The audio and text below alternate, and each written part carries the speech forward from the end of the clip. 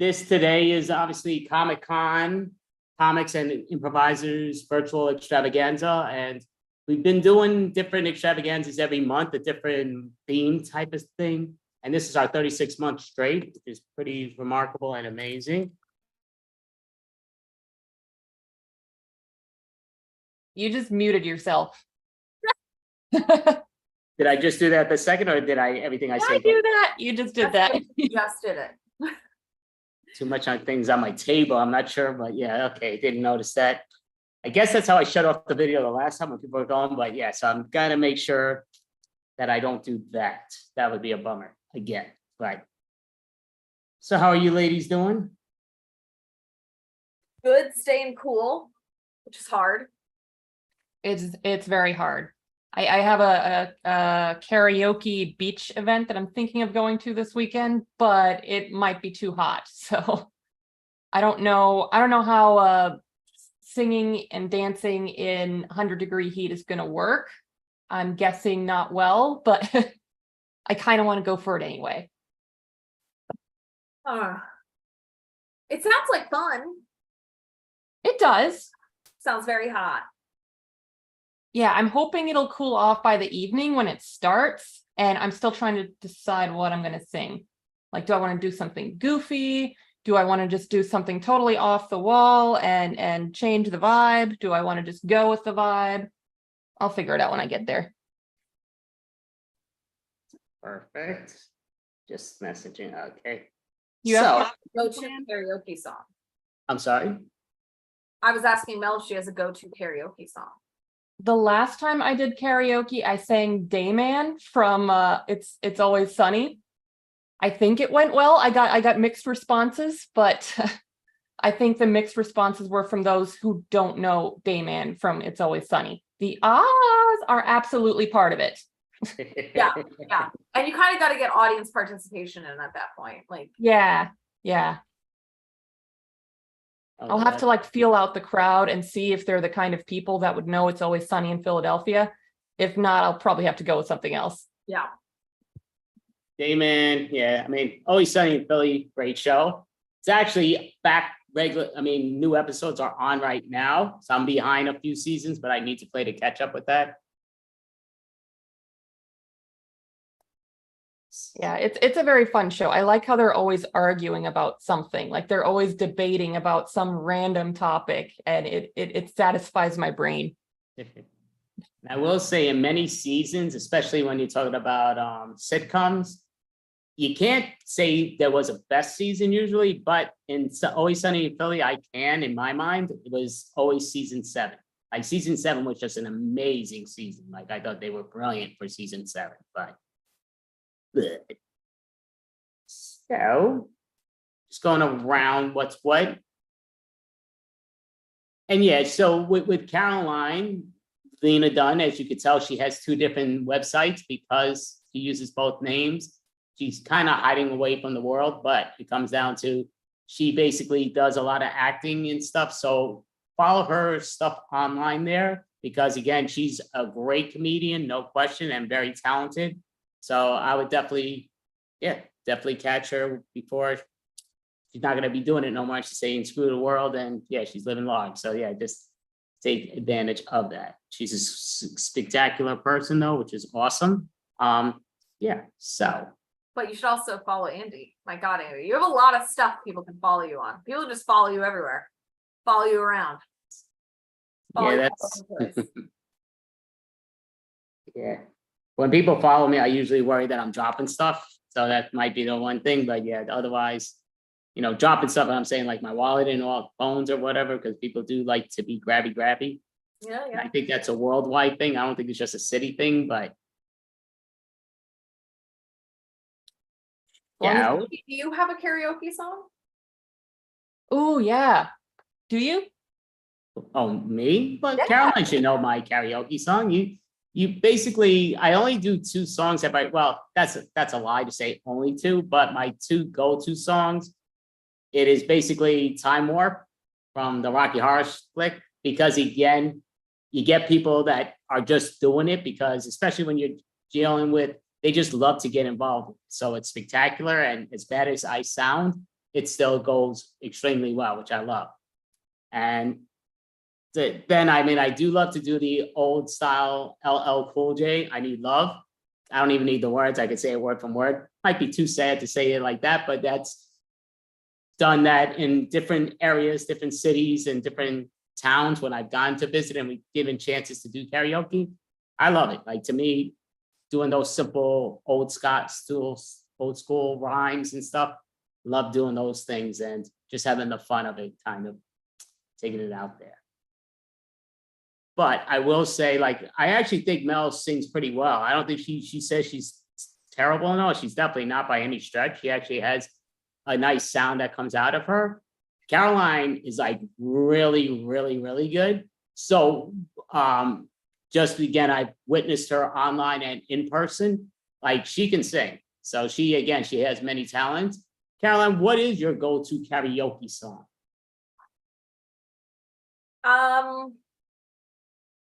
So I've only done karaoke a few times.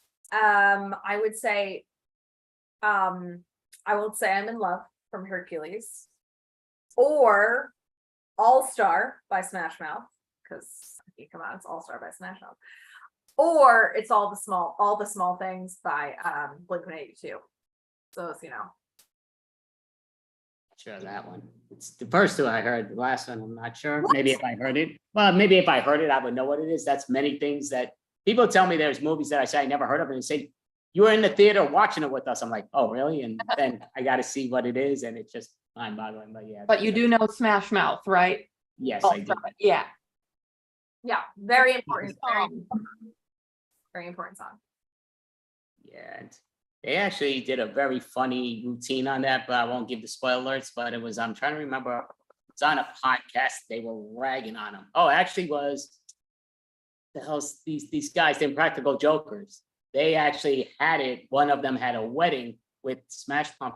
I believe that, maybe I'm saying the wrong group, but I believe that was the group, because I know they mentioned them in something else. So it might be the one or the other, but it was very funny though. Like, Impractical Jokers is brilliant, but doing their podcast, we were live doing their podcast, and that was earlier this year, and they were talking about one of their weddings, which was hysterical because of them being so bad and doing their go-to song.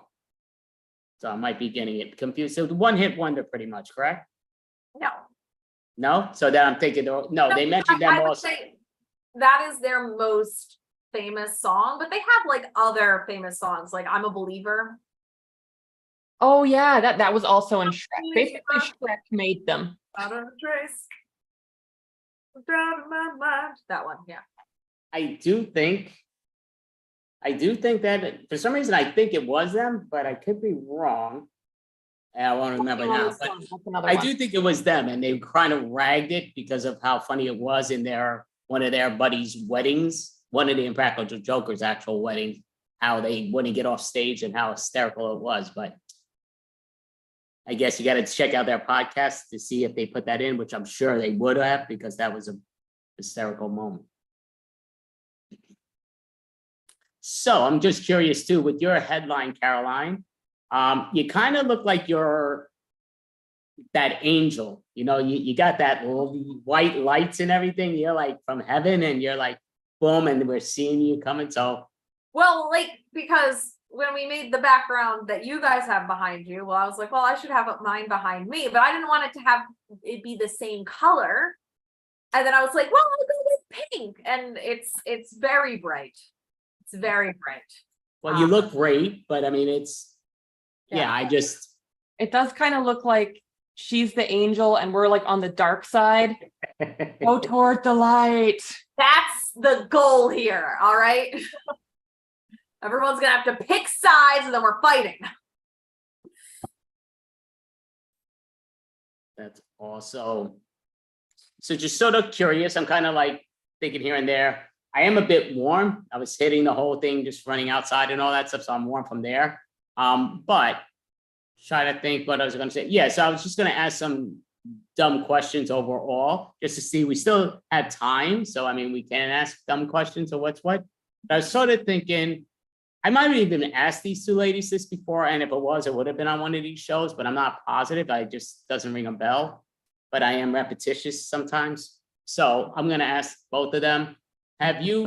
What do you prefer when you go to sleep? Do you prefer the sheets in underneath the mattress, or do you prefer it out where you could roll around and toss it on and off all night long instead of have to unravel yourself in and out? Oh, I definitely prefer in, because if it's not tucked in, it will end up on the floor at some point, because I am a tosser and turner and I do not want my blankets on the floor because we have bugs. And I just have nightmares about my blanket being on the floor, spiders crawling up the blanket all the way up to my face. So yeah, I can't do that. I can't. I'm kind of curious, are they not is there a sign that they're not allowed to go up on your bed? Because I know if the bugs in New York City, they all go on your bed, whether you want them to or not. So I'm kind of wondering. Well, I don't want to roll out the red carpet for them.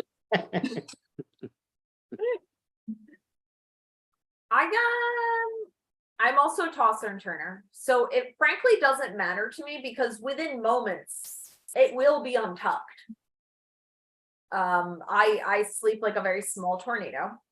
However, it's been so warm, I haven't actually been sleeping under the blankets. I've just been sleeping on top of them for probably about a month now. Yeah, so my place is at this like in between point where it's too hot for blankets but too cold for no blankets. So I'm just doing this in out dance all night long, where I stick my foot out of the blanket, get cold, tuck it back in, rinse and repeat. What about you, Andy? In, out? So yeah, to me, it's not even close. It's like, it's always going to be out. I'm one that rolls all around, no question. I always have problems sleeping, but the bottom line is I'm moving those sheets and blankets constantly on and off, on and off, on and off. And I got to move my legs no matter what I need to. Well, that's always been for like the longest. I need to be willing to get out. I don't feel like I want to be tied, because now if somebody breaks into your house and if you're tucked in the sheets already, they got a big advantage. It's like, what the hell? But now if you got your sheets on, Brad, at least you know what you're up for. Okay, that could be a bigger threat than bugs. I didn't think of that. Yeah, but bugs are more likely. That's true. You know, bugs are more What do likely. you go with? The more likely or the more dangerous? Mm-hmm. Philosophical question. See, I have a guard cat, so I don't need to worry about that. You know? Oh, that's true. My cat is crazy. She'll just be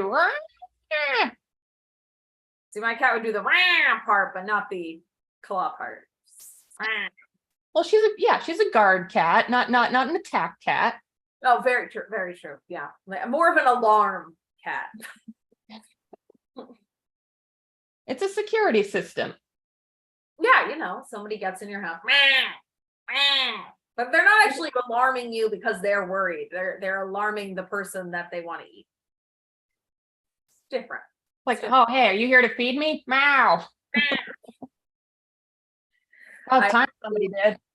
I took my cat to the vet yesterday. It was fun. I had to drug him because he's not good at the car. He screamed so loud they had to do blood work because he's old, so they had to like get some blood and stuff from him, and he screamed the entire time. Like you could hear him in the front of the vet's office, like through many walls you could hear him yelling. But apparently he wasn't struggling though. I guess he was just lying there on the table yelling the entire time. Poor kitty. But not trying to get away, not just yelling.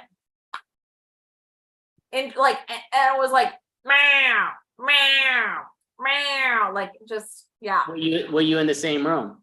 No, I wasn't allowed to be. I was out front listening to him do this. Yeah, so he's calling for you. You're supposed to go in there and I would love to. I don't know why, but at the vet that I go to, like if they're like doing blood work, they won't let you back with them. Like, I don't know if they're like worried that like you're going to get upset. And I'm like, I know what blood work, like I've given shots to animals. Like, I'm fine with this. Like, we can do this together. But like, they'll take him in the back and do it. I'm like, okay. So then he shit in the cat carrier. We were pulling into my driveway. We were so close, and he just went for it. Wow. Oh, I was like, buddy, we're Revenge like, shit. oh, we're home. And he's like, I'm a poop now. And I was like, okay. it's revenge shit. Like this Oh, is it definitely is. Oh, yes. Yeah. Yeah. I actually took my cat to the vet a couple days ago too. So we're in resonance, and my cat was also screaming, and I did get to be in the room. So I got the full blast. It was piercing. I assume they did hear it outside of the room because I felt so bad for her because she has an anal gland issue, and if you've never heard of that, thank your lucky stars right now. It's horrible. So the shitting was kind of part of the process. It was gross. She was screaming. Yeah, she's still not quite trusting me yet. She's like, don't touch my butt. Leave me alone. We need space. We need space. Yeah, we need space from each other. You're getting way too comfortable with me. But like I had to help hold her down. So it was a very different experience. They let me in, they let me get all up in there, hold her down.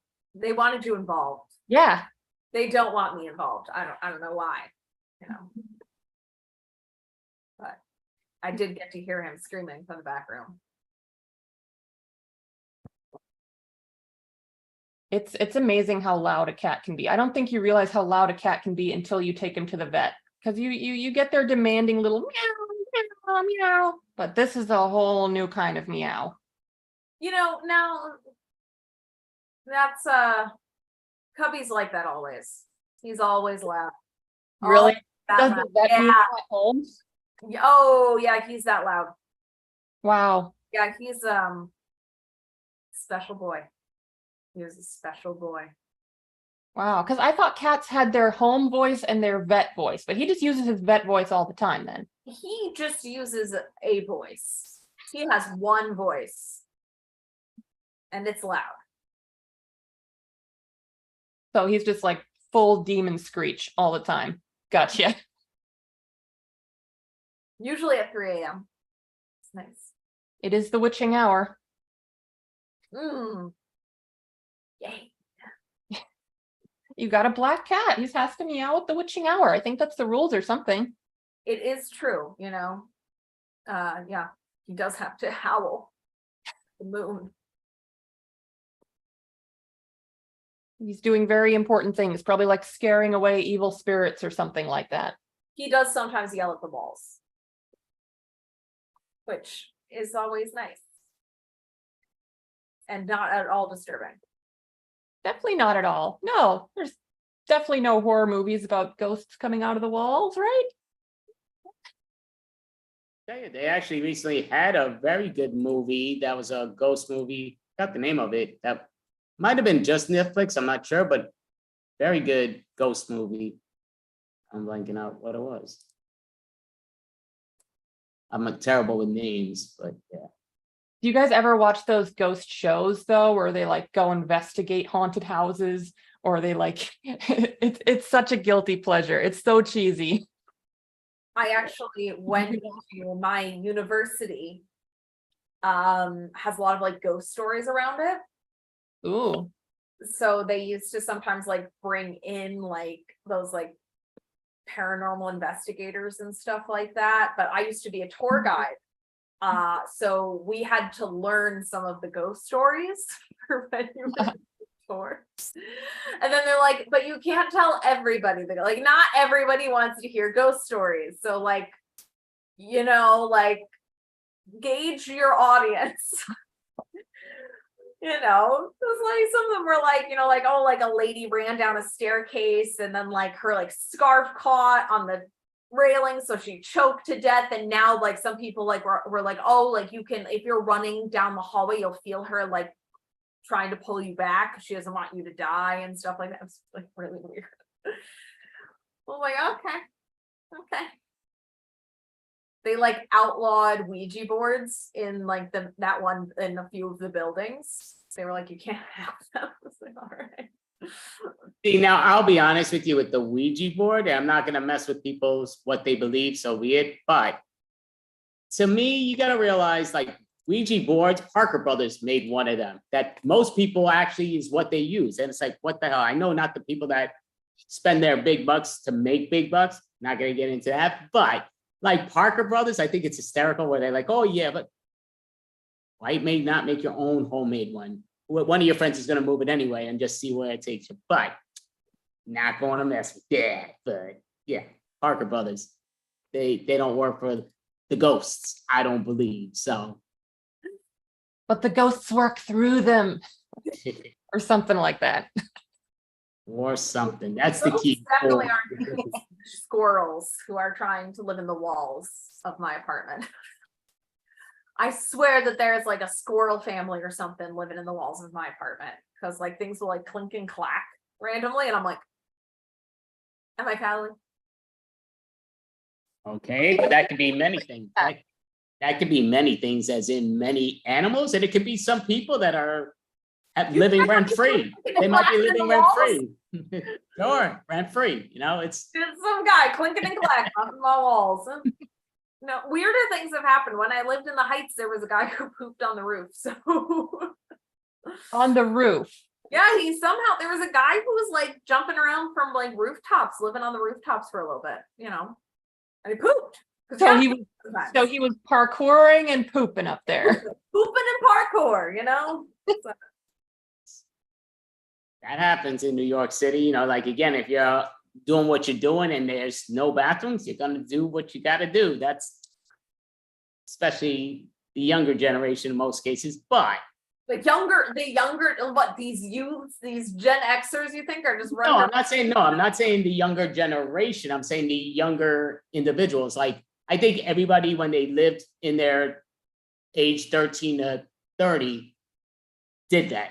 Like, you hang out with friends, you did the stupidest of the stupid, and you created stuff that, yeah, you would just do it. It's kind of like in today's world, you have people that are in my age group that, you know, they'll hold it till they have to hold it no longer. And, you know, they'll pee to a side or whatever if nobody's around. But, you know, where 20 years ago, break it, they're crapping if needed to be, and they don't give a damn. So it's just like, but I think that's a every generation thing. But I think it's a younger generation when it happens. I think people start to mature a bit, even though our generation's still not mature, but it comes down to every generation's had their flaws. And You know, I've heard when you go to New York, don't step in the puddles. And I'm guessing this is why. Oh yeah, definitely don't step in the puddles, and yeah, that's why. But I've never pooped in in a puddle, well, that's good. Nobody wants you to poop in a puddle. I think one of my favorite New York City bathroom stories was I used to walk dogs in the city, like Upper West Side. And I was walking these dogs and they were sniffing around some, like there was like it was trash day was coming up. So there was like a big pile of like trash bags and they were sniffing it. Cause of course, like what dog doesn't want to pee on a giant pile of trash? So they're sniffing it. I'm like, oh, whatever, like sniff it away. You know, they're getting ready to pee on it. And there's this guy who's just like pacing. And I'm like, okay, I don't know what's going on here. And then he goes, are you done? And I was like, no, what? And he's like, I need to pee. Because he wanted to pee on the trash bags. And I was like, oh, it's 2 blocks from here with a perfectly lovely bathroom. Anyway, I left with the dogs. I didn't want them to have to see that. I will say, I'm not sure if your dog's acting or your cat is acting up because of how high your pitch is, but you're going out of, like, we don't hear it. Maybe it's your speaker, but it might be your volume, how high you're speaking. I don't know, that it's just blanking out. Oh, you couldn't hear anything I just said? Well, I heard a lot what you said, but certain things, you didn't hear where her certain words were blanking out? Not really. Oh, really? Okay, so Just maybe because you're old, Andy. I heard most of your stuff, but then I heard when it Get your seemed like it ears was checked, falling. Andy. Gosh. No, I don't know if it did or not, but it didn't impede me from understanding the story. Well, then I understand that part. I still understood the story. I understand, but so she's basically saying I am right. She's just trying to I'm saying you could be. right. I'm not saying you are. things that make you go, but right. But yeah, basically the gist of that, another thing I read about New York, don't talk to people who are pacing. So that's probably a good example of that. Yeah, but that's not really just New York City. People say like pacing and stuff like that is just somebody that's on edge, somebody that watch out for. Like they always tell you prepare. Always know like action speaks louder than words. Sometimes says like, are you all right? Yeah, I'm fine. I'm fine. I'm fine. If they're doing that, they're probably not so fine. They're probably looking to hit somebody. And it just comes down to that's when you got to be more aware. Like words are cheap. Action speaks so much more louder than words. And it's like, people don't take that into consideration a lot, but that's just everywhere. That's not just, I know for a fact it's not going to be just a New York thing, even though I am a New Yorker, but. Yeah, maybe they think people from out of the city are like, ooh, who's this pacing person? He looks interesting. I should go talk to him. Ooh, splashy puddle.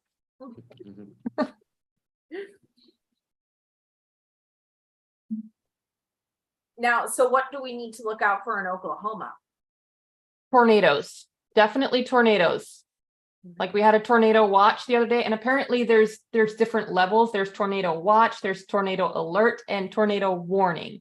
And I'm pretty sure tornado warning is the highest one. That means get your ass in a shelter or a bathtub with a helmet on, whatever you have available to you. But that's basically what you have to watch out for here. With a helmet on. Yeah. Like actually my parents lived here a long time ago. They lived here in the 80s. And they said when they had a tornado warning, they didn't have a shelter, so they just sat in the bathtub with motorcycle helmets on. So that I'm just picturing two people like sitting in a bathtub, full motorcycle gear. And how long do you have to do that too? That's I haven't experienced. Wait, you have to keep helmets in your bathroom then? I mean, we don't, but that was a thing they did. Like some people have said, have something to protect your head if you don't have a shelter, but we're living dangerously. You should really get, like a nice little helmet rack in the bathroom, just in case. Yeah. The thing is, I have a really tiny bathroom, so like there's barely enough room for a towel rack. So I'm not sure where I would put the helmet. Suspended from the ceiling. Ooh, like a chandelier. Yes. An Oklahoma chandelier. Yeah. You can put lights inside them and be it's very unique. Exactly. Oklahoma chandelier. It's a new thing. I like that. All right. Package it up, put it on HGTV. I'd watch that show. I would too. That makes two of us, because that sounds like where are we going with it? But I don't know. Not my repertoire. Ain't no Everybody Loves Raymond or Walking Dead type of thing. So it could be. You have some interesting characters here. I mean, just go to the local Walmart. You'll see interesting characters. That's worldwide still. I mean, to me, worldwide, like everybody's always like, oh, that's this. But it's beyond. You find out that on Zoom. I found out more of this. I always thought it was a New York thing where people were just so out of their minds type of thing. But no, it's all world. And it's just where it is. Though New Yorkers, a lot of them are outside New York. But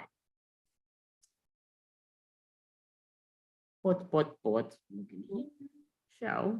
Got another minute or so. So Mel, is there anything that you want to let people know or anything just out of curiosity that you you had a nice newspaper thing that I don't if you want to let people know, I think you're good with it, but if not, you could just let them be a mystery.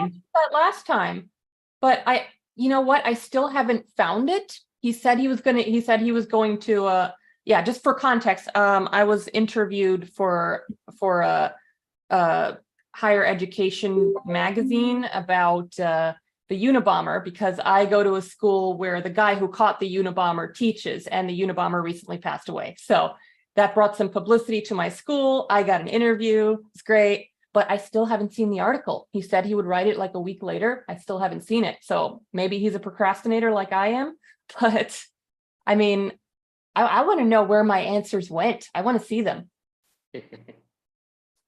So we'll see. Hopefully it'll be out next time. That's awesome. I mean, I will say both these lovely ladies, are ridiculously smart and talented, but yeah, it's pretty impressive. Out of the three of us, I'm the least of those in both the things, but again, it just goes down to, it's awesome to see them like doing what they do because they both do such great work.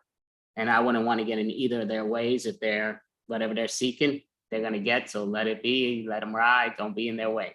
But without any further ado, what's what? Caroline, would you like to introduce the first team that's up? Sure. So up first, we have Extreme Improv. Extreme Improv, and these ladies will stick around. Or... Hello, guys. Hello, Andy, Caroline, and Mel, and welcome to the Extreme Improv Extreme Show. Now, hang on. Everyone else, come on down, JJ, come on down, Ruth. Now, this is the fast-paced improvised comedy show where we make up scenes, songs, stories, and so much more based on a variety of suggestions and stuff, which we're going to pull from the Extreme Improv suggestion app and maybe pull some from somewhere else on the internet.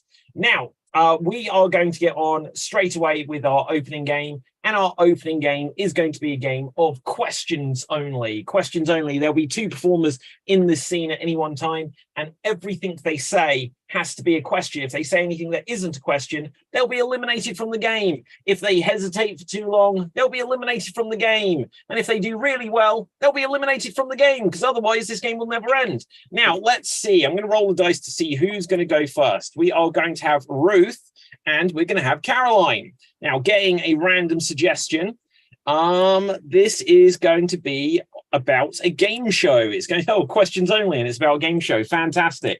So let's spotlight. This could go on a while. Let's spotlight Caroline. Let's spotlight Ruth. Questions only. It's about a game show. Take it away. What is the show called? What would you want it to be? Where will it be filmed? Where's the United States? Shouldn't you know that? Shouldn't you have been traveling there and know that? Do you have a globe? Do you have time to see how small my house is? Do you want to give me a tour? Do you have time tomorrow? Do you want to do 12? Do you think you could come earlier in the evening? Would it be possible to do breakfast? Do you know that place over on State Street? Why not Applebee's? Do you know I'm kind of allergic to that? What are you allergic to? Did you hear about my tongue swelling up last summer? How long did it take to de-swell? Do you know that the festival of music there was something I never got to see because of that? Who was playing? Are you familiar with the Drones? Are you aware that they're my favorite band? Do you know the brother of the guy in the Drones married my sister's brother-in-law? Do you have a big family? Did you know that my parents Freeze a second. There's every question starting with do you know? We call that a circular conversation. Ruth, I'm going to tag you out. Mel, you are in.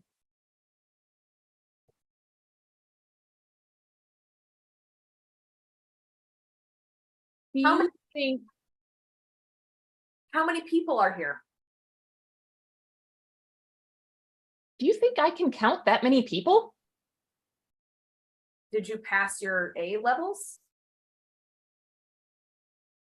Don't you remember how I copied off of you in math class? Didn't you go back and get tutoring? Do you really think I can afford tutoring? Why didn't you save up?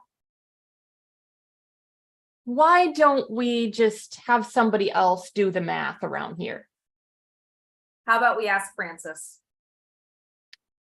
Do you really think we should ask Francis, though? Francis? Is there something wrong with Francis?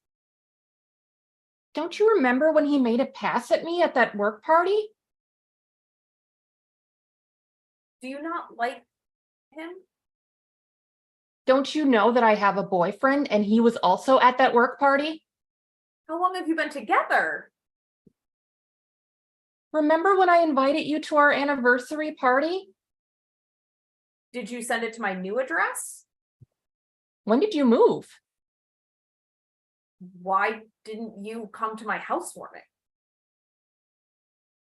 Did you send it to my old address? Did you move? Remember where I used to live? Why did you live there? Remember how I talked about not being able to afford a tutor?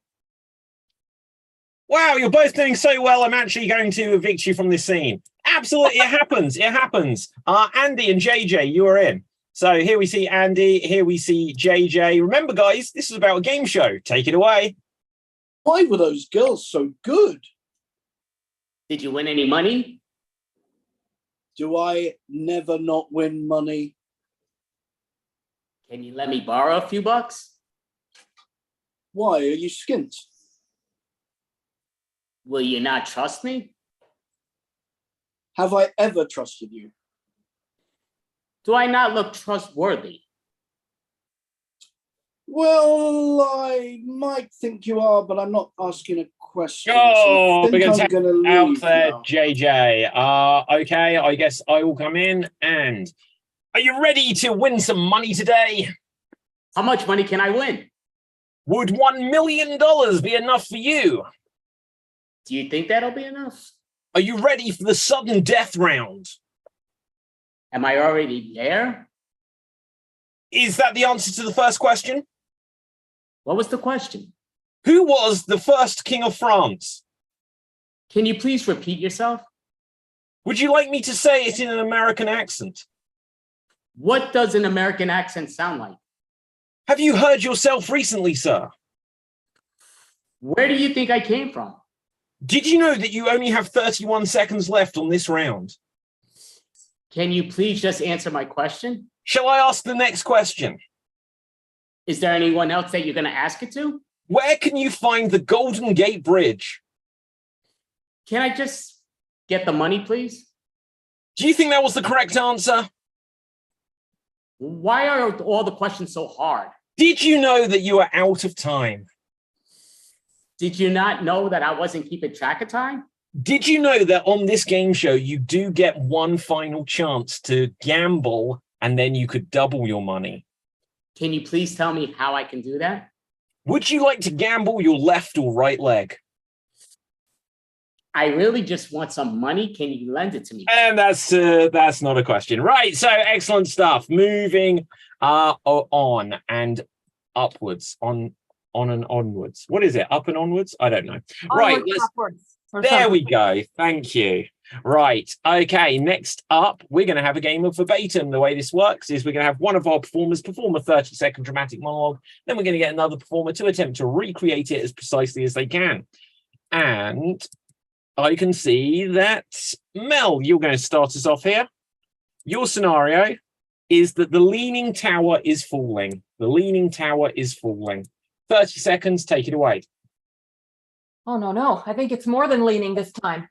It's leaning dramatically. It's falling. Okay. This is a job for me. I shall save the tower with my super strength. It's getting to be a bit much. Let's see, maybe I can push it over the other way. Okay, there we go. Oh no, now it's falling the other way. Oh, why didn't they build this thing straight? And that is time. That is 30 seconds. Thank you very much. Well done there, Mel. So let's roll the dice to see who will go next. And next up, it will be Mel again. Okay, good. All right, it will be Andy. Andy, you have 30 seconds to attempt to recreate Mel's original performance, and here you go. Oh, I think it's tilting over a little bit more than it has. Oh, I'll use my superpower to hold it up. Oh, yes. Oh, it's a good thing I have superpower, and I'll push it over. Oh, that's a lot better. And holy crap, it's going to the other side. Oh, why didn't they build this building straight? And oh my goodness, It's a good thing I have superpowers. I wish I had super speed. Oh, tilting it over. Holy crap. And gotta pull it back. Oh, man, it ain't easy. I wish there was somebody else with superpowers to help me. And that is time. That is time. Well done there, Andy. Next up, we're going to have JJ. JJ, you're going to have 30 seconds to attempt to recreate Andy's recreation of Mel's original performance. And here you go. No, it's tilting. Even though it's meant to be tilting because all the tourists come and pay lots of money to Pisa, and that's how the people survive. Oh no, what should I do with my superpowers? I know, I'll push it the other way, or maybe make it straight like a complete dump. Right, oh, there we go. Oh, thank goodness it's bent the other side. At least the people of Pisa will be happy that I have used my superpowers for good.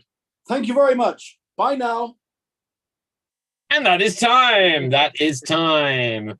That is time. So now we're going to take it full circle. In a moment, we're going to come back to Mel. Mel, you're going to have 30 seconds to attempt to recreate JJ's recreation of Andy's recreation of your original performance. And here you go.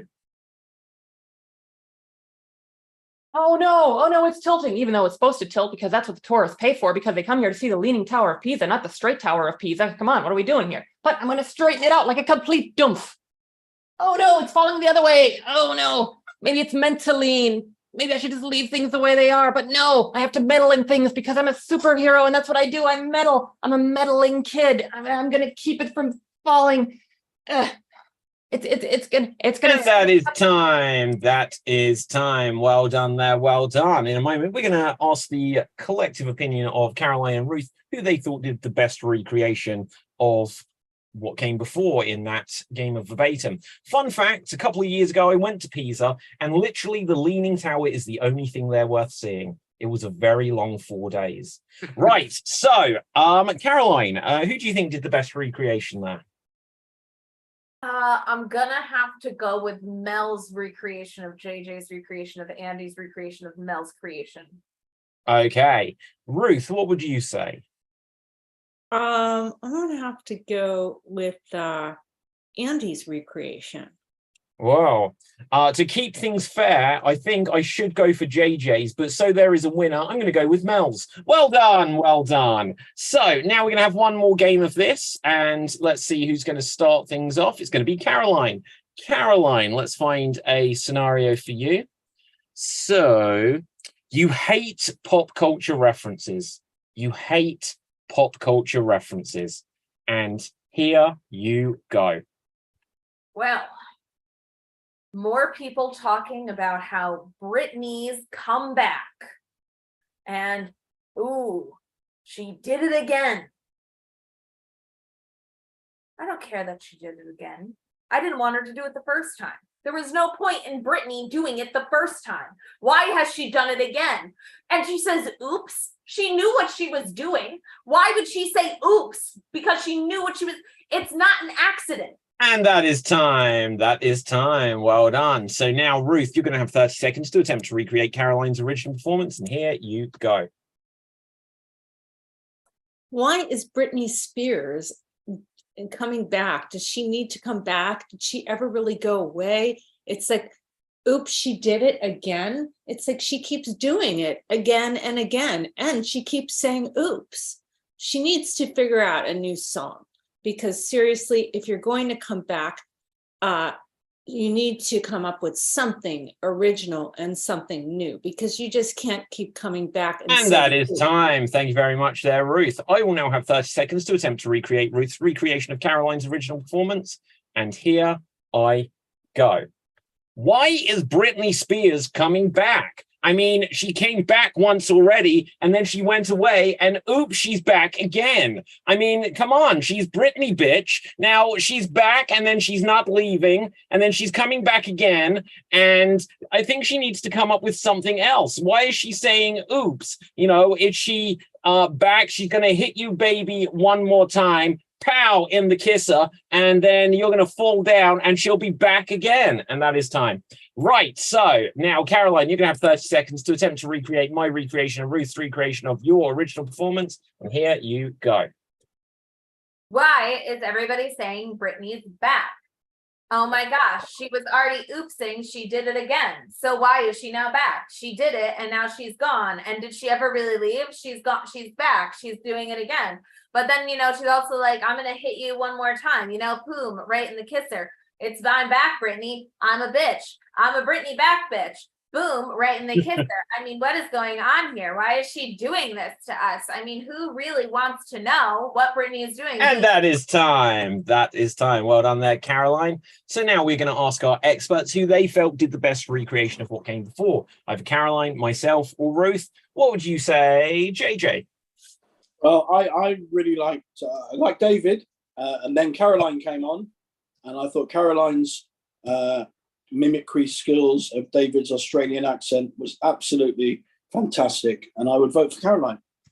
Wow, I need to work on my Portuguese. Mel, what would you say? It was very close between David and Caroline. I think I'm going to go with Caroline just because of that vocal fry she used was on point for Brittany. Very true. Okay, Andy.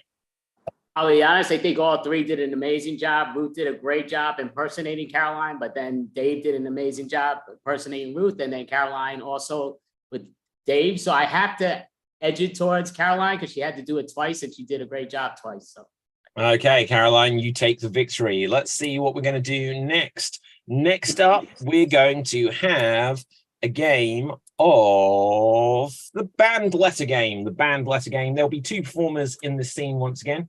And the way this works is that there'll be a letter of the alphabet which is banned, and we cannot say any words that contain the banned letter.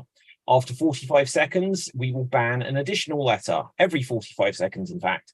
So if anyone uses a word or has a circular conversation, all that jazz that we said earlier, then they're eliminated. So let's see who we're going to have go first. We're going to have Andy, and we are going to have myself. Andy and myself, our scenario is danger is everywhere. Danger is everywhere. The first letter to be banned is the letter P. And so here we see Andy, here we see Postansky, and here we go. this is garbage out here. I know. What should we do about this garbage? I wish I knew.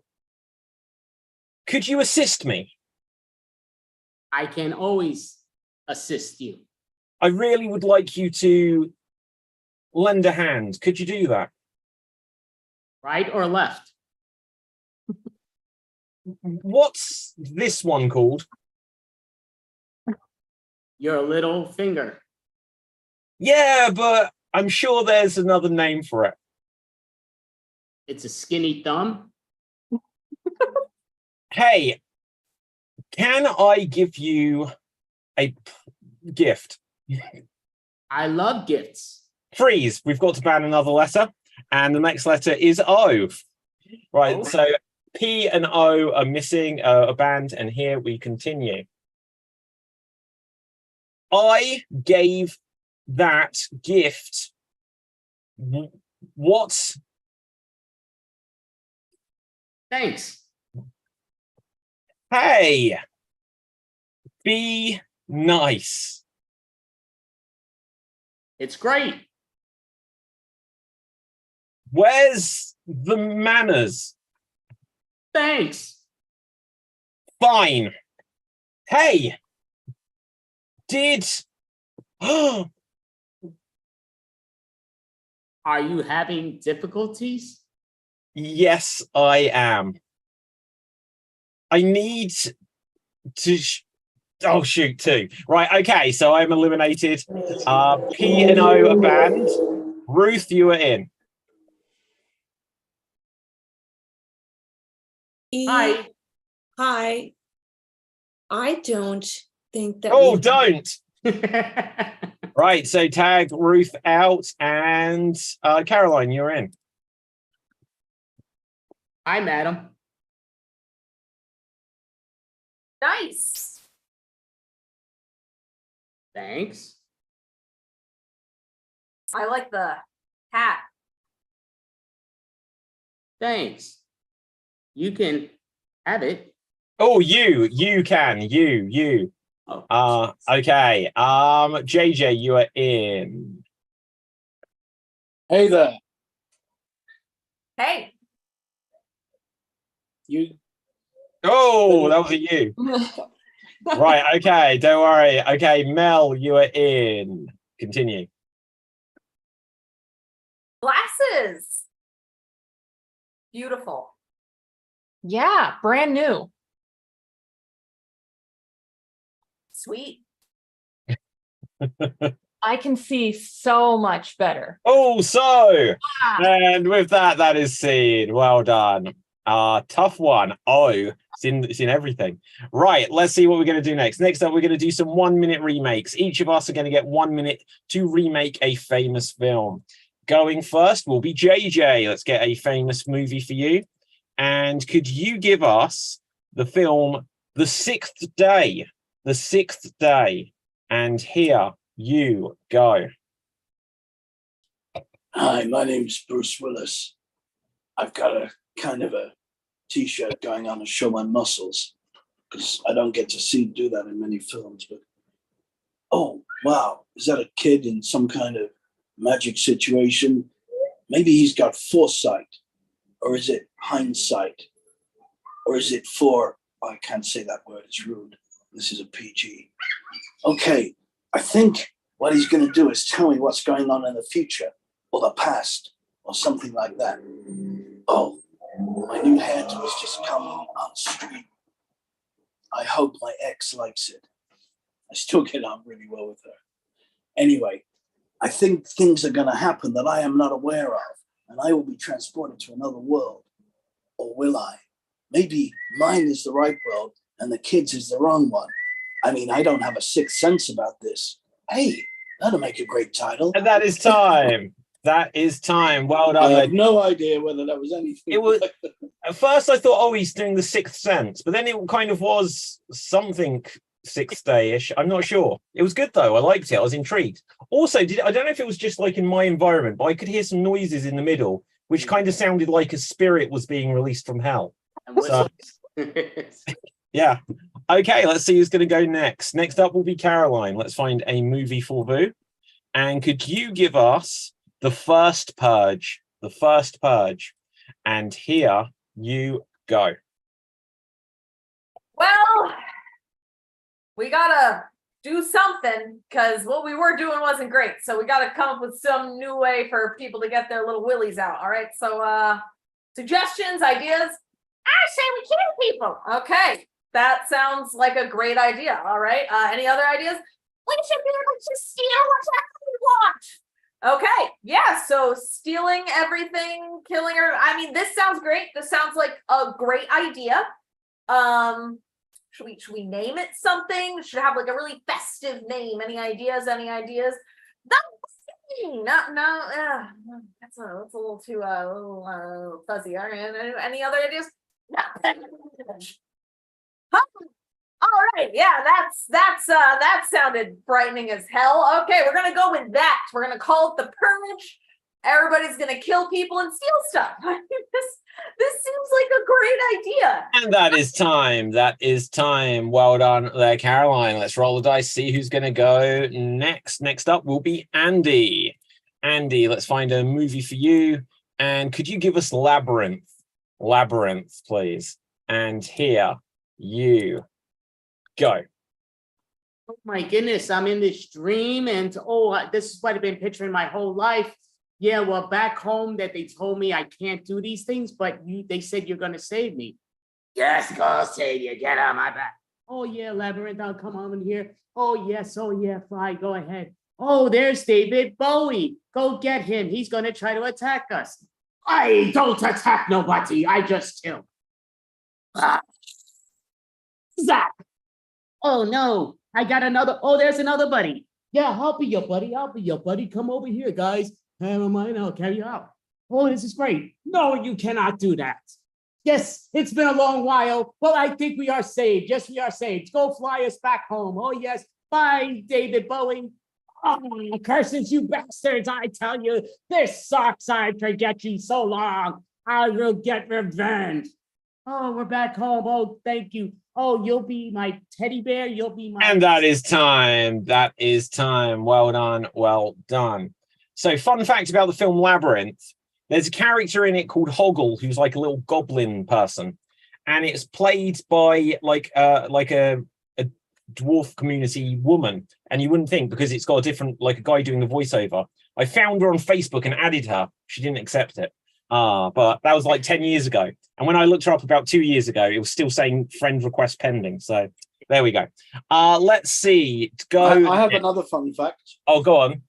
I took my 8-year-old son to see it, not knowing what it was, and he had a nervous tick for 6 months. Wow, that is I got incredible. in a lot of trouble. Yeah, well, it's surprisingly frightening for. It didn't surprise me after I saw it, but yeah. Yeah, it was absolutely. frightened. Wow. Okay, Rufio, on that note, let's find a movie for you. Ghost. Could you please give us a 1-minute remake of Ghost? And here you Ghost.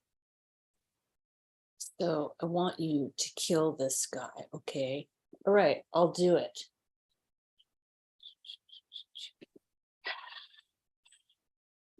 Oh no.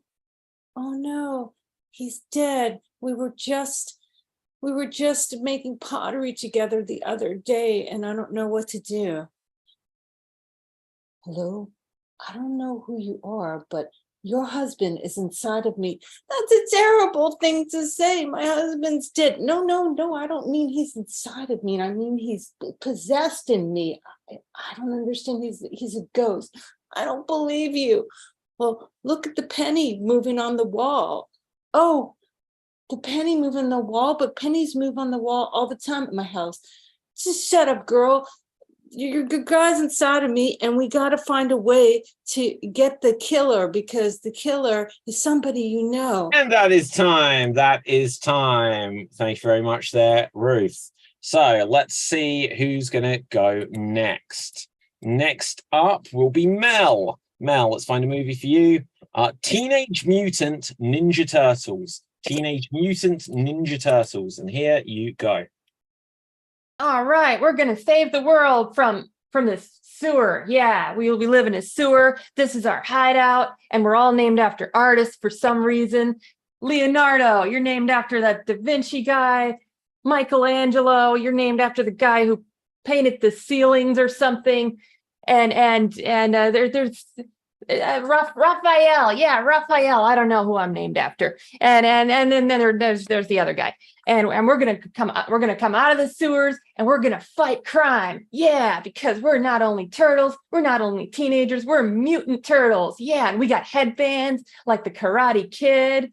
Maybe one of us is named after him. I don't know. I don't remember the other guy's name. But we're gonna go kick some butt and take names, because we're not slow turtles. No, we're fast turtles. That may be an oxymoron, but it's not in this show, because we are the mutant turtles. And that's why we're mutants, because we're fast, we're strong. And that is time. That is time. Okay, let's have a look. Who has not had a go at this? Is it just me, or is anyone else? Just me? Okay, can one of you guys suggest a movie for me, please? Forrest Gump.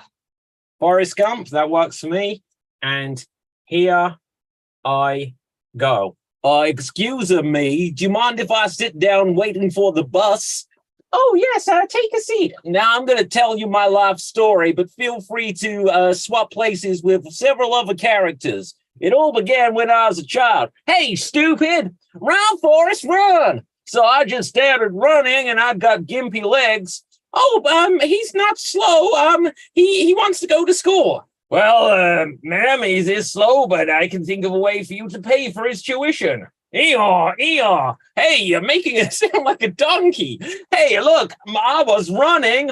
Hey, what do you do? My name's Bubba. I got shrimp, potatoes, shrimp, fries, shrimp, and McDonald's. Hey, watch out, Bubba. Oh, no, Forrest, I went kaboom. Who's that guy? Hey, I'm Gary Sinise, Lieutenant Dan here, and I got no legs. New legs? You got new legs? Oh, hey, where's Jenny? She hasn't been in this much, and that is time. So, moving on. Beautiful. Right.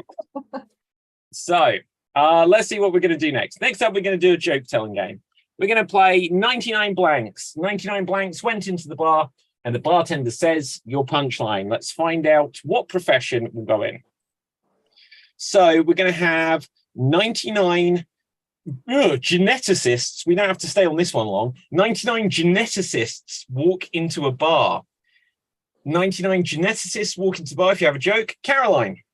99 geneticists walk into the bar and the bartender says, "What can I get you?" And they go, "We want your crisperest ale." Aha, Mel. 99 geneticists walk into the bar and the bartender says, "What can I get for you?" And the geneticists say, "We're just here to see the strippers. We want to see some DNA. I mean, TNA." Aha. Anyone else? I'd only got a DNA joke either, so I'm done. Right, Andy. 99 geneticists pop into the bar and the bartender's like, "Oh, how may I help you?" They're like, "Damn if I know, because I don't know what the hell I am." But Caroline. 99 geneticists walk into the bar and the bartender says, "What do you want?" And they go, "We're just here to collect some samples. You got any dirty cups?" On that note, let's mix it up. Right, so we're going to have 99 soldiers. 99 soldiers walk into the bar. If you have a JJ. 99 soldiers march into a bar. That's it. There you go. Okay, 99 soldiers march into the bar and they're astonished when the barmaid serves them all at once. They said, "Wow, you're like an octopus." She says, "Yes, I'm very army." Right, Andy. 99 soldiers walk into the bar. The bartender's like, and he gives them a salute. And he goes, "Listen, gentlemen, you have anything you want, because I'm green with envy." Okay, anyone else? Caroline.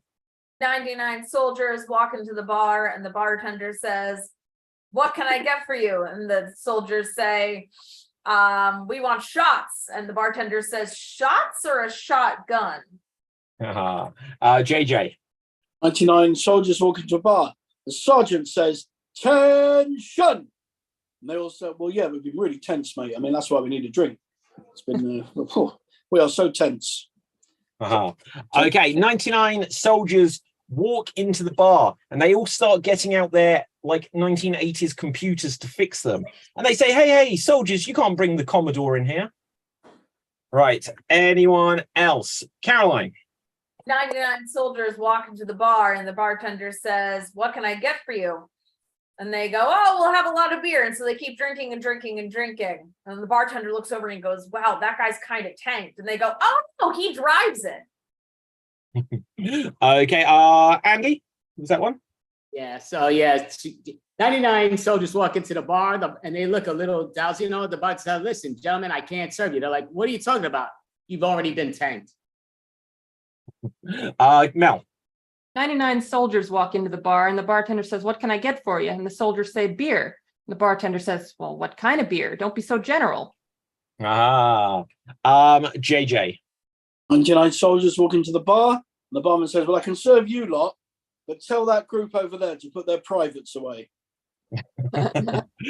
99 soldiers walk into a bar.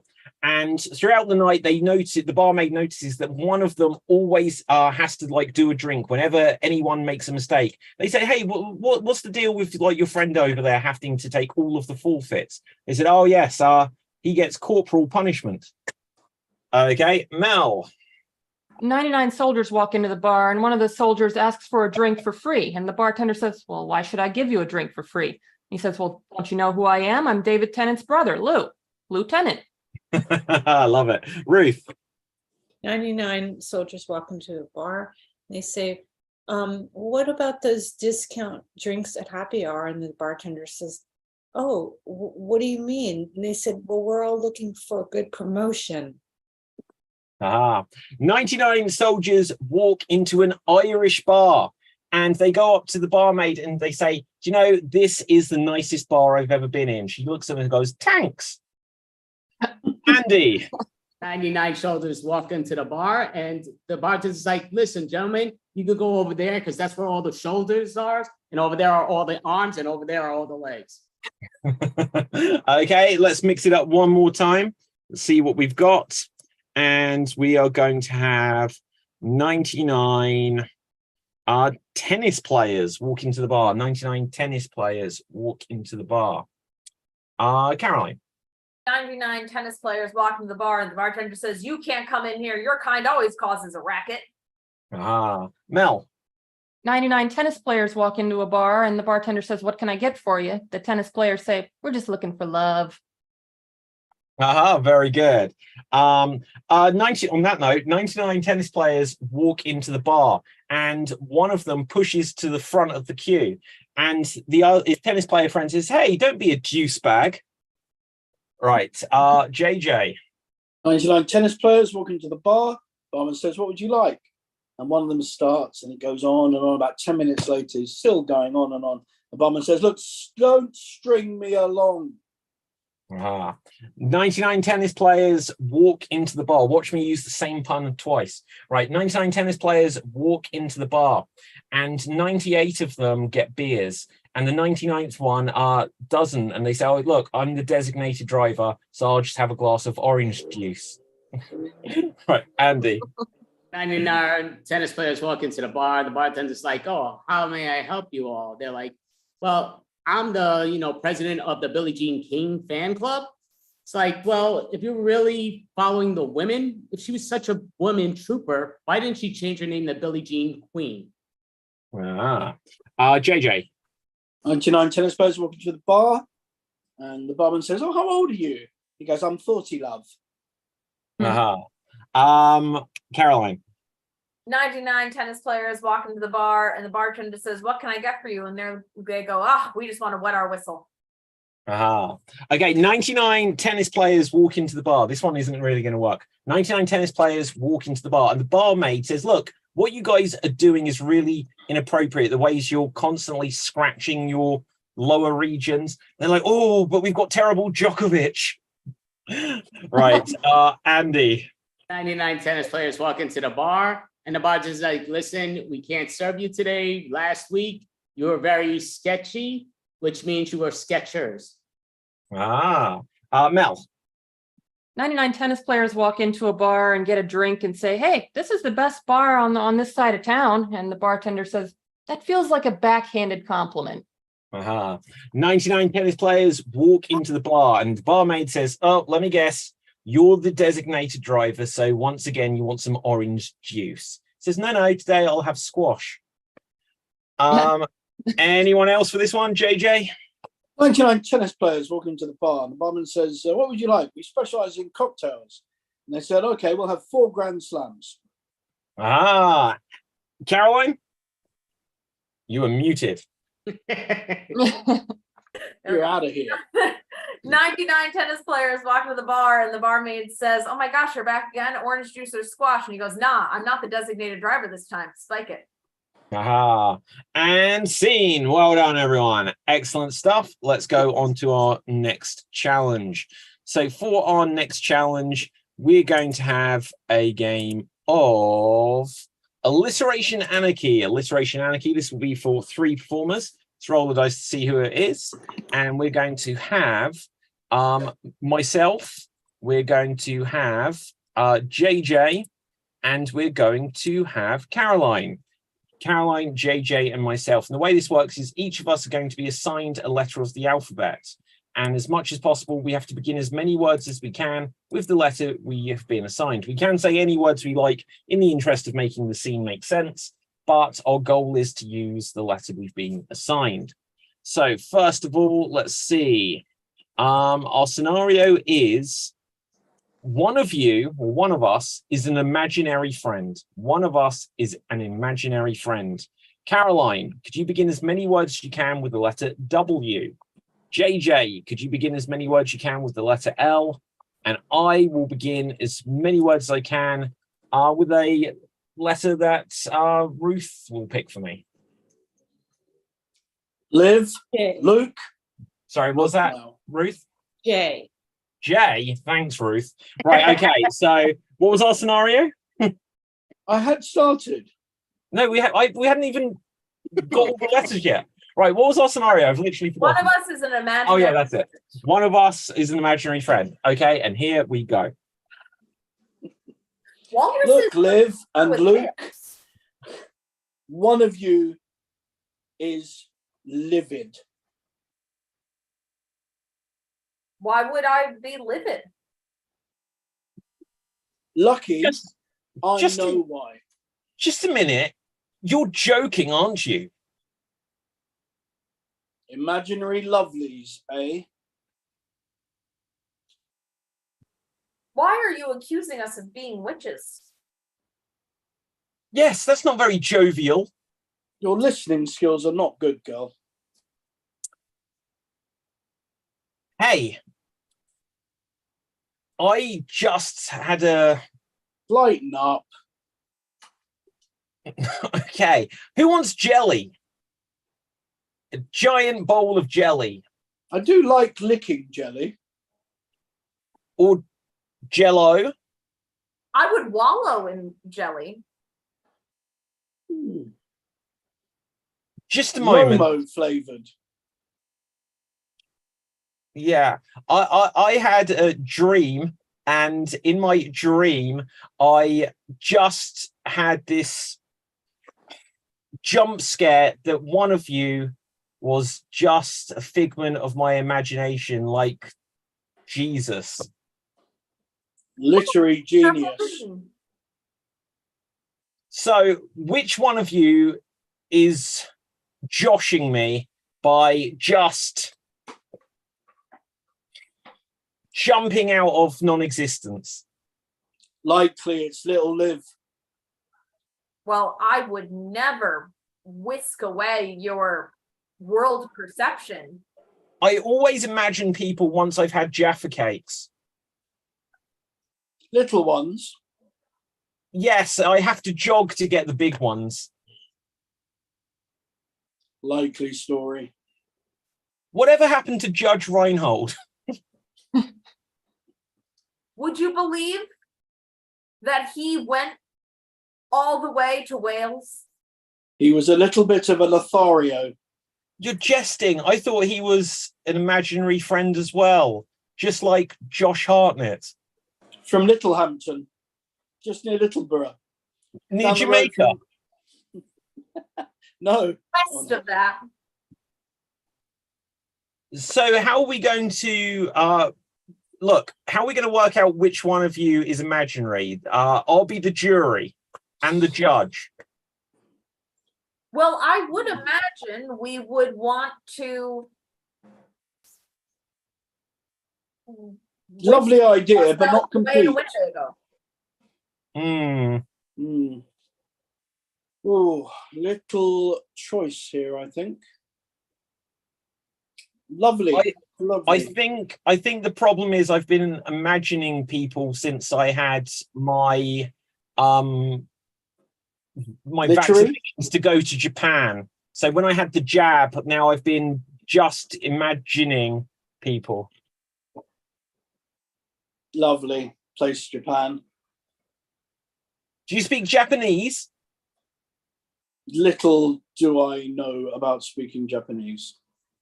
Lovely language, lovely people. We would Little. all benefit from a class on world culture. Liv has got a great idea there. Lovely. Look, I think to decide which one of you is my imaginary friend, you should do jousting. Like in the old days. Yes, like in June or July. Would we be able to joust on whales? Yes. Yeah, to say it in a language that spells it with a J. And scene! Well done, well done. Okay, now let's see. We're going to have a game for our other three performers.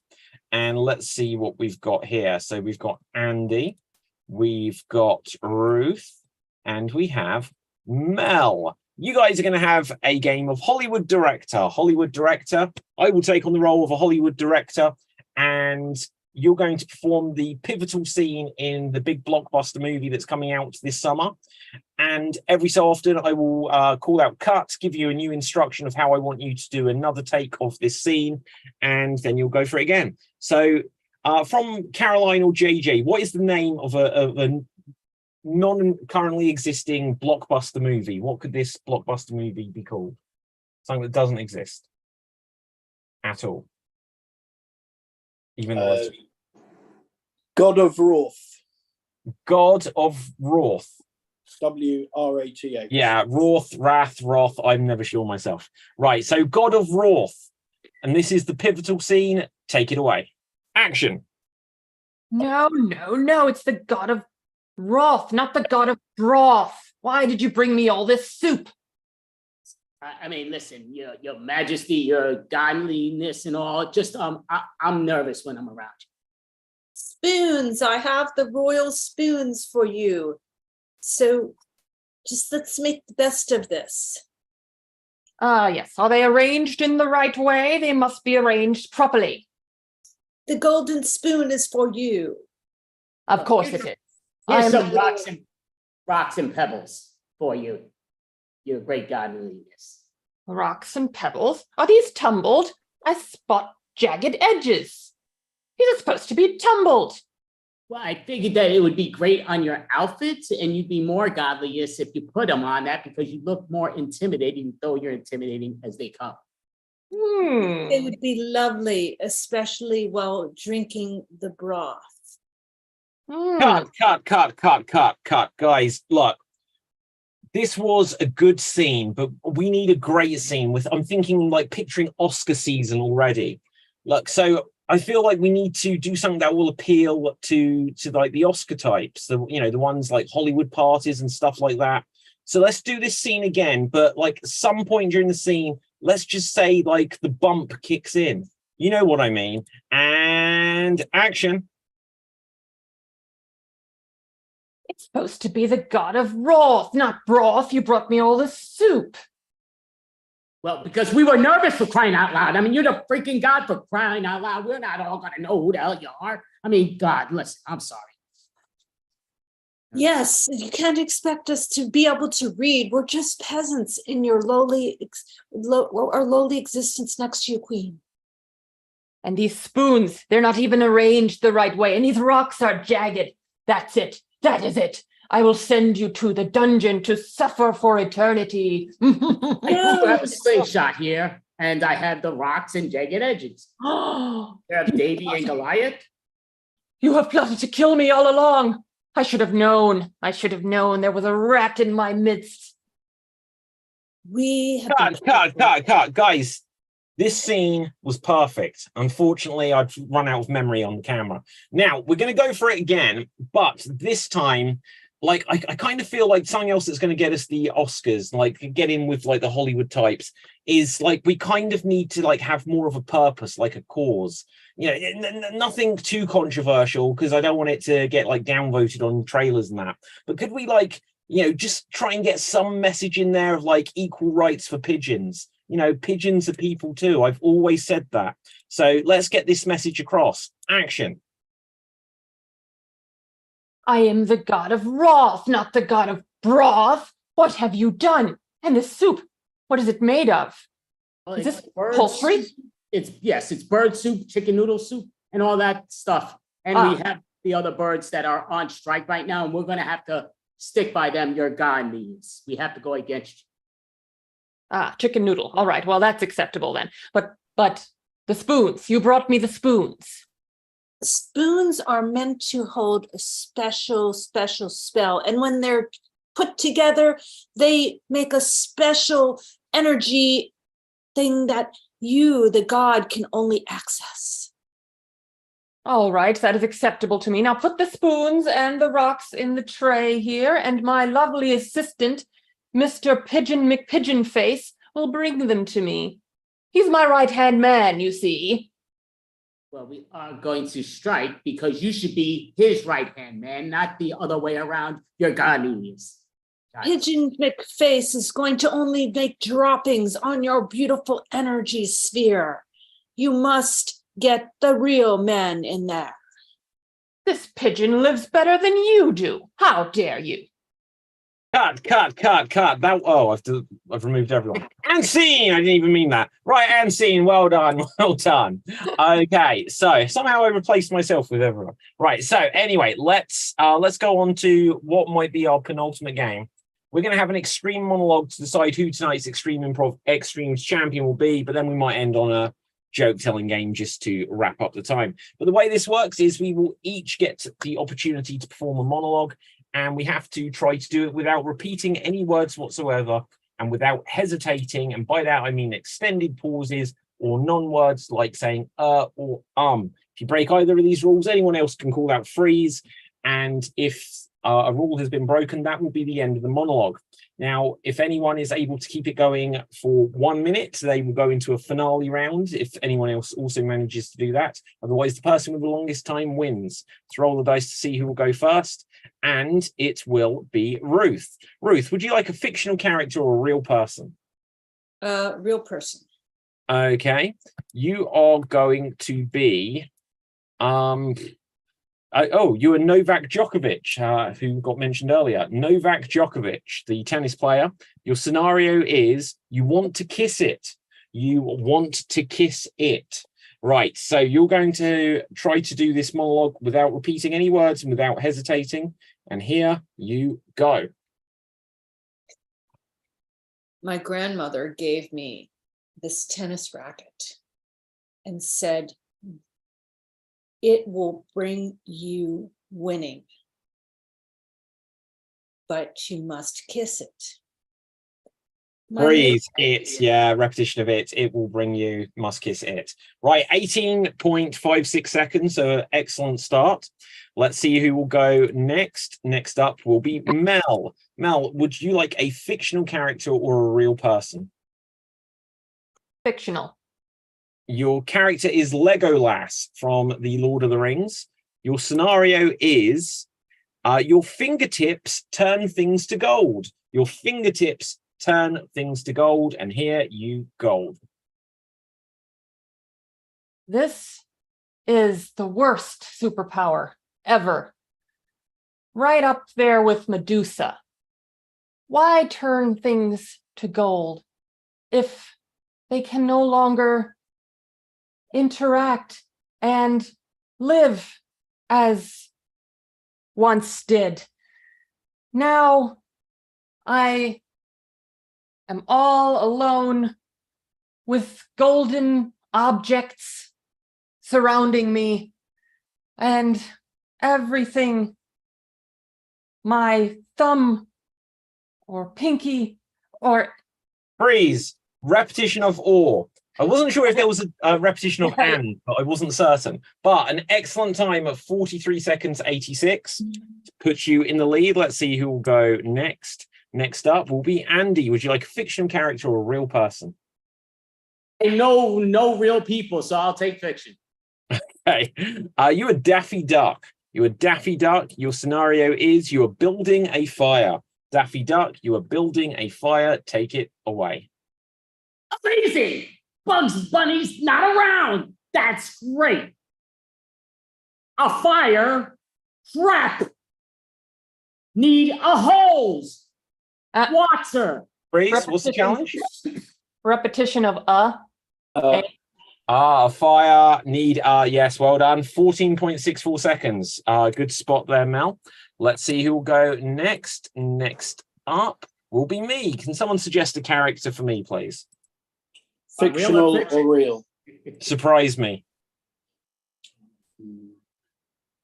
Lex Luthor. Lex Luthor, and something for Lex Luthor to be doing? He's advising someone on their taxes. Advising someone on their taxes. What did you say, Andy? Singing. Singing. Okay, well, I'll do both. Right, so here I go. Lex Luthor here. Criminal mastermind sidekick Otis. Song for Lois Lane. Mimi, No. Stop. You did me twice. Me. See, I knew you'd do that, and I said What? mummy. I didn't You did say the not. same. It was a I clear definitely mummy. didn't. I knew that. This is an outrage. I 100%. quit. Fine, I'll allow it, but I definitely knew that was a trap. Right, okay, so 16.8. Right, let's see who will go next. Right, okay, let's see who we haven't had yet. Who have we not had yet? JJ and Caroline. I think. JJ and Caroline. And next up will be Caroline. Would you like a fictional character or a real person? Fiction, please. You are going to be Joey Tribbiani from Friends. You're Joey Tribbiani. Your scenario is it's clobbering time. Okay, you're Joey Tribbiani. It's clobbering time. And here you go. Sandwiches, pepperoni, salami, ham, mustard is a must. Bread, fluffy. Gluten, lots. Sliced down, straight through, toasted, both sides. Lettuce, tomato, onion, jam down gullet, masticating, chewing, chow. Delicious. More. Need. Lots. Money. Freeze. Repetition of salami. No, I'm just joking. That's a minute. Well done. Okay, excellent stuff. And that leaves us with JJ. Would you like a fictional character or a real person? Real. Ooh. Okay. You are Socrates. You are Socrates, and you it's trash collection day. It is trash collection day. So you're Socrates. It is trash collection day, and here you go. I think, therefore, you is. No, something wrong there. Bins. Tuesday. Collection day. Green, black, brown, blue. So many colors. What to do? Maybe Roger knows. Mate, which one today? Sorry? Pink. Problem. How to solve? Socrates isn't at his best. Freeze. Not on this day. Repetition of salami. No, you also made it. So well done. So Caroline and we've literally got a minute. So your character is screw it. You're going to rock paper scissors. Right. Okay. So decide who the winner is. You're going to go rock paper scissors shoot. Okay. And so you've got to do one or best of three. Best of one. We've got like a minute left. Ready? And Well, you got 3 minutes, but yeah. Oh, we got 3 minutes. Well, take your time with it then. Right. Okay. So go for it. Rock, So paper, scissors, shoot. Oh, it's a tie. So it is going to be the best of three. Okay, keep going. Ready? I'll call it. I'll call it. So rock, paper, scissors, shoot. Oh, JJ, we cannot see a thing. I'm really sorry. It's impossible. Oh, this is such bullshit. Right, okay, we'll have one more. Oh, look, yeah, I did it. Honestly, it's scissors. Honestly, what did Caroline have? Look, let me show you. It's scissors. Right, okay, it's got to be in frame. If it's not in frame this time, someone's disqualified. Okay, Ready? Last time. Ready? Right. So, I'm gonna rock. can I just do this because then it's in frame. Yeah, okay, yeah, just keep it in frame. So, rock, paper, scissors, shoot. JJ, you do take it. So well done, well done. So JJ, that means you are tonight's Extreme Improv Extremed champion. Now, Andy, if we've still got like a minute left, we're going to tell some more jokes, but this time it's going to be about astronauts. 99 astronauts walking to the bar. Let's see if we can get at least 2 jokes in. Caroline. 99 astronauts walk into the bar. The bartender says, "What do you want?" and waits a really long time and they don't answer. And he says, "What do you want?" And they go, "Sorry, we spaced out." Aha. Anyone else? Anyone else? Andy? 99 astronauts walk into the bar. The bartender's like, "How may I help you?" They're like, "Can you tell we're a bit spacey?" Ah, right. Mel. 99 astronauts walk into a bar and the bartender says, "What can I get for you?" And the astronauts say, "Moonshine." 99 astronauts walk into a bar. There was 99 of them, so there wasn't much space. Ruth. 99 astronauts walk in the bar and order drinks, and the guy says, "We're out of alcohol. We didn't plan it." Aha. And is that time? Oh, no. Mel? 99 astronauts walk into a bar and the bartender says, "Rough day, huh?" The astronauts say, "Yeah, it took a sad turn." Aha. And Caroline? 99 astronauts walk into the bar and the bartender says, "What would you like?" And they go, "We want your star beer." Aha. JJ, take us home on this. 99 astronauts walk into the bar and they say to the barman, "Look, we can't stay here too long or our wives will give us a rocket." Aha. And we'll say that is the end of that. So, guys, Or hope you have... husbands, or partners, etc. So I just want to say, thank you all coming. This happened earlier. I did show it over to Mel and Caroline as this is Comic-Con, but I broke my stupid cup that I use at all these shows and it's so annoying. I'm pissed because I was rushing. Yeah, I bet. to the Comic-Con. So annoyed. But I would say get these 3 books that now, of course, my thing's coming out of the way, but by David Pizanski. He does a great job. And as you saw, spectacular. Well, thank you very much, Andy. Always a pleasure. Thank you. Always a pleasure, Mel, Caroline, and of course, JJ and Ruth as well. Thank you. Thank you all. Thank you. Thank very you. much. Fun show. Thanks so much, everyone. Thank you so Take much. care. Are we off? Nice to meet you guys. Great seeing you. Take care. Yeah. I'm looking at here. So, all right. So, Mel, would you like to introduce the next individual? Yeah, up next we have Dave Clinton. Dave. Did Dave fall asleep? No, he didn't. Okay. Oh my God, this is fantastic. I can't, I'm a little emotional. I can't believe it. It's like, I haven't been to a live Comic-Con since before the pandemic when everything, oh my God, so many people. Oh, and so well dressed too. Clarence, come on, buddy. Clarence, he is always just a little bit, I can't tell you how much I appreciate the support. Oh, this is fantastic, Clarence.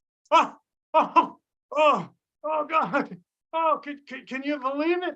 I know, Clarence, I was not expecting this many people, not at all.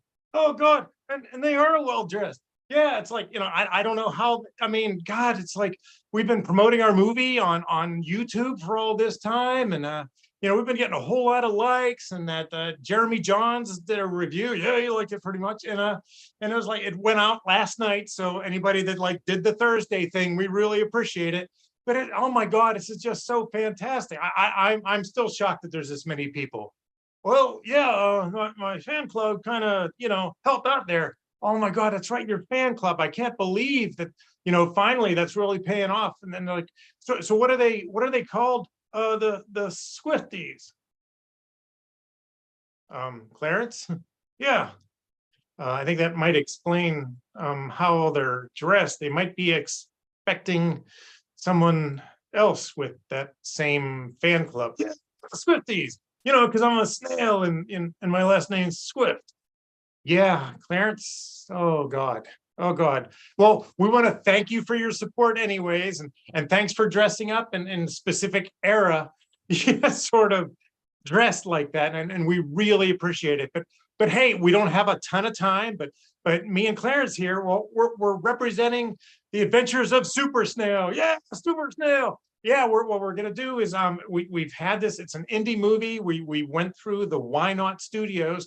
It's nearly as big as Marvel. Oh no, but yeah, it could be nearly as big as Marvel someday because we're really going for that aesthetic. You know, what I mean that sort of series of things. But in our movies, we're breaking new grounds. Oh yeah. So really what it is, it's about a snail that's coming out, and we're actually super powers are granted, and we're really looking forward to bringing this down to everyone's level. So we're here to take questions for those of you who've seen the trailer. Oh yes, you in the red sort of dress. Oh, how does this start? Well, I don't want to give any spoilers, no spoilers, but it kind of goes on. We're breaking new ground. So what we're doing with this first Super Snail story is we're bringing out an origin story. I know that no one else in the superhero world has done that, but we're going origin story. Yep. And then the movie's going to start off like a sloth out of hell with our hero battle damaged and just reminiscing about end of life and how he's not quite going to make it, or is he? Well, yes, the beginning of the movie, so he's going to make it. But I mean, but will he? You know what I mean? So he goes back and he's looking back this things and how did he become Super Snail? Well, I got bit by a radioactive human. Seems new to us, okay? Because we didn't see that other thing, but the radioactive human bit Super Snail, and it gave him all these powers. And what powers do you have? Well, I'm sorry, I should have did this earlier. Clarence Swift is Super Snail. Da-da! And unlike Pattinson in the last Batman movie, you can see up here that I didn't do that blue around my mask. I just sort of went with it because, well, you know, nobody's really going to know that it's me. I know, but I think Pattinson did a really good job with that. So anyways, our hero is basically, we're going to tell this in flashbacks. So as the battle damaged Super Snail is staring back and thinking about his previous life, he's going to be thinking about all of the things that went wrong and how he became Super Snail. Ta-ta! And then all very original and very new ideas. I'd like to see any of the big studios try to do that. It's going to happen. So oh, I'm sorry. Yes. You in the very, very large and tall hair. Was it always Super Snail? No. Clarence was not a part of this in originals. So what it ended up happening is, and the movie started out to be the Incredible Inchworm, and he was bitten by a radioactive gamma spider, and he got like really big muscles and stuff like that, and he terrorized everything. It was awful. Yep, it was awful. And then it didn't work out. You know, he was never on time, not like I am, but for anything. So we're like really excited to bring on Super Snail. Yes. Oh, I'm sorry. Another question. Oh my God, a fan favorite. So wait a second. You look like you stayed back from the Firefly thing. Yeah. And your question is? Nope. No CGI at all. Nope. I mean, sure, we had the budget for it, but what we ended up doing was thinking, you know what, with CGI, it's barely realistic encounters with anything. So what we thought is, although we had tons of budget for all of that, we went ahead and we said, no, we're going to do practical effects. Yep. And then this way, any barely realistic effects, instead of them being some computer generated somethings, it's going to be, that's right, barely recognizable actual effects. Yep.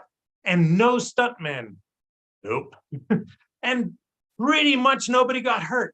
I mean, it's not like we're 61-year-old superstars jumping motorcycles off of cliffs.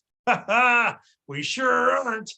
And then the other thing was the studio, because of all the buzz around Super Snail, we selected this specific weekend to come out. I know we didn't get into a whole lot of the things that we wanted to talk about, but what I wanted to say is, like, we chose this weekend. Yeah, this weekend, because we knew we'd have no competition. I mean, because that Impossible Mission movie with that pretty well-known superstar, well, we completely missed all of that. So this weekend, 7/21/2023, it's gonna be The Adventures of Super Snail. Oh, and we want to thank everybody out there wearing the costumes. And for the Swifties, we really liked the Speak Now versions, and we really liked all of the different dresses that you had out there. But we just figured we're gonna have, smooth sailing. All of the trailers went great. We're trending so well. It's like, oh yes, you. Op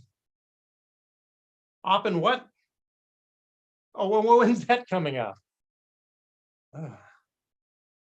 Oh, we did not know that. We did not know that. And oh yes, you in the very, very large pink tutu and tiara, I think that is.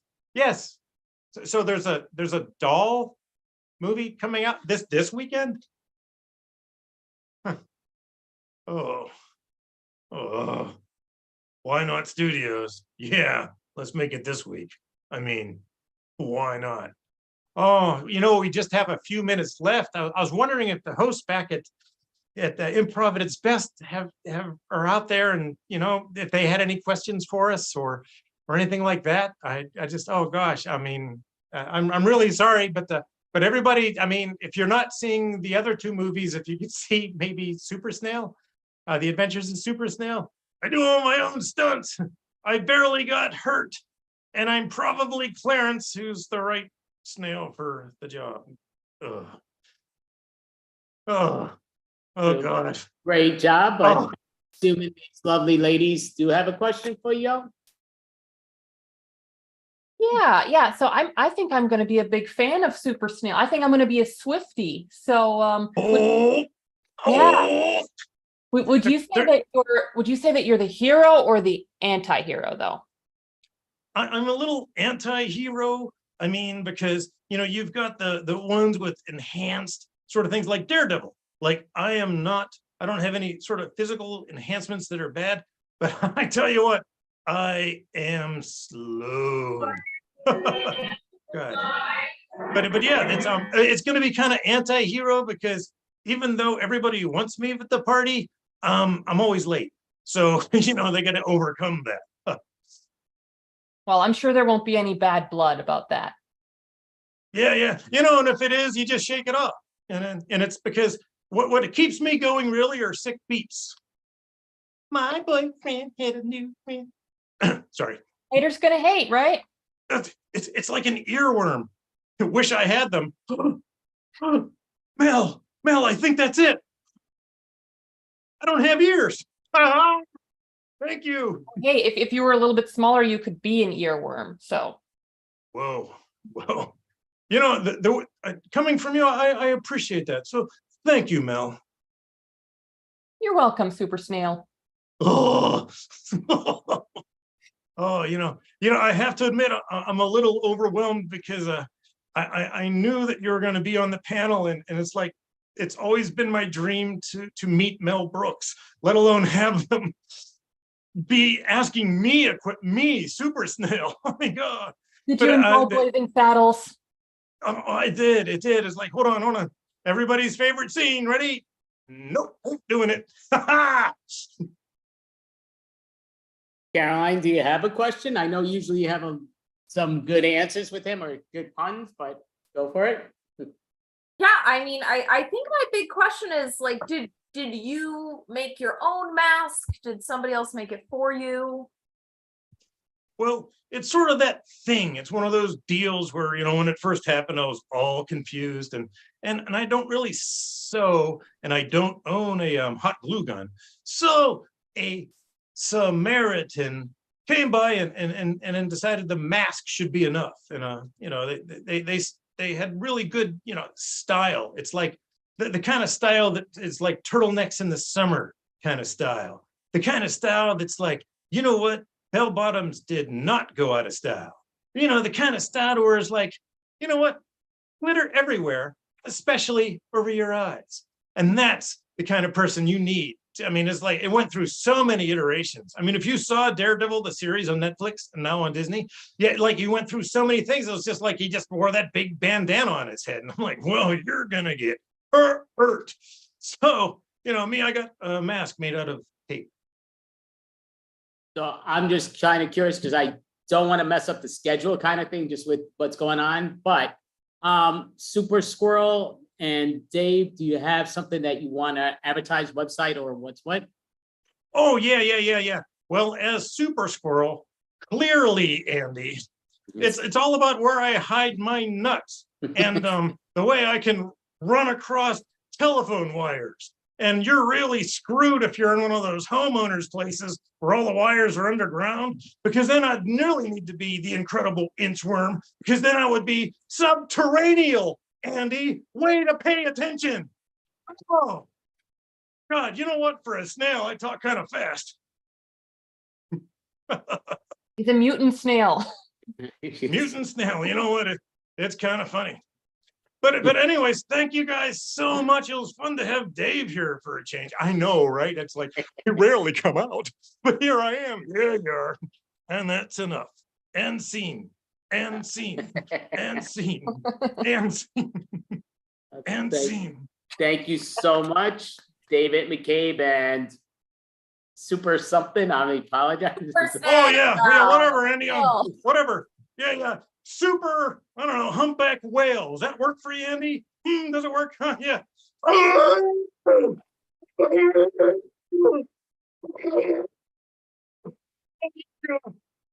Shake it off, little guy. Shake it off. Clearly, Andy's not a Swiftie. What was it though, Caroline? I didn't hear because he was. Super snail.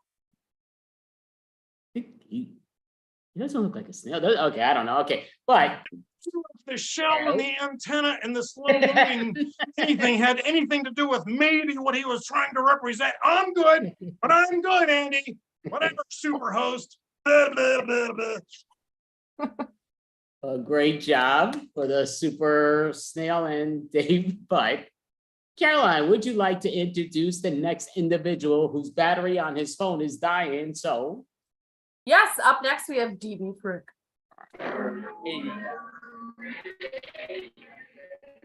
Hey everybody, I hope you can hear me. I am here currently at Broadway Con. And yeah, my phone is dying. I've decided to make my situation as incredibly stressful as I possibly can. Not only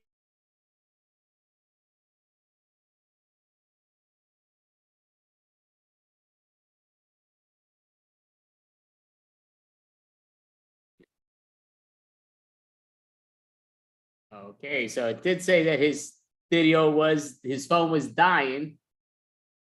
I told him I thought it would last. He did, what did he say? At 18%. That looks like it was a lot lower than that, unless just froze mode. It might be his area, but he's still on. The connection issues. Yeah, no, that's what I'm saying with the area. It might be the area with the connection, but 18%, living dangerously. Yeah. Got my outfit really soon. he's off. So we'll find out if he joins back again. But those will happen at times. And looking okay, just looking what's going on now. But ladies, you can fill it up if he comes back. That's great. If he doesn't, so be it. We wouldn't have kicked off Dave McCabe so quickly, but it goes down to Super Snail, come back, save us. Hey, Caroline, maybe what's behind your walls isn't a squirrel, but it's Super Snail. Super Snail or Super Squirrel. Because we haven't quite tracked down where Super Squirrel is. Oh, is that? Oh, Yeah, Oh, there's here he already a goes. super squirrel, actually. So, whatever and stuff like that. So, oh, wait, there he goes. Oh my God. Back. Okay, Dave, that's enough. That's enough, Dave. I figured if I walked around this place long enough, maybe I'd actually be able to get a signal again. But once to the main auditorium, totally got cut off for some reason. I'm going on the Wi-Fi from Marriott, so everybody should be able to feel everybody's information very, very soon. So yeah, I'm here at Broadway Con, and it's really it's all right. I think between me and you, these people have done like $1,600.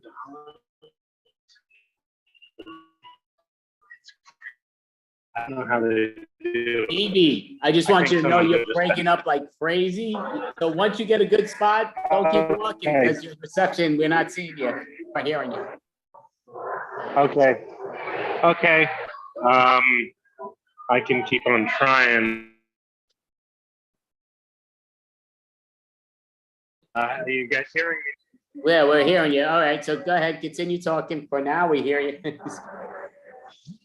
Oh, I got here. This is Joshua Dudley from Forbes magazine. Yes, And hello. his wife, also from many places, including magazines and other places. Yes. We're live on the show right now. Oh, I don't know who the signal is, but this is Andrew Abramson. Do you know Andrew Abramson? I think we said in one of his panels today, perhaps. No, I don't. He's not here. He's not here. He's not here. You know, he's running the show. Oh, fantastic. He's running a show. He's got a live show. We're live. There are upwards of there's at least 12 people watching us right now. So Wow. probably. My God, this is a lot of pressure you're putting on me. Are you? I didn't realize you weren't in the shot. They just. It's okay. It hurts my arm to hold it out this much. This is why people. I was going to get the blonde in my show. I'm gonna try to get my other arm around. There you go. We have to get everybody. Anyway, my God. hold that in. Incredibly heavy. So what is this show about? What this is? There's a stand-up. You've got it's mostly a improv extravaganza, but he also has people do. Right before me, I was doing puppets with a squid. Squid, right? Or they were arguing about what he was.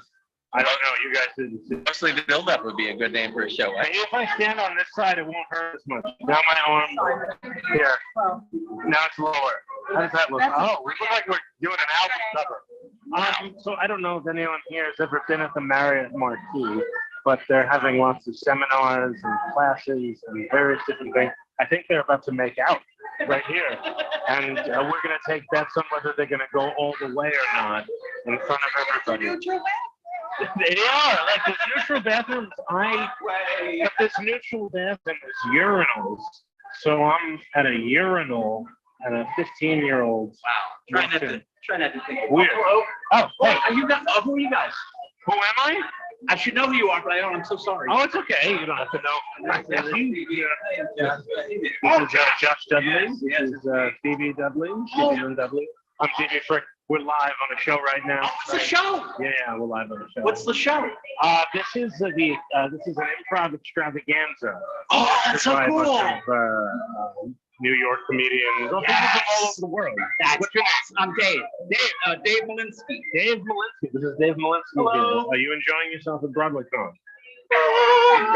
It's like this is the 7th. I didn't know this was a thing, and this is like yes, of course, man. Oh, wow, this is great. I'm sorry, this is totally No, I love your energy. but that's the point, isn't it? Place is all that Like, energy.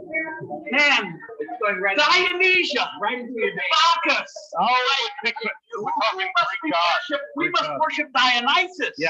We pray to Dionysus for Apollo rules us all with the sun, but no, If we're gonna Dionysus is the spirit of the people because the people love drinks. They love seeing the beer. They're being forced by the Athens Assembly. You have no idea what I'm talking about, or maybe you No, do. of course I Maybe you do. You all get it. Yeah. And huzzah! We never know what he's talking about, but we feel it. Huzzah! I don't know what it is. The Greek theater stuff. Oh yeah.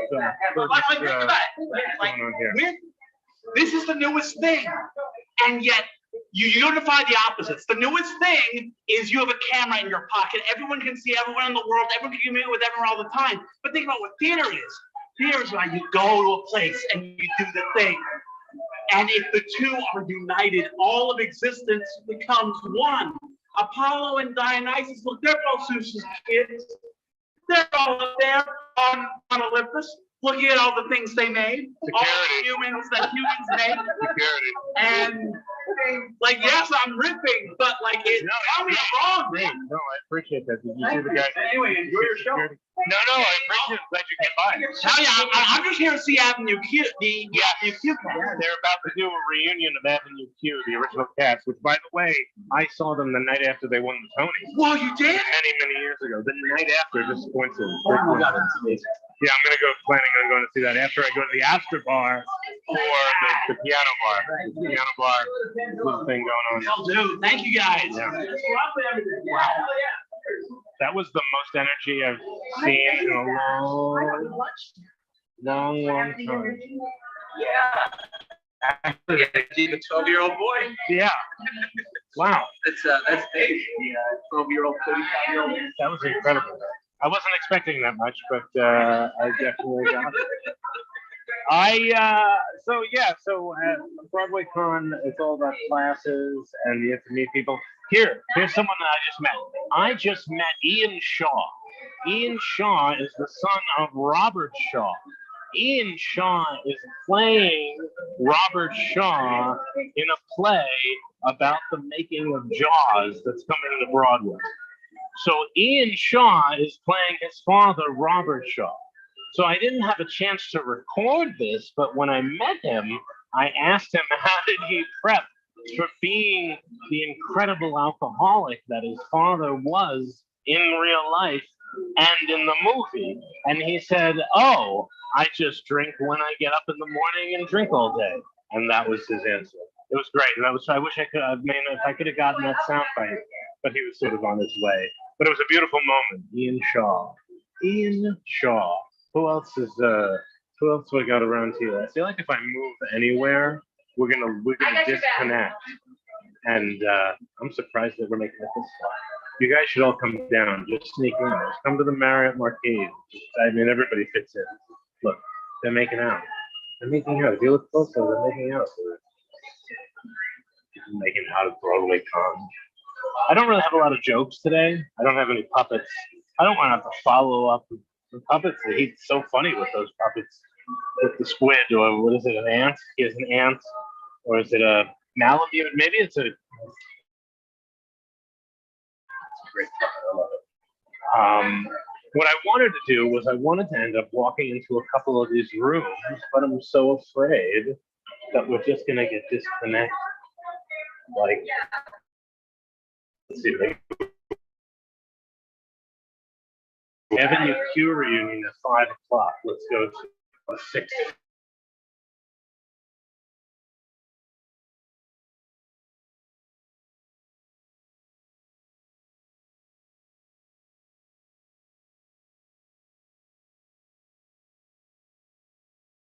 All right, looks like he froze again.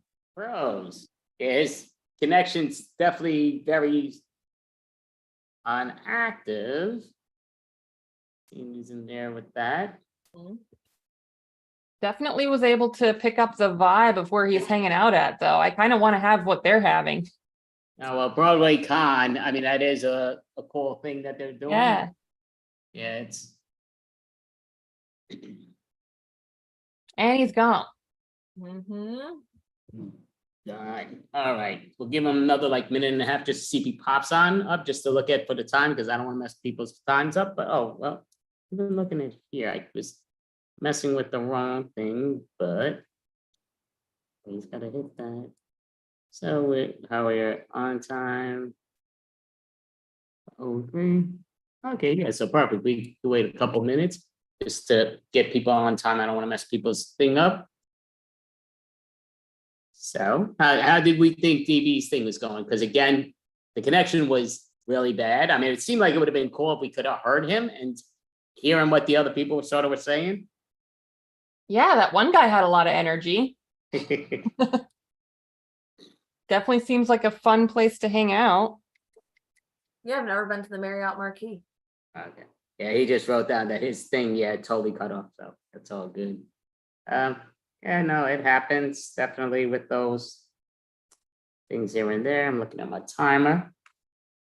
And I do keep mentioning with my glass, I'm going to be mentioning it all day long because I was actually throwing it out, but I threw out all the glass pieces and chips of it. But this is annoying because people that have seen this show before and Extreme Improv, I do it at their shows all the time. I'm drinking with this crap and it's annoying. I just keep on grabbing. I got other glasses here, so I don't want to grab it. I keep grabbing it and like, okay, moron. But You'll get a new one. I'm sorry. You'll get a new one someday, I'm sure. Oh no, I'm just talking about. Mug. I mean, it's annoying. I mean, again, it's I'll get one sooner or later, but it's going to be later than sooner, most likely. But Where did you get it?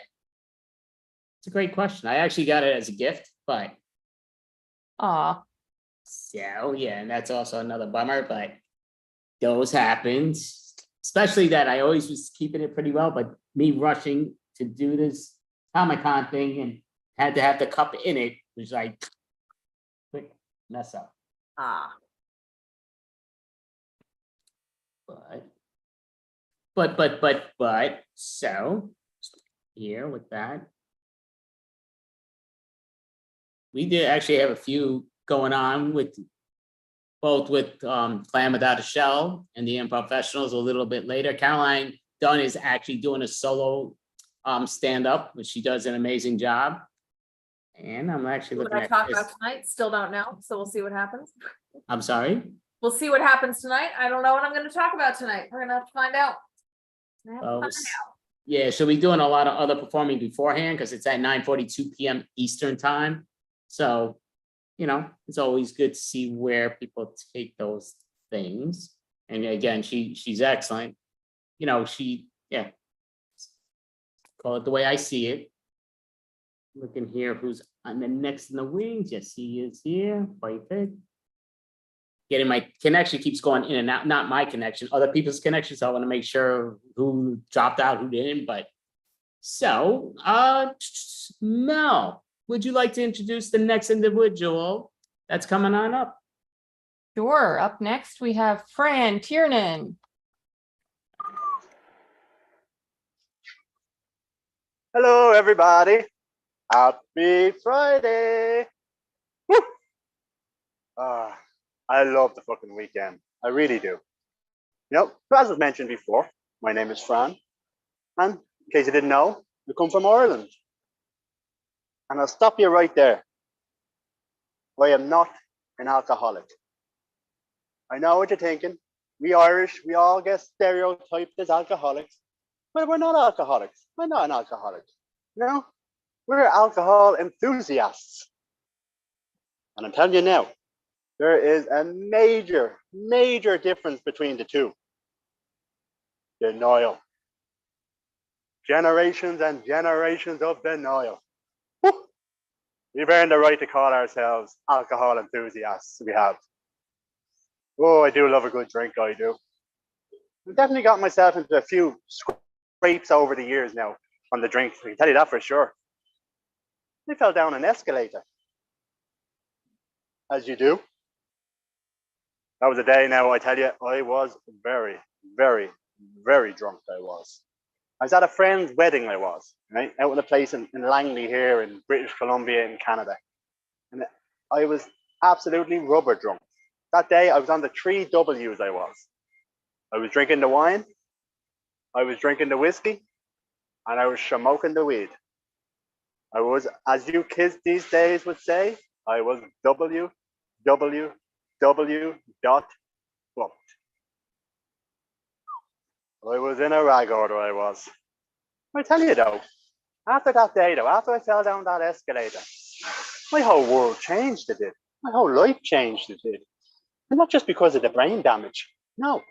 Because something my eyes got opened to, something that I discovered from that day. Because after I tumbled down that escalator, I'd like to stand on stage or come online and talk about shit that's going on in my life. And after that day, I decided to be a fun way to tell people the story of me tumbling down that escalator. It would be a fun way to say that I tumbled down that escalator like Jack and Jill tumbled down the hill. Hang on there, folks. The old thing popped out. Get very excited, I do, with my hands. And then back. We're back on. But yeah, I fucking tumbled down that escalator, dude. I thought it'd be a fun way to say that I tumbled down that escalator like Jack and Jill tumbled down the hill. Jack and Jill, the two folks that went up the hill? I tell you, when I tumbled down that escalator now, I hit my head a little bit hard, I did. I probably did get some brain damage now, if I'm being honest about it. But, so I decided to read up on Jack and Jill. That's when it happened to me. That's when my world changed. My eyes got opened. The fucking horrors of that fucking nursery rhyme. It's absolutely horrific. Some of the stuff that's involved in that, absolutely terrible. And then I started to look at other nursery rhymes, fairy tales, and even those feckin' lullabies. Like, they're mental. These are all like horrific stories full of terrible things. I can't believe we're exposing young kids to this sort of stuff. I'd go as far as to say now, I'm not lying to you, I'll go as far as to say now, that I think these nursery rhymes and fairy tales could be responsible for a lot of the evils in the world. A lot of it now, I tell you. Oh, like, you're probably wondering, what the fuck am I talking about? I'm going to tell you exactly what I'm talking about here. Forget about this fucking comedy show. This is now becoming more of a fucking public service announcement going on here, right? You think, right? Jack and Jill, go back to the origin of the whole story, right? Like, these things are full of misinformation and terrible things. First off, right, the fact that Jack and Jill go up the hill to fetch a pail of water, that's fucked. Don't go up the hill to fetch a pail of water. You have to dig down for water. Somebody was fucking with Jack and Jill there, you know, telling them to go up the fucking hill. Why are they going up the hill to fetch the pail of water? It's mental. I don't even know where they're coming from. It's not even the worst part of that nursery rhyme. When you read on, it gets absolutely worse, it does. Poor old Jack. Jack fell down and broke his crown. His crown. That's a fucking skull fracture. What are we doing telling children about skull fractures? And poor old Jill, she came fecking tumbling after. The injuries, that must have been absolutely horrific what went on in that. I can't believe it. Like, and the little kids are sitting around clapping their hands. Jack and Jill went up the hill and Jack and Jill fucking nearly killed themselves. It's absolutely mental, it is. You know, and then I started to think, okay, how could these be planting evil seeds in people's mind? I'm going to ask you the question. What type of people like to watch pain being inflicted on others? Fucking sadomasochistic people. No, little kids sitting there clapping their hand at poor old Jack tumbling down the hill. Jill coming tumbling after him. The kids are going to go be fucking sadomasochistic there. They're mental. Like, these nursery rhymes and fairy tales, they're planting evil seeds in the mind there. It's not just Jack and Jill. This goes deep now, guys. This goes deep. You ever hear that fella Humpty Dumpty? Like, Humpty Dumpty? Humpty Dumpty fell off that wall and he died. He fucking died. You know? All the king's horses and all the king's men, like, they couldn't put fucking Humpty back together again. And on that note, like, how the fuck is a horse going to put someone back together? You know, the fucking hooves going on, the fucking shells? Like, what the hell is going on? Oh, it's absolutely mental. Like, the content of these stuff is just fucking terrible, you know? And, you know, I'm thinking, how did they get away with this sort of stuff, you know? How did they get away with it? I know how they get away with it. It's the tone that they use, you know? Like, Humpty Dumpty sat on the wall. Humpty Dumpty fucking died. He fucking died. Oh, that's fucking mental. You know, you have nursery rhymes, even the lullabies, you know? Like, you ever hear that one, Rockabye Baby? Rockabye Baby. On the tree top. On the fucking tree top. What the hell? On the fucking treetop. When the wind blows, the cradle will rock. On a fucking treetop. When the bough breaks, the cradle will fall. Down come crashing the cradle and baby and all. What the hell is that all about? Seriously, what's going on? Like, you're trying to get a little baby to go to sleep and you're telling them I'm going to put you on the top of a fucking tree and you're going to die? Like, this is mental stuff, absolutely mental stuff. Now, I've been going on about this stuff now for a while, and I tell you, people have been telling me I might be going through a midlife crisis now with this. Wouldn't be far off now. Definitely at that age now I am, you know. I turned 35 years of age 4 years ago. Sounds much better that way, doesn't it? Yeah, definitely. And I'm fucking feeling every single year of it now I am. If I make more noises now getting out of a chair than I do when I'm fucking. That's a true story. But I think I'm right about these nursery rhymes and fairy tales, though. I'm definitely onto something here, you know? Like, it just goes on and on and on. Like, you ever hear that one, Hansel and Gretel? Hansel and Gretel, they talk about there's fucking cannibalism going on in that. Cannibalism going on in that story.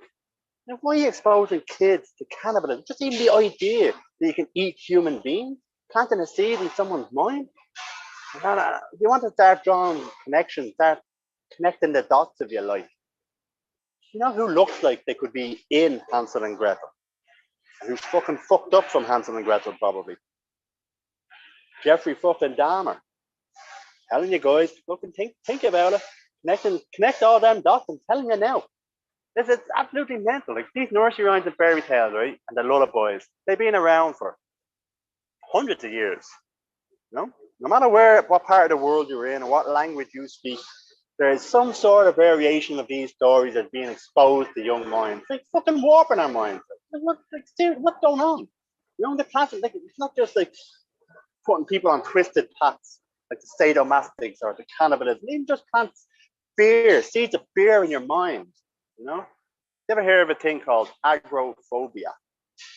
Agoraphobia is what they call when you're afraid to leave your home. Yeah. I'm going to tell you a little story about 3 little pigs and a big bad wolf, huffing and puffing and blowing the fucking houses down. So the 3 little pigs must have been traumatized, absolutely terrified of what's going on. Big old wolf outside. And I'm telling you this now, right? You can Google this if you like, after the show, of course. You can Google this, right? In some psychological papers, when they make a reference to agoraphobia, it's actually, there's a saying that they say it's the big bad wolf syndrome. Like, the big bad wolf syndrome. Like, what the hell is going on there? Seriously. That's absolutely mental. Mental stuff going on.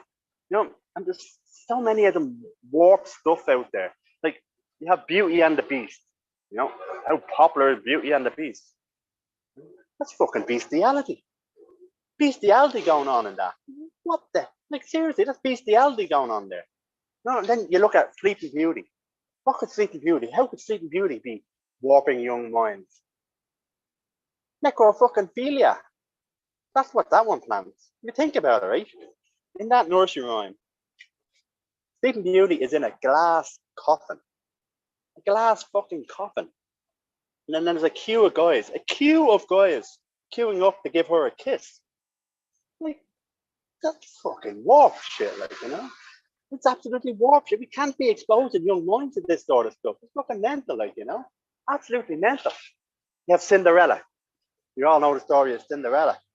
That fucking poor girl got absolute child abuse from her stepmother. Absolute child abuse. You have Rapunzel. Rapunzel's locked in a fucking tower. That's fucking false imprisonment. Like, what messages are these stories and nursery rhymes? What are they sending out? It's absolutely crazy. You know, and for Cinderella and Rapunzel, you know, the only way that they can be saved is by Prince Charming coming to rescue the day. And then people say, oh, but fun.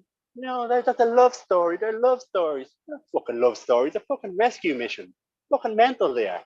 You know, about hashtag me too, huh? Girl power. I'm telling you, folks, this is my whole life now. I'm going to take down all of these nursery rhymes and fairy tales, you know? There's so many different avenues that they're warping mind. Like, who here can say that they're addicted to sex? Fucking every single one of you are. I know it. We're all the same, we are. We're dirty, dirty bastards, we are. Not that I ever get any of it anyway. I haven't gotten laid since 1927. True story. But, in all honesty, though, it's kind of my own fault, though. You know, I put in zero effort, I do, into the old dating world. You know, I don't go on the dating apps or anything like that. And I can be honest, you know, not exactly the most handsome man in the world, you know. I don't exactly have the women banging down my door to get a date with me either. I've always known that, though. You know, I've always known how I've looked. Whenever I was younger, right, when I was a kid, when I was growing up, whenever I was at home, my father, he would always say to me, he would say, Fran, stay away from that window. You'll frighten the neighbors. Oh, true story, though. Well, it doesn't take away from the fact that I'm definitely addicted to sex like everybody else. And you know who's responsible for that? I'm going to tell you. Snow White. You're thinking, what? Think about it, right? Snow White. Like those little 7 dwarfs are walking around saying hi ho. Who do you think the ho they're saying hi to is? Fucking Snow White, that fucking dirty bitch. You know? And like there's there's a lot of them little hidden little sexual stuff going on as well. You ever hear that 3 men in a tub? Rub-a-dub-dub? What the hell is going on there? 3 men in a tub on their way to a festival? The butcher, the baker, and the candlestick maker? That is like what's going on there? Like, I'll tell you what's going on. The butcher, he's got the meat. The baker, he's got the oven. And the candlestick maker, well, that one's self-explanatory, really, now, isn't it? Dirty. You can't be exposing kids to this sort of sexual stuff, these fucking crazy stories, like, And there's one of them out there now, I would say, for me now, me personally, and I just is being honest with you folks here, that is responsible for my sex addiction. It's the one that it goes a little like this, it does. She'll be coming around the mountain when she comes.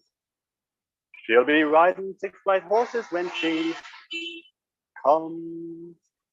She'll be wearing pink pajamas, wearing pink pajamas, wearing pink pajamas when she comes. Huh? Fucking horrendous stuff going on there, isn't it? Blows your fucking mind. This is it though. This is ongoing research now. I've been digging into this now for a while. And I'm not going to stop, It's a long road ahead of me, like, this is all I do in my day now. Just sit around reading nursery rhymes and fairy tales. I don't even have any kids.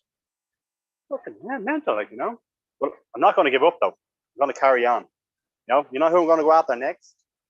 I'm going to go after that fucker Peppa Pig. You think about it. She's responsible for one of the worst evils of all. The vegans.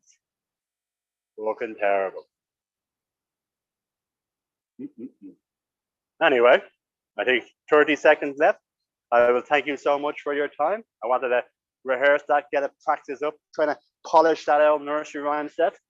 Thank you. Thank you, Fran Tiernan. Thank you. Caroline, thank you so much. Caroline, do you have a question for Fran? Yeah. What was your favorite nursery rhyme as a kid? And can you sing it to me right now? Humpty Dumpty sat on the wall. Humpty Dumpty fucking died. And Okay. Mel, I hate them. I hate them. I hate them all. I do. I really hate them. I do. With a passion now. At what age did you realize that nursery rhymes were fucked up? After I fell down the escalator. Only recently. It's like because I fell down an escalator. As we all like to do, we like to perform. You like to take things from your life. And talk about it. And express stuff that's going on in your day-to-day stuff. So like when I fell down the escalator, I was black and blue. I had cuts and bruises everywhere. So I was going on stage. I needed to talk about it. And I thought it'd be a fun thing to say that I fell down that escalator like Jack and Jill tumbled down the hill. And it's like, light bulb went off and that's it now. So I'm just going I'm going to take them down. I'm just going to left field. Were you drinking when you were falling down the escalator stairs? What do you think? I have fallen down an escalator. I fell down an escalator when I was in 3rd grade. So How drunk were you? Happened sober. And you started drinking at that age? Oh my God. Yeah, I was very drunk. I was a very drunk 3rd grader on a school field trip. Very drunk. You must have started late there, Caroline. Oh yeah. I'll drink and stuff, but I mean, escalators, I have fallen not being drunk, but that's because doing stupid stuff on the escalators. Climbing it, going backwards on it, but that's just being the young, stupid, what youngsters do in general. But when I was a kid, I was always afraid of escalators, and now I see that there's a good reason. I have good survival instincts. I tell you, stay away from them. Yeah, they're death traps. I still use them all the time now because I'm a lazy bastard. But I'm aware of them now. Yeah, I don't know who thought conveyor belt stairs were a good idea, but I really don't think they are. No, they really are. I think it's more we're to blame than the escalator, though. Possibly. I'm not going to blame the drink because it's never the drink's fault. Yeah. No, that's alcohol abuse. Exactly. And Fran, do you have a website or anything so people go watch you in person or online when you're performing? Well, I actually started to produce a show here in New Westminster in BC. So it's called Bullies Comedy. So you can follow me on Instagram, Bullies Comedy. Don't have any website, but I'm on my own Instagram and Facebook. Fantastic Tiernan. And then Bullies Comedy is a show I'm co-producing with a friend of mine. But no websites or anything like that yet. I'm not getting enough bookings to warrant having a website. I know you are jealous right now, Francis, because I know you're not. You usually have these type of things, but not right now. It's too early for you. But at least where you're at. But it's not too early for me. It's just that I'm in work. It's never too early. Right, well, it's too early because you're at work. That's why. If it was your day off, then you would be. But yeah, no. I'd be. If it was my day off, I would be hammered drunk by now. Right. Well, that. But thank you so much, Francis Tiernan. Thank you. Thank you, guys. Great job. Thank you. Fun set. Thank you so much. Yeah, great job. Thank you, Rhea. Thank you so much. I wanted to get practice on that one, and there's no better place with you beautiful people. Have a wonderful show. You too. Have a great day and Have a good one. have a perfect Bye. one. So officially, this is our 36th month in a row doing this show, which again, we do different themes, different extravaganzas. So this is the Comic-Con, Comics and Improvisers Virtual Extravaganza. So, and me mentioning that, I gotta pull out those that weren't watching. I broke my cup. I'm so annoyed. This cup I loved. All my good coffee and tea. I mean, I have another cup. Smaller though, but it's not a marble cup either. Just rushing it to get here, and it's just my moronic. I thought it would be stronger. I mean, I didn't think the ground would break it. It's not concrete ground, but it broke it. It's wood. Right. Okay. Anyway, Caroline, would you like to introduce the next individual? Sure. Up next, we have Aaron. Wow. All right. Wait, where's my camera? Oh no. Here's my camera. There I am. Hi, everyone. Yeah, I am Aaron. Thank you so much. And my dad decided to put 2 A's in my name, so I'd be first. And when I mean first, to be picked on by the bullies at school. Yeah, it's funny, though. They never got past the letter A in the alphabet, but they all got F's. Oh, are you doing comedy without me? Oh, I'm sorry, everybody. Ladies and gentlemen, my life coach, Orb. How you doing, everybody? Yeah. Thank you for all the applause and laughter. Yes. So, Orb, do you want to give some wise words to the audience? You can do anything you set your mind to. Keep your eye on the ball, and the world can be yours. Except for this guy. Hey. Well, I didn't say he was a great life coach, did I? Oh, no. Yeah, the other day I almost got hit by a car walking my dogs. And I was going to become a road comic by accident. Oh my gosh, I was an eyewitness. You didn't say anything about it. I was just laughing that you almost got hit. You're just not nice.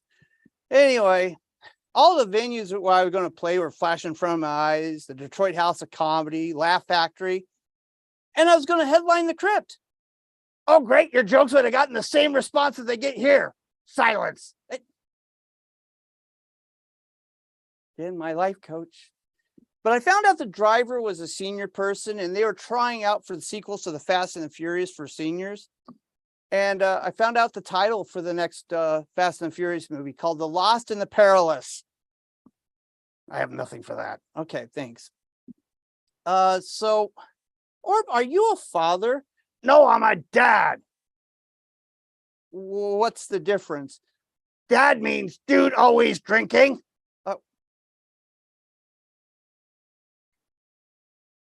Orb, what? I'm drinking. What kind of guy are you? The drunk kind?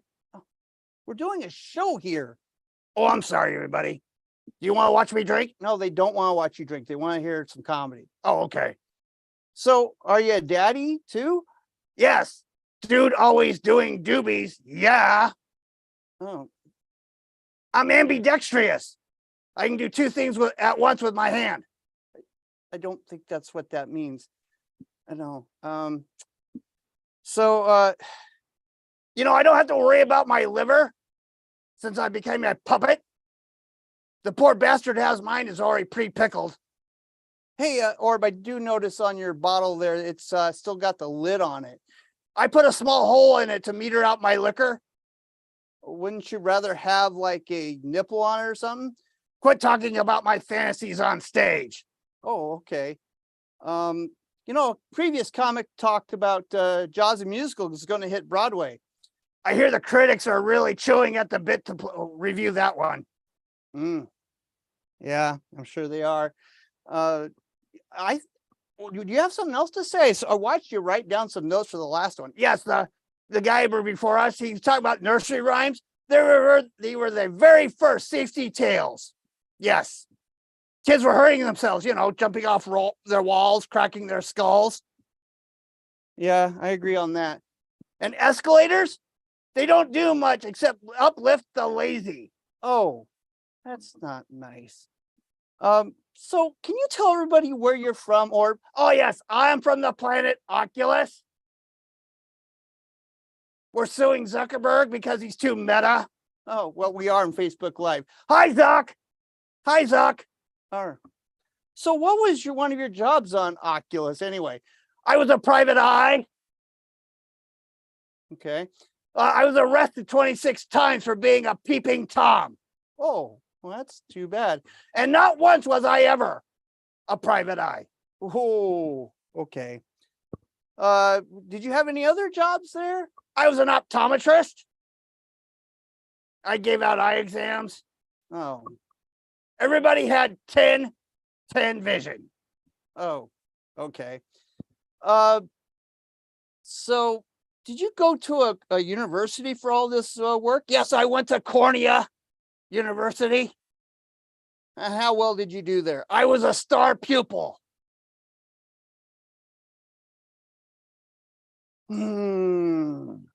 Does your name mean anything? I mean, is it just Orb? No, Orb stands for Orthaniel Ratcliffe Bartholomew the Third. I see. So what did you do before when you came to this planet? And wait a minute, I have to ask this question. How did you get here? Oh, that's simple. Southwest Airlines. What? That's how I got here, you know? So, what was one of your first jobs? I mean, you're dressed up like you're in a 1970s jumpsuit or something. Oh, yes. I was Evel Knievel Stunt Penis. This was the last condom. Oh. But you should have seen all the one-night stands I jumped. I see. Did you ever have any accidents? Yes, I did. I got an STK.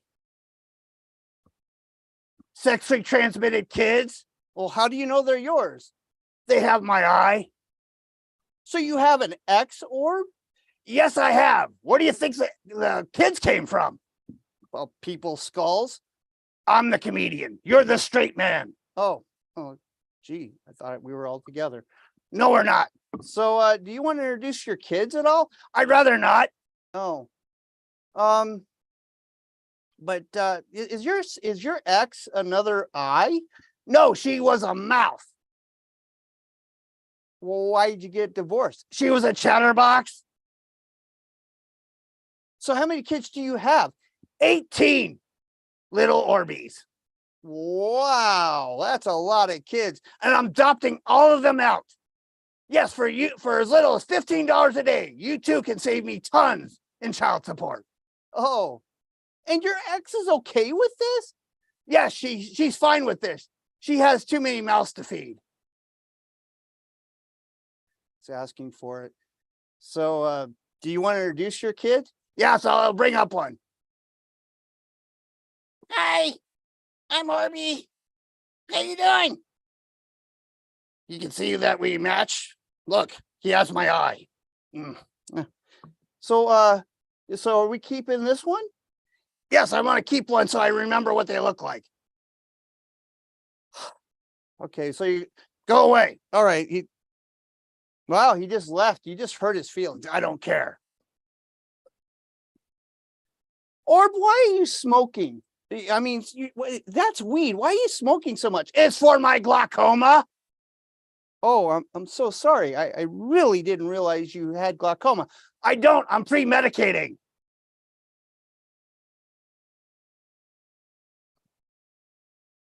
And what?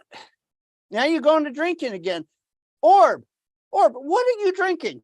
I'm drinking American tequila. Wait. There is no American tequila. It's my own brand, otherwise known as whiskey. Oh. So you think people are going to buy Orb's American tequila? Yes, they will, because they love to be drunk like I am. Oh, well, Orb, that's kind of rough. Oh, I asked my wife the other day, I said, for this new diet, can I have some cheat days? And she got mad when I brought Carla home to sleep with her. Well, you're going to definitely lose some weight that way. Half of everything and half your cash.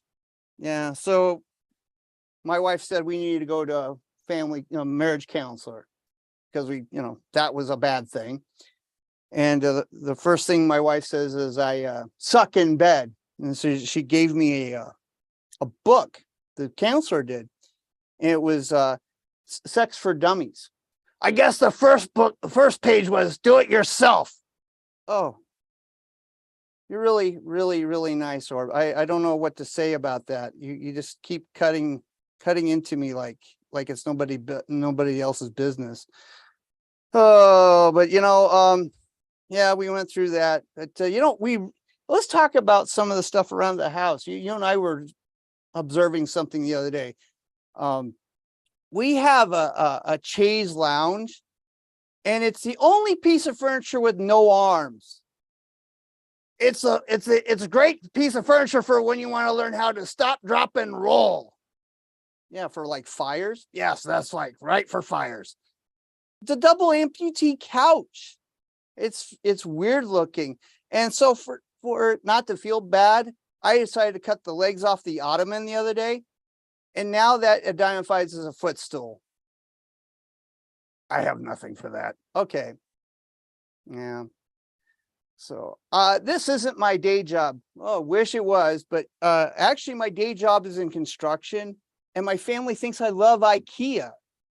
Actually, I hate IKEA because you have to put everything together. And what do you guys use when you're missing a wooden dowel? I've used screws, bolts, and crayons. IKEA furniture turns into arts and crafts projects when AA runs around. Again, my life coach. And it's hard to explain construction to them. My family thinks I'm a member of the Village People. I'm not sure if it's my hard hat, my safety vest, or my chaps. Yeah. And they always ask me to give them a hand, and I'm like, nope. If it's that dangerous, I'm reporting you to OSHA. Mm-hmm. Can we talk about the elephant in the room? I guess so. I mean, we got like 4 minutes left. Watch this, guys. I can make his mouth move without making my mouth move. Now who's the dummy? I'm working on it.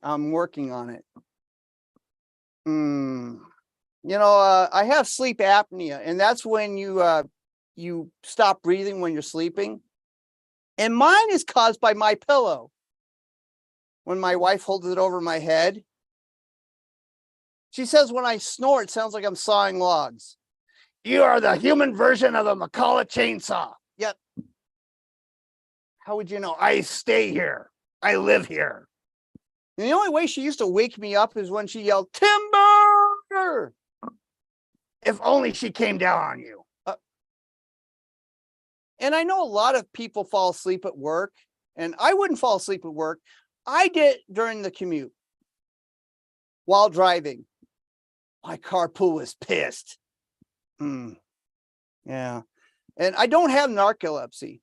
I've never, ever ratted anyone out to the cops. And if you get diagnosed with sleep apnea, they try to give you this machine, like a CPAP machine. And I was like, Doc, I was hoping for medical weed. But what were you going to say there, Orb? I wish he'd give you a paper sack. It's a poor man's ventilator. Mm-hmm. But you have to wear this mask with a hose on it. And I look like I'm cosplaying like a steampunk elephant. And so my wife was kind of feeling jealous, so she got her own. Yeah. And now the kids have made fun of us, and they had a naming contest. They named hers Carl, and they named mine Dumbo. Oh, that makes sense. Actually, we role play in bed, and we pretend we're test pilots for Top Gun. Yeah. My wife is into watching these murder mystery shows, and I found a perfect channel for this kind of stuff. It's called Tiny House Nation, and I came up with some concepts for it. One is called CSI Clubhouse with Peter Dinklage. Yeah, Peter Dinklage. Yes, you're right. And he comes back to solve the tiny house murders. Yeah. I came up with another one called Tiny House Hoarders for those who collect Barbie doll mansions. I also came up with a great game show. It's called Claustrophobic Survivor, also known as Snapped. How long can you live in a walk-in closet with your significant other? Not to ignore the court TV shows. The other one's called Shed Splitter, for those couples who decided to divorce and want half of their tiny home. Also another one, it's a medical drama. It's called Tiny Breast Nation. A small mohel doing circumcisions. It's cutting edge. And I got another one. No Place Like Home. When your in-laws get tired of you and relocate you on their flatbed truck. That one's going to need some work. Yeah, and I think we're almost out of time. I have been A.A. Ron, and I've been Orb. Thank you, everybody. Great job. Aaron Despiva, A.A. Ron, sorry about that. Mel, do you have a question for the great Aaron? Yeah. Has Orb ever hung out with our friend Fran Tiernan? Because I think they would get along. I wonder who would win in a drinking contest. I'm not sure. I would win all the time. All the time, right? Yes, because I don't have a liver. That's true. That would be an advantage in that. If you don't have a liver, how are you processing all this alcohol?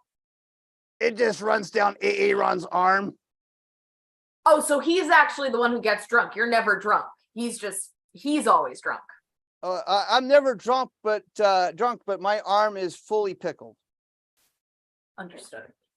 That makes biological sense. Yeah. It does, doesn't it? Yeah.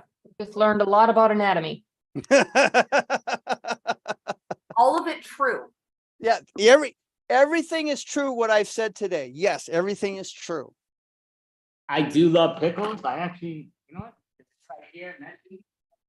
Oh, watch out. He's going to grab a pickle jar and break that. Hold on, guys. That I won't do because I know I would. Soon. I do have one in the fridge, but yeah, this is pickle chips. So these things are damn good. It's actually supposed to be on salad, but I don't need it on salad. No, it's really good. So I ordered quite a few of them from Target. I think they're really good, like just for snacks. I do fit the theme for this month, by the way, because I am modeled after a superhero villain from Ghost Rider. Are you? I thought you were the ghost. I thought you were Evel Knievel. Oh, I was Evel Knievel's stump penis. Yes, that was my first job. But I've been modeled after. Don't sue me, Disney. Ding, Iger. I am modeled after one of Ghost Rider's evil villains called Orb. He was a guy wearing a helmet that looked like an eye. Well, I mean, that's smart because you said you are a penis and it's good to wear the helmet. So that's smart, man. I am an eyeball, but yeah, well, I've seen some things when I was a stuntman's penis. Oh, Yes. okay. Well, that's. What do you think I drink?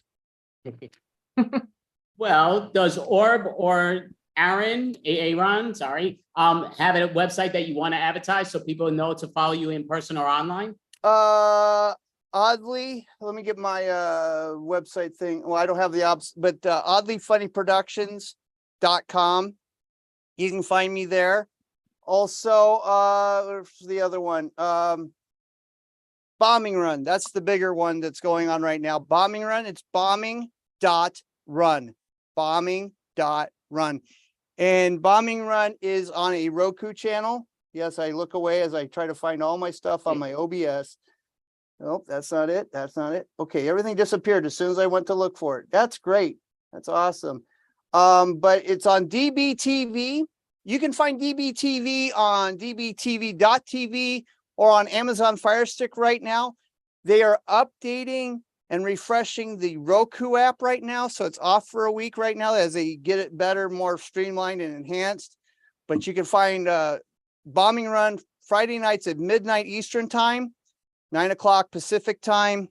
And that's a fun comedian game show. We put 3 comedians up against each other doing 5-minute sets. And then there's someone, the mysterious comedian judge decides who's Joker Ace. We do 2 games of that, and the 2 Joker Aces face off in dogfight, where they do 3-minute sets, and we decide who's top dog out of that. And we just recently did some championship shows recently. We gave away some classes from comedyschools.com, and we had 2 winners for that. So that was awesome. And we're doing something new called Rivals. So we're going to have all kinds of fun doing that. Oh, that sounds awesome. Well, thank you so much, Ron, and your buddy. Big brain fart, I'm sorry, but this is our 36th month in a row. So next month will be our 3-year anniversary to start off with. We'd love to have you back. But you We'd love to. both did an amazing job. Or great job. Thank you. There you Thank go. you. Thank you. Yeah, we can ignore it. Quit booking this guy over here, would you? Gosh. We're a team, Orb. We're a team. No, I don't believe so. Okay. Well, thank you guys so much. Thank Appreciate you so much. Great job. Thank you. Great set. So, Mel, would you like to introduce the next group? Of course. Up next, we have Clam Without a Shell. Okay, Clan Without a Shell. So we're all going to stay up here because we're part of that. What's up, Ashley? We actually do have a few more Hey. members that weren't able to make it today, but great to have you join us, Ashley. Be here. Great having you. So if you don't mind, just because of how I see it, to make it easier for the audience, can you make yourself number 1, Caroline, make yourself number 2, Mel, and make yourself number 3, Ash? Got it. That's good. Alrighty. And I sort of, just because I don't want to repeat games that we've done recently with this team itself. Have we done experts in a while? I don't think we have, but I could be wrong. No, right? Perfect. So All right. So we'll do experts. And I got a bunch of cards here. It's actually not for this game, but I'll figure a way to do it with this game. So you can see with this background. Wow. So I'm going to mix it up, and then whatever it tells me, these are a bunch of movies, just for the record, a bunch. There's like 40 something movies here, but so I'm mixing these up, and tell me when to stop, and this will be Caroline's expertise of what her style will be. Stop. Okay. So it's going to be about movies. So I'm just like looking here just for those quick lurkers, but so it's going to be movies. That's what that made me think of. So tell me when to stop. This will be Mel's expertise, if you don't mind. Stop. Okay. Okay, so your expertise is all women. Your expertise is about the most famous women out there, actresses, most famous women actresses. And the final and third one, last but not least, tell me when to stop and we will go from there. Got it. Stop. Okay, you will be an expert in baseball. You are a expert in baseball. So, I'm gonna put this to the side. I really do have too much junk here, which I normally do. But before we even start, I'm gonna have the 3 young ladies give me what their expertise is once again. So Caroline, what is your expertise, please? Movies. Perfect. Sounded like you said boobies, but it's movies. I'm sorry. No, that's mine. Mel, your expertise? All women actresses. All women actresses, perfect. That's movie, TV, and all that. So, and Ashley, Laughing Moon, what is your expertise, please?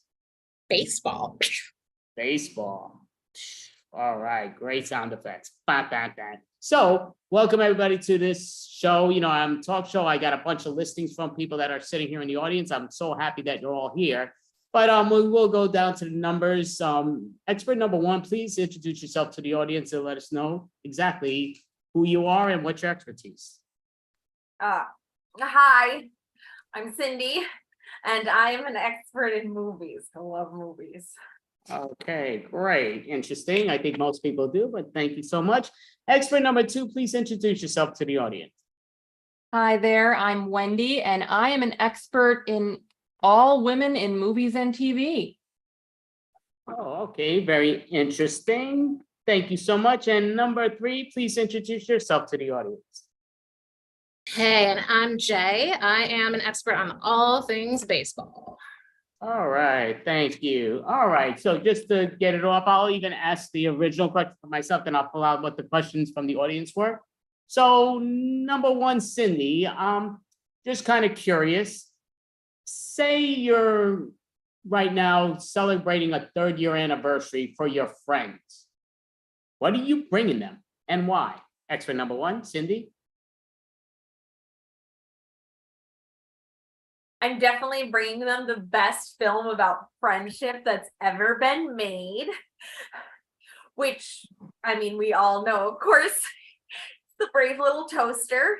It's a great story about how friends really turn into family and you can like forge new friendships, and it's just a great film. So I would bring that and we'd watch it, and I'd make popcorn, of course, because I always make popcorn.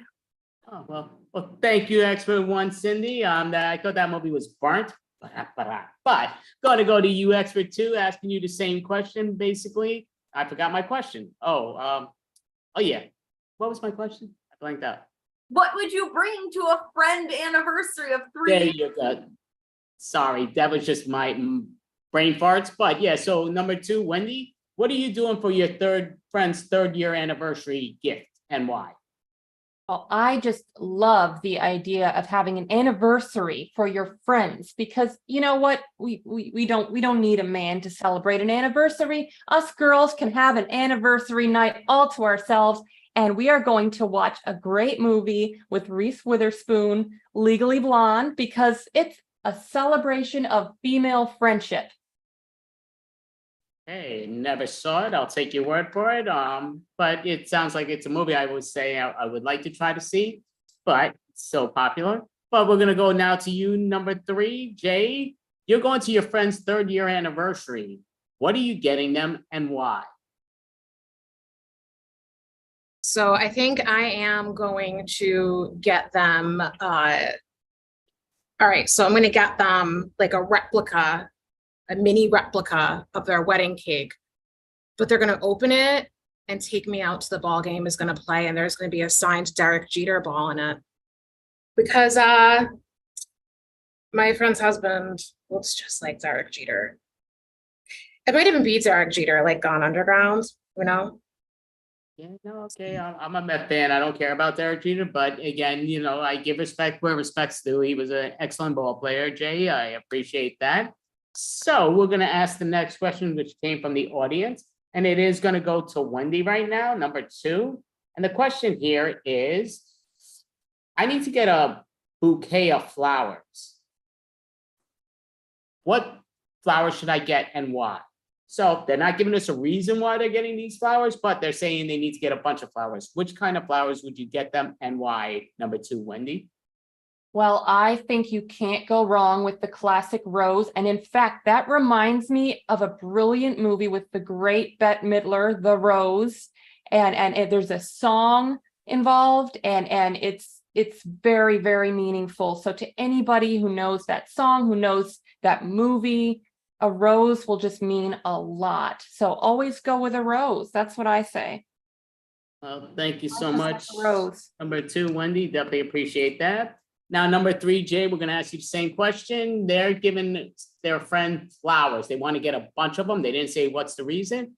What type of flowers should they get and why? Well, few people know that there is something called an AstroTurf bouquet, where you can actually go to my business storefront and make any flower out of AstroTurf. So Going on, number 2 suggestion in the rose, may I suggest an AstroTurf bouquet of 6 red AstroTurf roses with AstroTurf stems. Well, thank you so much, Jay. Appreciate that. Now we're going to ask expert number 1 the same question, and it's someone needs to get a bunch of flowers, a bunch of them. What type should they get and why? They didn't give a reason why they're giving it. Yeah, well, if you're trying to get flowers, like nobody actually wants flowers. Flowers die. So you want to get something that's going to last longer, like a DVD of a movie about something with flowers. My personal pick would be Fern Gully, because it talks about how you need to save the rainforests, which have the flowers in them, which is what you're going to buy them. So you want to get them that, because that's just going to be the best film to get them. And it's a great film. Very interesting. Thank you, Cindy, number 1 expert. So we're going to go to the next questionnaire here. And this question, okay, this is from someone that flies kites all the time. They're saying they have a real cheap kite, but they're going for a kite contest. How do they make their kite better, to fly better? Jay, what is the answer? So I would say to make a kite with all of the World Series winners on it for the past 10 years, right? Make kite little logos of all the World Series members, because you know what? You can harness World Series energy and go far. And I hear if you launch it from Citi Field, Met fan, it'll go the furthest. It'll go from Citi Field all the way to Pittsburgh. Okay, interesting. Thank you, Jay. Appreciate that. So we're asking you the same question, expert number 1, Cindy. And it's just, yeah, they are made a kite for a kite contest. How do they make it fly better? Yeah. So what you do is, how like VCR tapes always would come in sometimes a paper case, especially if you were doing home movies or something. Well, you take those apart, and that's what you use to build the kite, because it's sturdier than regular paper, but it's still light enough that it'll fly. All right, and so use that to fly the kite. That's what you use to fly the kite. That's what you do. And then instead of an actual string, and most people do string, lighter weight, you take the VCR tape itself. Now, obviously, you wouldn't want to do this from a real movie. You would be doing it for a blank VCR tape, and you tie it to one end and you tie it to the other end, and then you actually have a reel that you can spin back if you you're basically rewinding the kite to yourself, and that's what you do. Well, thank you. I mean, it definitely sounds to me, I'm not an expert, but it sounds like a heavy kite from the VCR wrappings back in the day, but you know better than me, you're an expert, and we're going to ask you the same question now, expert number 2, Wendy, and it's just, they're going to fly a kite. They have a kite, doesn't fly to the level of what others are, so how are they going to improve their kite to fly? You really want to look at, for inspiration, you want to look at a movie about, spaceships, planes, something that has great aerodynamics. Model your kite after that. So think of Sandra Bullock in Gravity, or Sigourney Weaver in Aliens. Those women were flying under so much pressure. I mean, Sandra Bullock's spacecraft was crashing to the ground. Sigourney Weaver was dealing with aliens. If they can deal with that, you can get this kite to fly. Okay, interesting. Thank you, expert number 2, Wendy. Appreciate that. We're going to go to the next thing here, and we're going to ask. So basically, we're going to ask number 1, Cindy, expert number 1 again. And the question here is, I want to buy a brand new car. My car is really old, but I'm not financially stable. What is the best way for me to do that? Expert number 1, Cindy.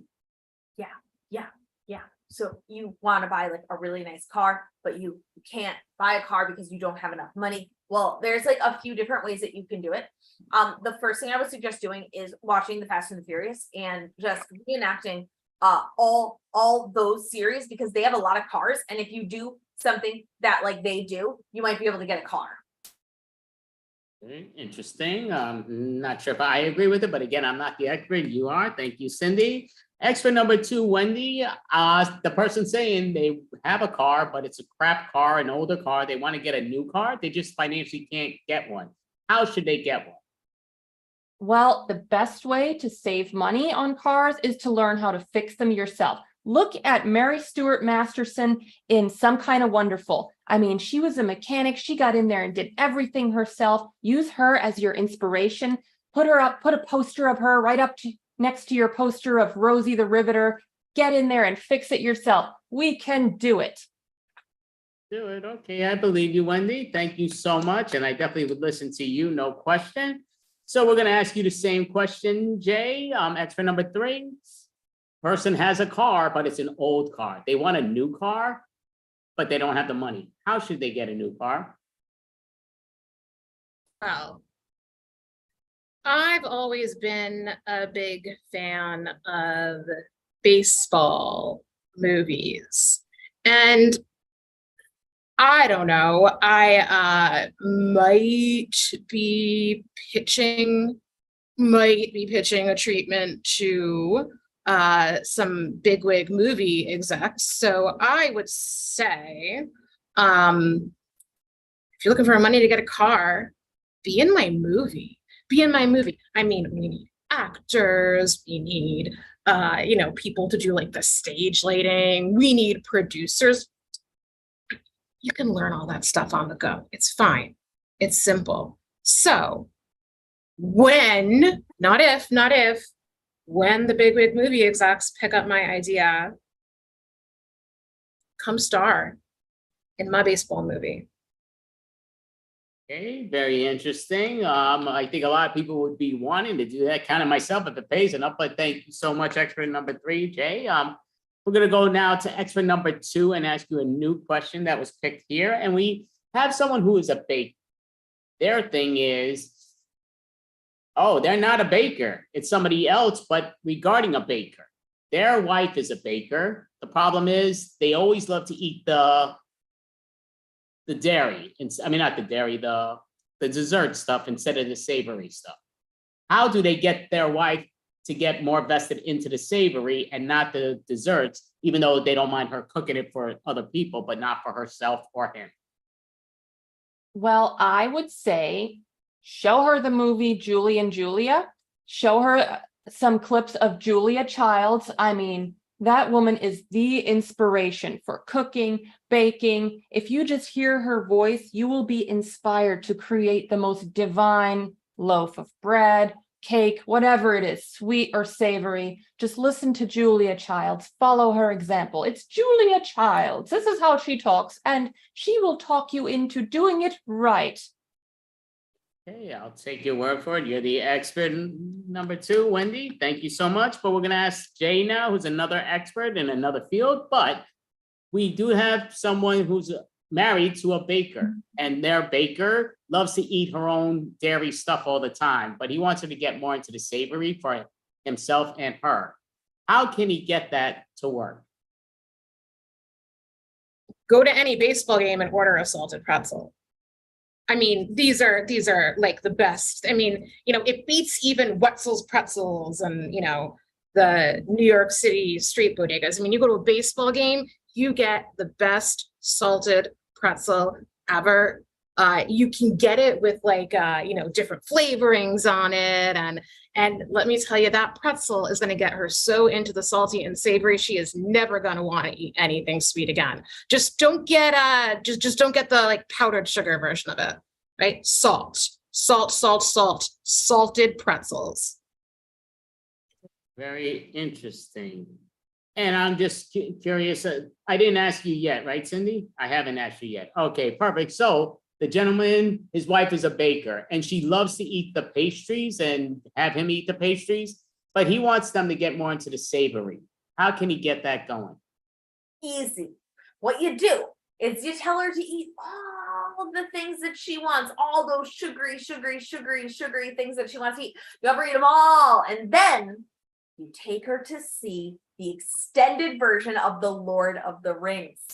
It's a really long movie. She's gonna have to sit for a really long time, but she's gonna be so amped up from all the sugar, she's not gonna be able to, but she's gonna want to because that movie is amazing. You can do any of the three. Actually, do all the three. Do giant, huge, long, like a marathon. Do a movie marathon of all three of the extended versions of The Lord of the Rings. She's not gonna be able to put it down. She's gonna be glued to her seat, but she's gonna be twitching because of all the sugar in her system, and she's gonna realize the error in her ways. She needs to switch to salty foods. Thank you so much, expert number one, Cindy. Definitely appreciate that. Yeah, somebody get her some water to cool her down. But yeah, thank you so much. Definitely appreciate that. So we are gonna have another question here, and we're gonna ask you, expert number three, Jay. And the question here is, the wife is speaking here, not regarding the baker. This is another wife, but she's saying that she wants to get a dog, but her husband wants to get a cat. How do they decide on that? So I'd ask them to envision that their little family was a team. And I would have them take a long, hard look at, if they were a team, who would they want as their mascot? I don't think anybody wants a cat as a mascot. That's all I'm saying. Okay, thank you. You're the expert. Thank you so much, Jay. We now are going to ask expert number one, Cindy, the same question. And it's just basically the wife wants to get a dog, but her husband wants to get a cat. They want to get a pet. So which pet should they get and why? Easy. You sit down and you watch Homeward Bound. That movie will touch your hearts and will show you the benefits of both cats and dogs. And in the end, you're going to realize that you're going to need three animals: an older dog who leads the pack, a sassy cat who sits in the middle, and a loving, fun-loving little rescue dog at the end who's kind of scrappy and adorable. And then they're going to go on adventures together, and it's going to be amazing. Thank you so much, expert number one, Cindy. Definitely appreciate that. Now we're going to ask you, expert number two, same question. Basically, the wife wants to get a dog. Her husband wants to get a cat. How should they decide who wins getting what animal? You know, both of them are winners, but there's just a different vibe that goes with both of them. Like, all of the most heartwarming movies are about dogs, like Marley and Me with Jennifer Aniston. Great performance. But then there's also Sabrina the Teenage Witch. You know, you could be Melissa Joan Hart with her black cat, or you could be Jennifer Aniston with her little puppy. But just think about what kind of movie that you would want about your life. This is very important. You are the star. Who do you want at your side? Thank you so much. So we are going to ask another quick question. So to expert one, Cindy, the question here is, hot dogs or hamburgers? Which is the winner and why? I've never thought about that. I only ever eat popcorn. So whichever one of those is better in popcorn form. Okay, interesting. Thank you, expert one, Cindy. Expert number two, Wendy, same question. Hot dogs or hamburgers? Which one and why? You know, there is a movie called Hot Dog, and it doesn't have any prominent female characters. So I'm a bit biased here against hot dogs. I'm going to have to go with burgers. Okay, thank you so much, expert two. And expert number three, Jay, hot dogs or hamburgers? The I mean, answer- hot dogs. I mean, hot dogs are much easier to eat at a baseball game. Who goes to a ball game and is like, oh, let's enjoy a burger and watch the game, but hot dogs, just eat one after the other, minimal mess. Well, I guess depending on how much ketchup and mustard you put on it, but hot dogs all the way. Okay, thank you, expert three, Jay. So I'm going to ask a personal question myself, and I'm going to ask Wendy, expert number two right now. Because we're talking about burgers and hot dogs, what is the best condiment out there and why? And what is the worst condiment out there and why? I know what's in my head, but what is in your head, expert number two, Wendy? You know, I'm going to have to say ketchup just because I like the sound of it. We're catching up. You know, women are catching up to men in the film industry, in every industry. Catch up. Okay, is that the best and the worst? Because we need the worst one also. Curiosity. The worst would be mustard, just because it has this connotation of must. You must do this. You must do that. And we're not letting anybody tell us what to do anymore. We are ruling the world. Okay, I'm not gonna argue with that. Expert number 2. Thank you, Wendy. I think you could say must succeed, must take over the men. Screw them. But okay, that's just my opinion. I prefer mustard over ketchup, but I'm no expert. So gonna go to you, expert number 3, Jay. Same question. What is the best condiment and why? And what is the worst condiment and why? Question. Do steroids count as condiments? Not really. You have them like with a meal? Okay. I mean, because they're kind of the best and the worst for different reasons, but yeah, okay. Okay, gotcha. So I would say, I mean, the best is ketchup because it has the word catch in it, right? And that's what people do on the field all the time, right? They catch up, right? Right. They catch up, they run to catch up with other players. The catcher like assists this mitt, you know, to go and catch the ball up over his head. So catch up, definitely the best. So props to number 2 for the reasoning for saying that mustard's the worst. I also said mustard is the worst for a different reason. It's not because of the must, but it's because of the turd. It has a turd in it. Not cool. Ketchup cool, mustard turdy. No. Yeah, definitely. If I thought that way, yeah, turd would definitely. I favored ketchup over turd, but not many other things. But yeah, okay, thank you. So yeah, but I do like my mustard, though it has the word turd in it. So we're gonna ask you expert number 1, Cindy. What's the best condiment out there and why? And what is the worst condiment out there and why? The best condiment is butter because it goes really well on popcorn. Yes. The worst condiment is hot sauce because if you put hot sauce on something, it gets really hot in your mouth and you're going to have to get up in the middle of the movie to go and get something that's going to help cool down your mouth and you're going to miss part of the movie. So hot sauce is the worst, but butter is the best. Very interesting. Okay, I would not have thought that myself, but okay, that's perfect. So right now that was the okay. So I'm just gonna ask right now with the one thing left just before we go. So expert number 1, I'm gonna ask you just to. Oh no, actually no. Expert number 3, I'm gonna ask you first because yeah, I did miss that one. So I'm gonna ask you number 3, Jay. The question is, what is the best way to take a nap without oversleeping? Just do it during the 7th inning stretch. You know, not long, 5 minutes, you know, set your alarm for when the stretch is over and you're good and you don't miss any of the game. Thank you. Okay, thank you, expert number 3, Jay. Expert number 1, Cindy, same question. When is the best time to take a rest without oversleep? What you do is you put on the movie The Swan Princess, okay? And that movie, there are a lot of moments where it's kind of quiet and there's like some fun music. There's other moments where they're yelling things like the great animal. And when they yell that, it's gonna wake you up. So you're not gonna oversleep because you're gonna wake up when they yell the great animal. So it'll wake you up, you'll be fine. Okay, very interesting. Thank you, expert 1, Cindy. And expert 2, Wendy, same question. When is the best time to take a nap without oversleeping? Well, there's a few good movies for this actually. So there's Sleepless in Seattle, and you're definitely not going to be sleepless if you watch it. I'm not saying it's boring, it's slow. So you watch it, you get a little bit relaxed, but by the end you will wake up because the end credits are showing. And I mean, this is one of Meg Ryan's most famous movies. So I mean, definitely watch it. Also, there's While You Were Sleeping with Sandra Bullock. So interesting things can happen while you're sleeping. It reminds you that, so you're not going to oversleep because you don't want to miss out. You don't know what could be happening while you're sleeping. Well, thank you, expert 2, Wendy. So basically, I guess that'll be our show for tonight on this episode. Thank you, experts. Next week, we will bring experts in the same field. That was our mistake, but that's not their mistake. So expert Cindy, expert Wendy, expert Jay, thank you all.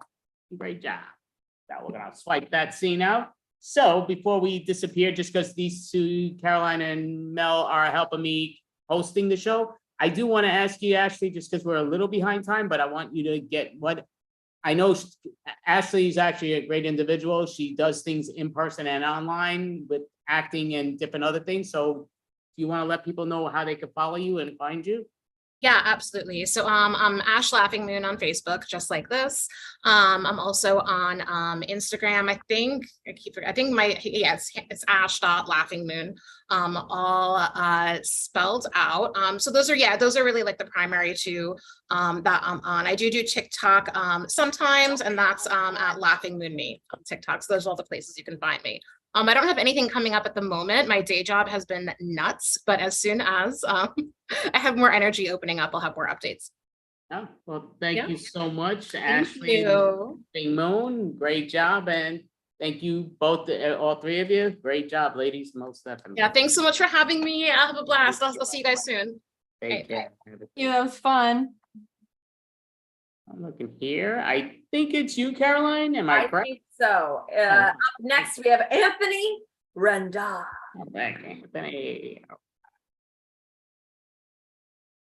Hey guys, oh look at this. It is the Commando Terminator look, guys. It's hot out there. It's July 21st. All right, everybody knows July 21st, not being like, towards the end of July, but the opening of Oppenheimer. Right, July 21st is, it's the opening of Oppenheimer. That's what it's referred to as. Not July 21st, hot weather in the midst of the summer. All right, but I was saying this a couple days ago in the audience, and I was like, man, does everyone have this summer look? You brought your summer clothes, like which ones you like? You like short sleeves, wife beaters, we used to call them back in the days, the cut shirts, or, t-shirts, or whatever kind of style you like. And people very, very finicky about their summer look, certain type of clothes line, brand, and, and color. I got my summer look down pat, guys, and it took a lot of effort and energy, guys. Here it is, sunglasses on top of the head. That's it. That's all it is, guys. You may seem like simple, but it's not that expensive. And I found these glasses at the gym I work at as a trainer. Someone left it by one of the machines, the cable machine. So I just grabbed it, iced it in. Yeah. Here you go. I look 28 now instead of like 32, instead of 29. Nah, I wish I was. Probably 40s, whatever, 40s. But it's always a pleasure doing this extravaganza the last Friday of the week. I don't know what happened to Andy's calendar, but it's not the last Friday of the month. I think Andy's going to, he's going to Turks and Caicos next week. He's like, forget about this extravaganza, 96 hours straight of improv teams and comedy, solos and performances. I'm going to Turks and Caicos, St. Thomas. I'm going to all the islands in the Caribbean. He's like, fuck it. Yeah. No, I don't know what it is. Sometimes it's the third week, but it's always a pleasure doing this. It's been like, 22 years straight doing this. It's going strong. No, I don't know, like 36, 38 months. It's amazing how he does this every month. All right. And that previous bit, I have to admit, I felt so informative. You guys were so full of facts, details. I was like, these experts really are experts. I learned so much about hot dogs and hamburgers and cats and cows and lions and tigers and bears. Oh my. All right. Stop stalling and doing crowd work and audience work and virtual audience. I like to start. What's going on in the news, guys? Lots going on, guys. Here's some, for examples. OceanGate is funding hundreds of millions of dollars to investigate what happened during that implosion with the submarine that was trying to, sightsee the Titanic. Putting a lot of money, effort, energy, hundreds of millions. All right, OceanGate. This is what I can tell you guys. I could save you hundreds of millions of dollars on the cause of this implosion. All right, save your money. This is why it happened. It's called dumbass people. Yeah, that's the main reason. Stupidity, ignorance. This guy tried building the submarine in his garage, guys. In his garage. Buying stuff from Home Depot. Right? It only had the equivalent of 40 hours of air. All right. It was the size of like an eating kitchen or like a closet, like Mariah Carey's closet, but it was a closet. All right. And what's it called? It's going to be controlled by a remote control from Nintendo. All right. That's what caused it. Stupidity, ignorance, not doing your research and getting it professionally done. All right. So let me do a little reenactment. If this ever happened to me in my life, like one of my friends was building a submarine and came to me. Okay, here's an act out. Ding dong. Who it is? Who is it? Hey, Mike, what's up? Yeah, I just want to see. I just want to, see if you want to go on this expedition. We're gonna go see the Titanic. How are you gonna go see it? I built the submarine in my garage. Yeah, it's got a equivalent of 40 hours of air. Size of that closet in the back that you have by the living room. Yeah, it's about that size. And it's controlled by this Nintendo joystick. Look, from 2002. Do you want to come? Mike, no. Why would I come? What do I want to die? Is this a death wish? Are you serious about this? This fucking submarine you built? No, as a matter of fact, and you're an asshole. And you're no longer my friend. You're off my Christmas list. Sorry, Aunt. I thought you would like it. No. Now get the fuck out of my front of the door. All right? And never come back. I shut the door. All right? But these 6 people went. It was a father and son. It's a tragedy when anyone dies. I don't care what age, especially younger. One was like 18 years old. All right? But I think these people deserve to die. If there's people that deserve to die, these people did. No one deserves to die unless you kill many, many, many people. All right, let's not get political. Let's get philosophical. But in other news, there was another mass shooting actually a couple days ago in Georgia. I just want to say, guys, what's up with those Georgians, guys? This is like a frequent thing. This is like, happens like every other day, every week.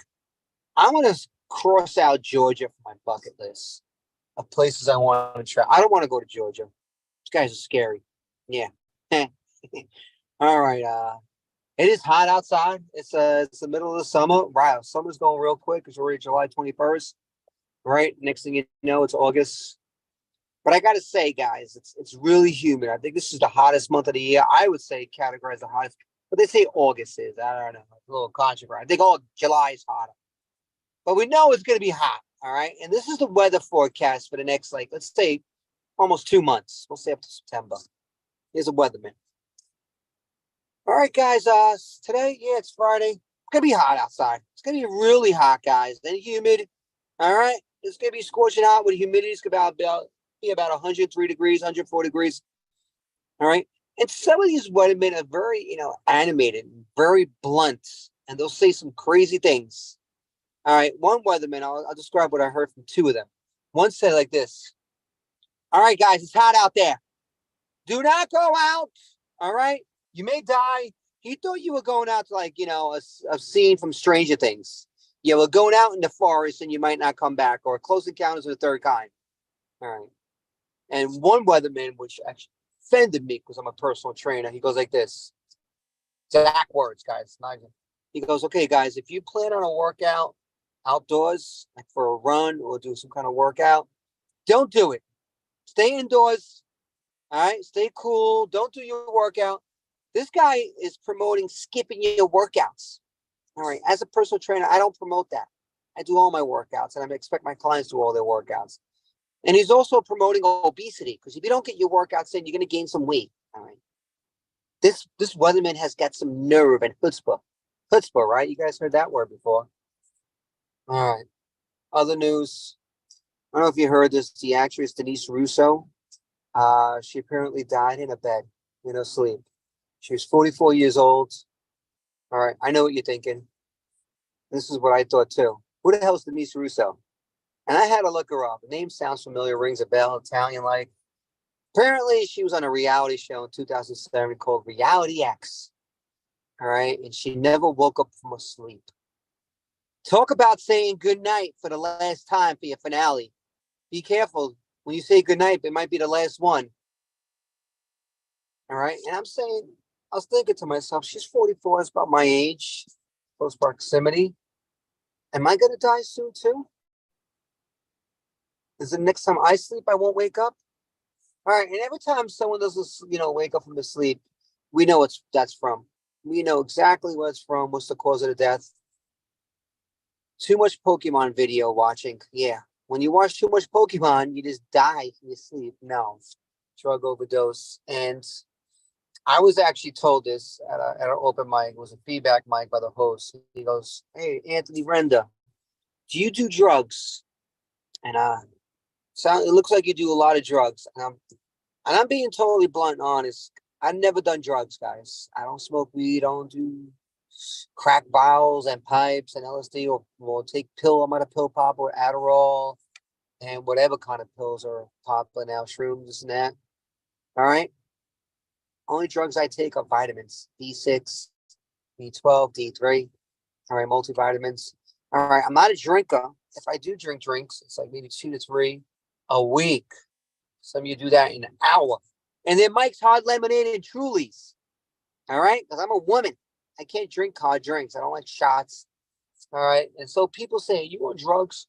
And this is something I've heard many, many times for the past several years, for the past decades. "Hey, you're crazy, man." And I'm saying, yeah. Now I don't hear as much. I hear like I'm a little crazy. I'm making some strides. I'm making some improvements. All right. And they say the reason why I think I'm crazy because it looks like I'm gonna snap. I'm gonna snap. I'm gonna go crazy. I got this pent up anger, aggression.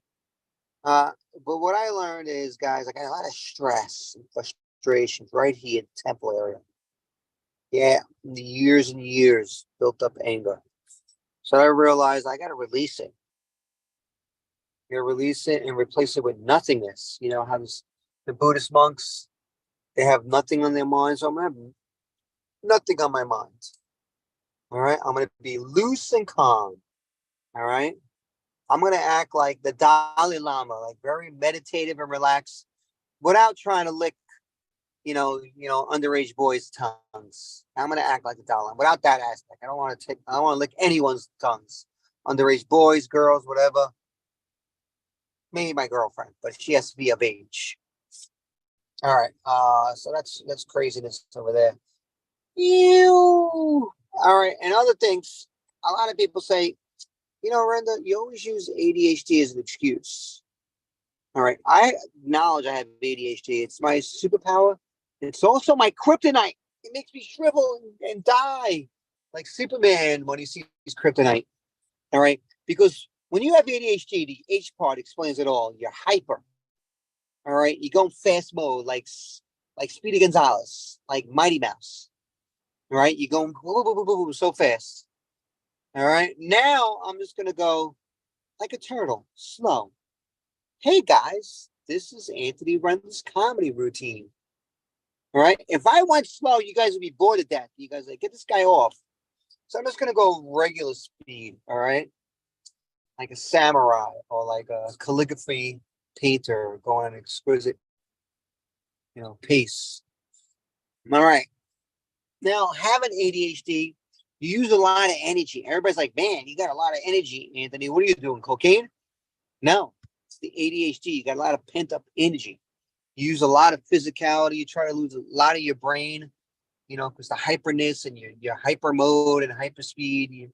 All right. And what I notice is like after a while, you feel overloaded. You feel like you want to withdraw. You just ran so fast and you realize it's a marathon. Instead of pacing yourself, you ran so fast, like I'm doing now. I feel like, oh my God, is this 6 minutes already? 7 minutes? I haven't been doing this for a half hour. It goes so fast. You use so much energy. Now I'm only going to use a good amount of energy, a certain amount of energy, like just for me. Not too much, not too little. Just use a good amount of energy, the right amounts. Like now. All right. Now, one thing about ADHD, your mind goes in many directions. Like instead of like, one or two, like a normal person, we go into 1,000 directions. We're multitasking. It's going off on tangents. Like right now, I'm thinking I'm doing comedy Zoom. but I'm looking at this car. I'm like, oh, it's low to ground. There's moped. Might get hit by a car. This person by the bus. I'm looking at everything: the walls, the graffiti, the train just passed by. I'm focusing on everything. I'm getting distracted. I'm putting energy towards there. So now I'm not going to focus on energy on everything. I'm just going to do, like they say, multitasking doesn't work. Right? And people try to defy it. Multitasking doesn't work. You got to do one thing, but you could do other things that involve that one thing. So I'm just going to do this Pornhub video for you guys. Oh, no, that's my other job. All right, this is just comedy. All right, the extravaganza. All right, let me end you off on a good note. I'm on a men's adult league. All right, it's 30, it goes by age group. We're 35 and over. And I use the men's adults very loosely because we don't act like adults. All right, we act like little children, like 5-year-olds. We're always whining. I'm surprised we don't go in man diapers, come to the game in man diapers and pacifies. Because it's such babies, my teammates. They're complaining about, look at this field, it's all muddy. Oh, this team is not that good. You know, where are the umpires? They complain and whine more than 2 Jewish mothers at a bar mitzvah. All right? Because they just complain. The Jewish mother's like, oh, Eli's, I don't like his tuxedo. I don't think it's very nice and trendy. These caterers, I don't think it's 4-star. All right? And my God, the food, did you taste the tongue? That's how my teammates are. And we play baseball, and it doesn't look like baseball, like you see on TV, you know, the professional level. We don't catch the ball as much, and we don't hit as much. All right, guys, that's 5 seconds. Always a pleasure. Enjoy the rest of the show. It's always awesome with Andy and Caroline and Mel. Third. They're so popular, they got a third host. Thank you so much, Anthony. Definitely really enjoyed what you did. I do have Caroline, you know, Anthony, do you have a question for Anthony? I do. Where are we parked out of outside today? We're parked outside of the middle of nowhere. No, we're in Bushwick here. Bushwick is Woke Nation. It's the epitome of LBGQT plus AS ABCD community. It's very, very woke. It's like you're in the village here. All right. Mel, do you have a question for Anthony? If you had $1 billion, what would you do with it? If I had $1 billion, what would I do with it? Oh my God, I could retire. I'll quit. Yeah. First thing, tell my boss, I'll stay a week. I say, here's my week resignation. That's it. And I'll invest half of it and spend the other half. I definitely wouldn't be the same way. $1 billion, I'm retiring on the spot. And people that are close to me are definitely going to be part of that. No questions asked. My family, friends, no second thoughts. Billion is a whole lot of dollars. To me, $20 is a lot of dollars, though. So that's, just seeing where you're at. But Anthony, just yeah, it's always great having you. This is our 36th month in a row. So next month officially is our 3-year anniversary to celebrate. We definitely would love to have you. But I know you perform in person a lot, online a lot. Do you have a website so people can follow you in person or online? Oh, yes. I got some YouTube videos coming out and some TikTok. You can follow me at Anthony Run the Comedy on YouTube, Run the Comedy on Instagram and TikTok. Yeah, more coming out, guys, especially the next few weeks. Sounds awesome. I mean, great job, Anthony Renda. Definitely appreciate you. You're awesome. Thank you, guys. Congrats on 3-year anniversary. More to come. Thank you. Thank you. All right. So just seeing if Niche is coming. Did I message her? I thought I did, but yeah, I know it's like 6 a.m. to her, so she may not be. Oh, okay. She might not be coming. Oh, she's trying to get connecting. Okay.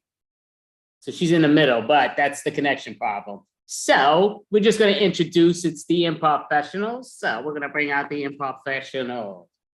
So if you don't mind, make yourself number 4, Angel, just to make this, or number 3, make yourself number 3. Sorry about that.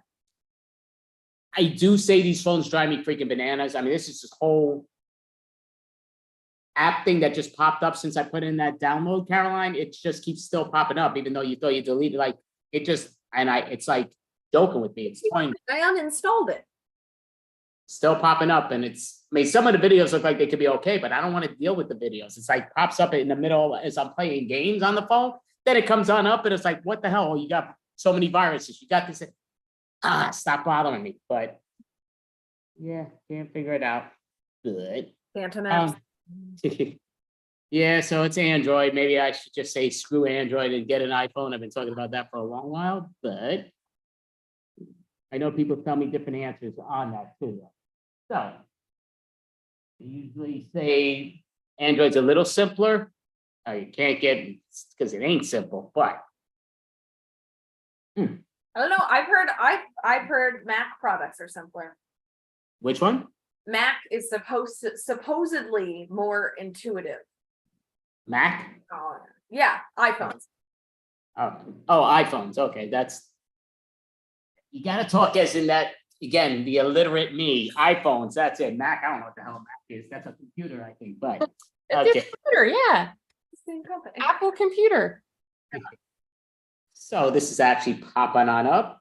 So we are the Unprofessionals, and we'll start, even though Nisha's supposedly on her way, but we'll just start with what's what. So I am doing a point system today. We're gonna do a point system style. We'll do solo style. Why not? Said I would do that originally, was up in the air, but you know what? Screw it. Why not? So everything here, point system style is always on who, what, where games we're gonna play. So we'll start with the pun game. So right off the bat, obviously Nisha's crap out of luck, and I got where did I put all the puns? Looking here. See, Where did he put the puns? no, that's Where are the puns? Here we go. These are all pun games. So these are all the pun games. So I do have different characters, but I just mixed up this. Tell me when to stop, and this will be the first game that we start with. And to me, what I will say is the ones that get the most laughter from each other, well, I'll put points on the thing, and things that make sense to me that make me laugh will definitely get points. But tell me when to stop, please, and we will make that the first Joker over.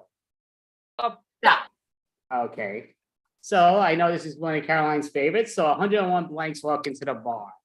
So I'm gonna put this to the side, put this, even though I don't want to throw this out. So I do want to put this, I threw out all the other ones and I was like, why'd I do that the last time? And I'm crumbling everything up like a moron. So we're gonna do 101 blanks walk into the bar. So I do have some of this crap. So I'm gonna just mix this up. This is regarding other games. This is a bunch of movies, but whatever it does, it kind of makes a suggestion on my head. So I'm just gonna pull it out and comedians. It's not comedians, but it's comedy related. So it's comedians. So 101 comedians walk into the bar and the bartender says, how may I help you? They said, listen, you freaking ain't laughing. 101 comedians walk into the bar and the bartender says, great, have a seat. And they go, no, we're stand-ups.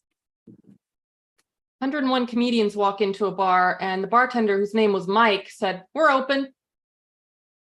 101 comedians walk into a bar and they say, we are here, we arrived. And the bartender say, may I help you? No, just please laugh. 101 comedians walk into the bar. The bartender's like, oh, tonight's not the act night. That's tomorrow night. The comic said, don't quit your day job. All right, so we're going to put that to the side. And Caroline, oh, yep, you know what? Caroline's going to give us a brand new one. But you know what? I'm going to do it with this crap. Why not? So just so it doesn't look like it's set up, because you could set yourself up with the easy one. But you're going to say women. You got the same one that you got in the other one, but women is your suggestion. 101 women walk into the bar and the bartender says, what can I get for you ladies? And they say, oh, a man serving us? Oh. 101 women walk into a bar and they got into a fight and shattered the chandelier and said, hey, we're breaking the glass ceiling. 101 women walk into a bar and the bartender says, oh, I see tonight is women's night. And they say, just treat us as human. 101 women walk into the bar, and one of them is actually pregnant. And the guy's like, oh, listen, looks like you're gonna burst. How may I help you? And she basically hung up. 101 women walk into the bar and the bartender says, you can't bring your cats in here. And they say, excuse us, we're crazy cat ladies. Great job. We're gonna put that to the side. So Mel's gonna give us a brand new one. Let me just put on the little marking before I forget, because I am a bit forgetful. So we're gonna mix these up and get Mel a suggestion. I'm gonna end up running out of these, even though I got like 45 movies of this. So drama teachers. 101 drama teachers walk into a bar and the bartender says, we can't serve you here. And the drama teachers say, but why? What's your motivation? 101 teachers walk into a bar and they say, oh, it's terrible.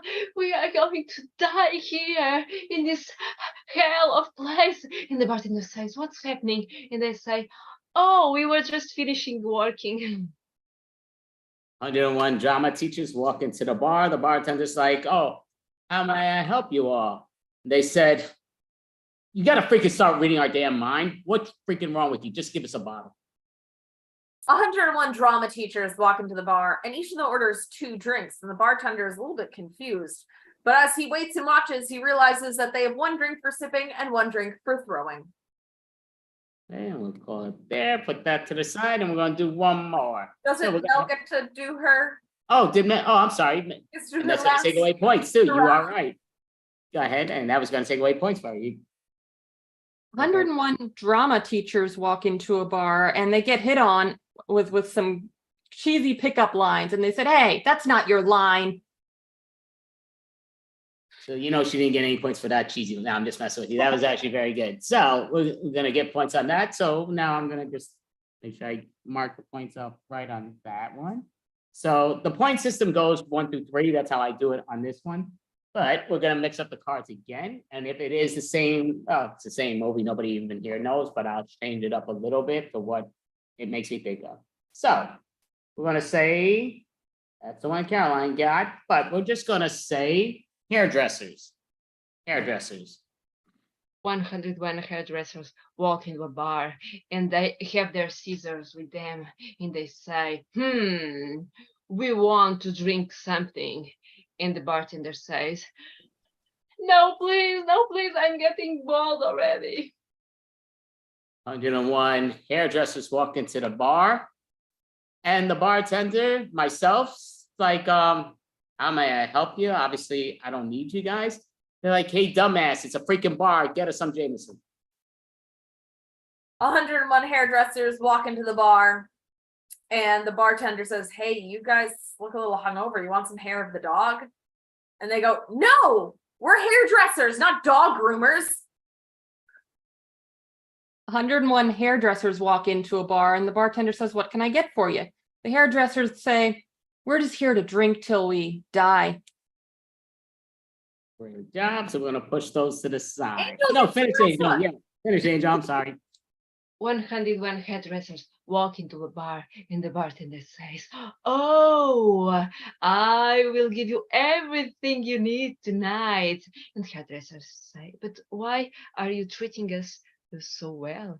And he says, oh, I see your pockets are full. And they say, oh, it's just hair. All right, so great job. So we're going to put that over there to the side. I'm putting up the point system. So right now, I'm not going to reveal who's ahead or who's behind what, but I am going to reveal the points just for the record. So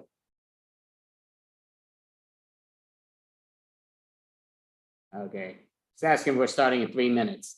So we do have somebody else that's on the team. They're already going to be behind, but it's what happens. So that's all good. So right now, the point system is as follows. I'm not giving out who's ahead or who's in second or who's in last.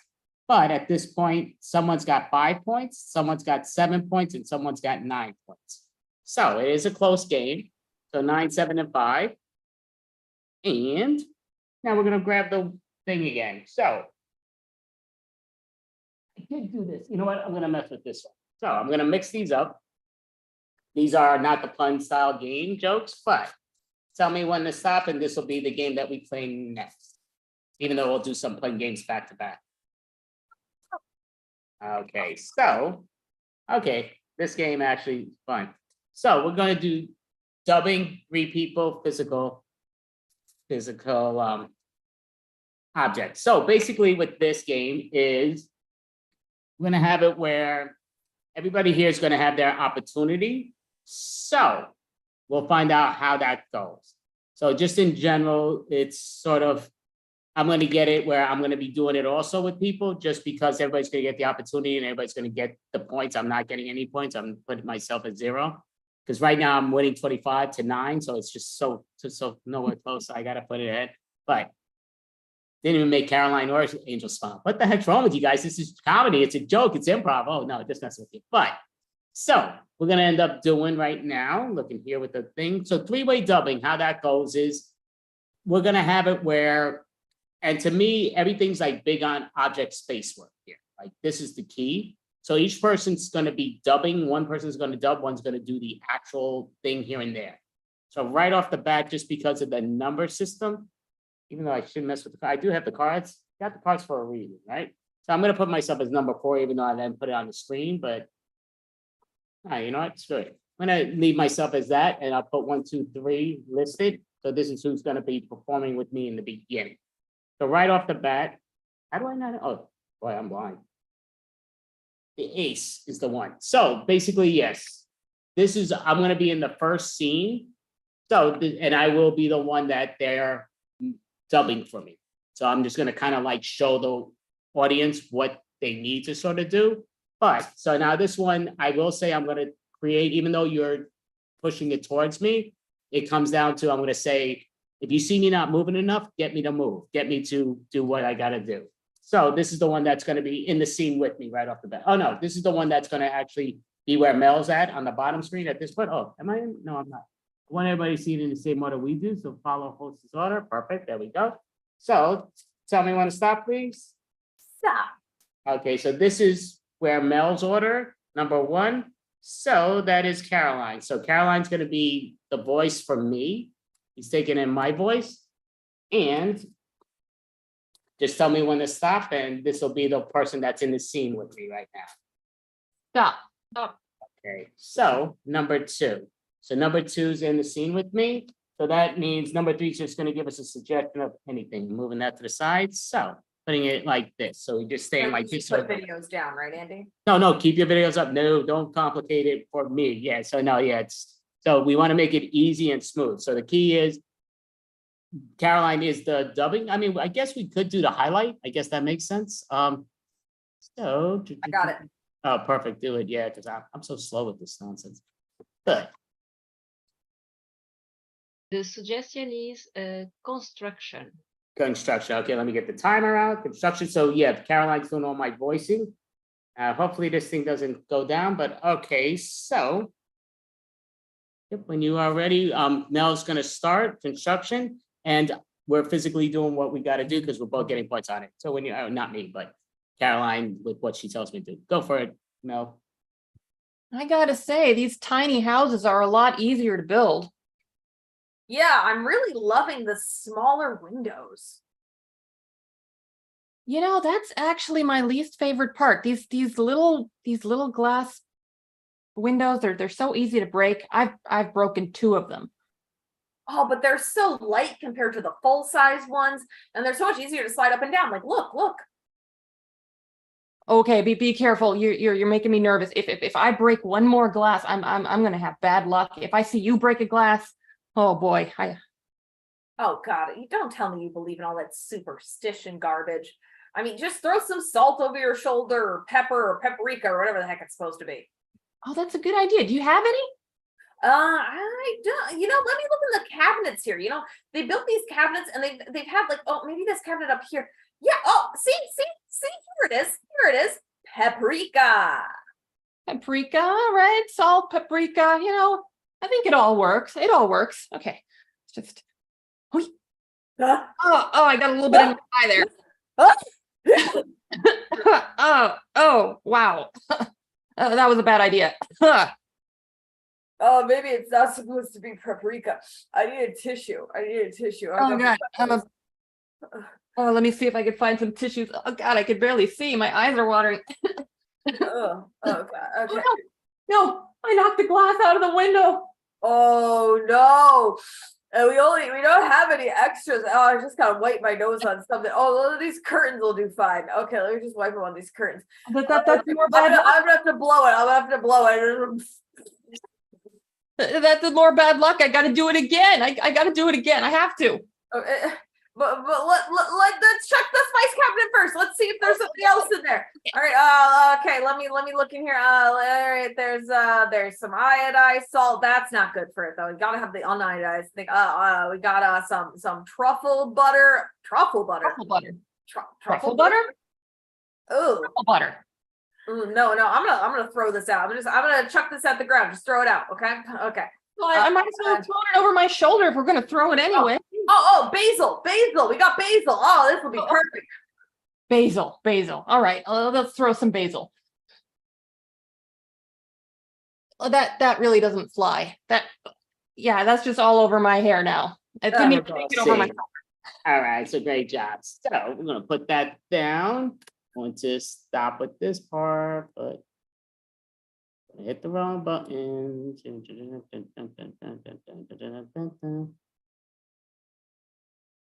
Why is it not letting me do the spotlight? Is it remove? No, that's gonna mean kicking me out. Yeah, it's saying add spotlight. Are you sure we're on spotlight? I'm not sure, but Yeah, you were spotlighted. okay. So we're gonna go to that number order. Did it put us back in the same order? Yep. Okay, perfect. So we're now gonna switch it to the style with this. So right now, Mel, I'm the voice of Mel, and I'm putting in the points for how I saw what we were doing right now. As in not myself, but the other two. So just trying to put it here. And obviously somebody doesn't get the points, but again, everybody's gonna not get points in one round, which is fine, because they're just giving a suggestion. But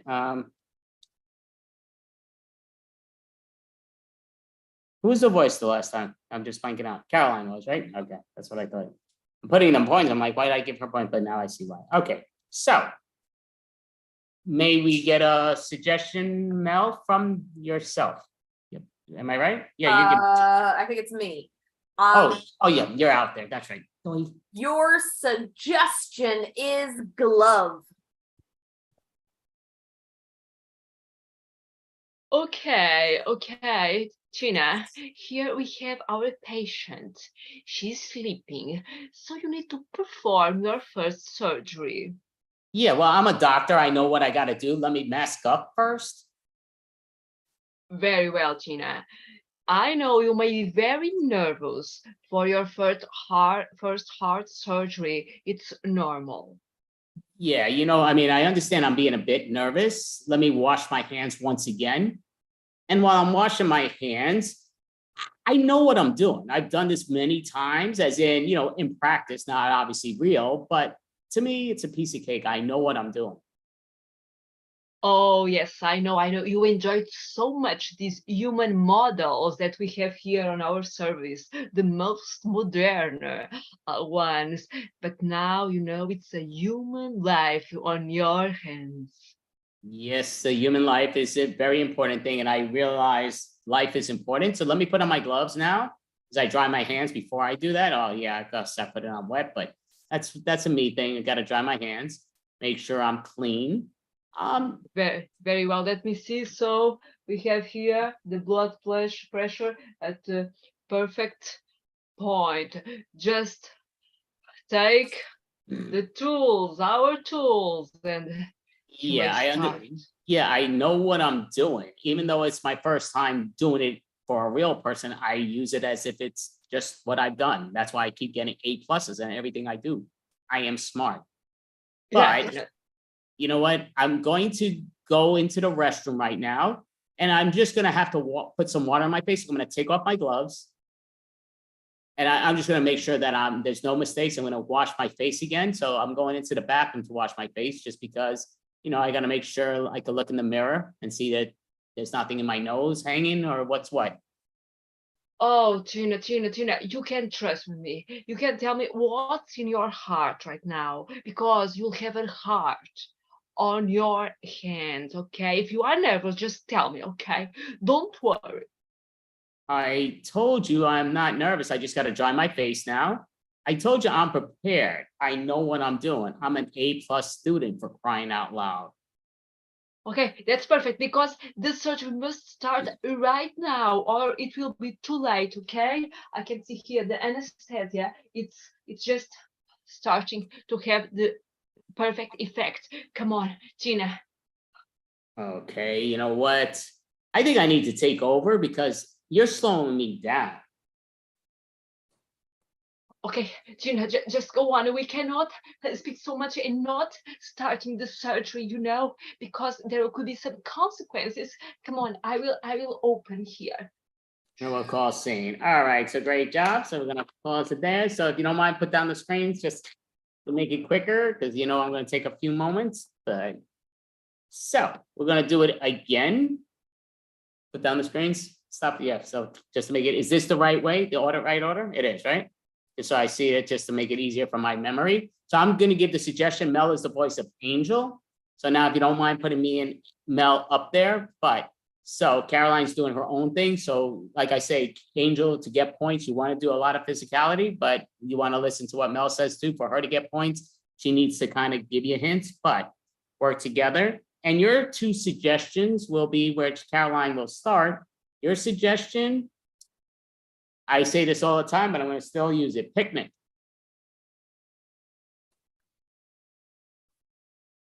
I am so glad we chose right under this tree for today. Yeah, it's really nice and shady. I mean, the sun is barely hitting my eyes. I mean, it is hitting my eyes a little bit. Let me just put my sunglasses on. Oh, okay. I don't want it to ruin the romance. I brought candles. Oh, I love candles. Oh, let me see if I brought my lighter. I have a lucky lighter. Let me see if it's in my bag. Oh, great. Yeah. Oh gosh, I can't find it. It's got to be in here somewhere. I must have packed like matches or something. I wouldn't have brought candles without anything. Yeah, I'm sure you wouldn't have. I mean, who would do that? Yeah. Well, while you're doing that, I'll open up the picnic basket and get everything set up. Great.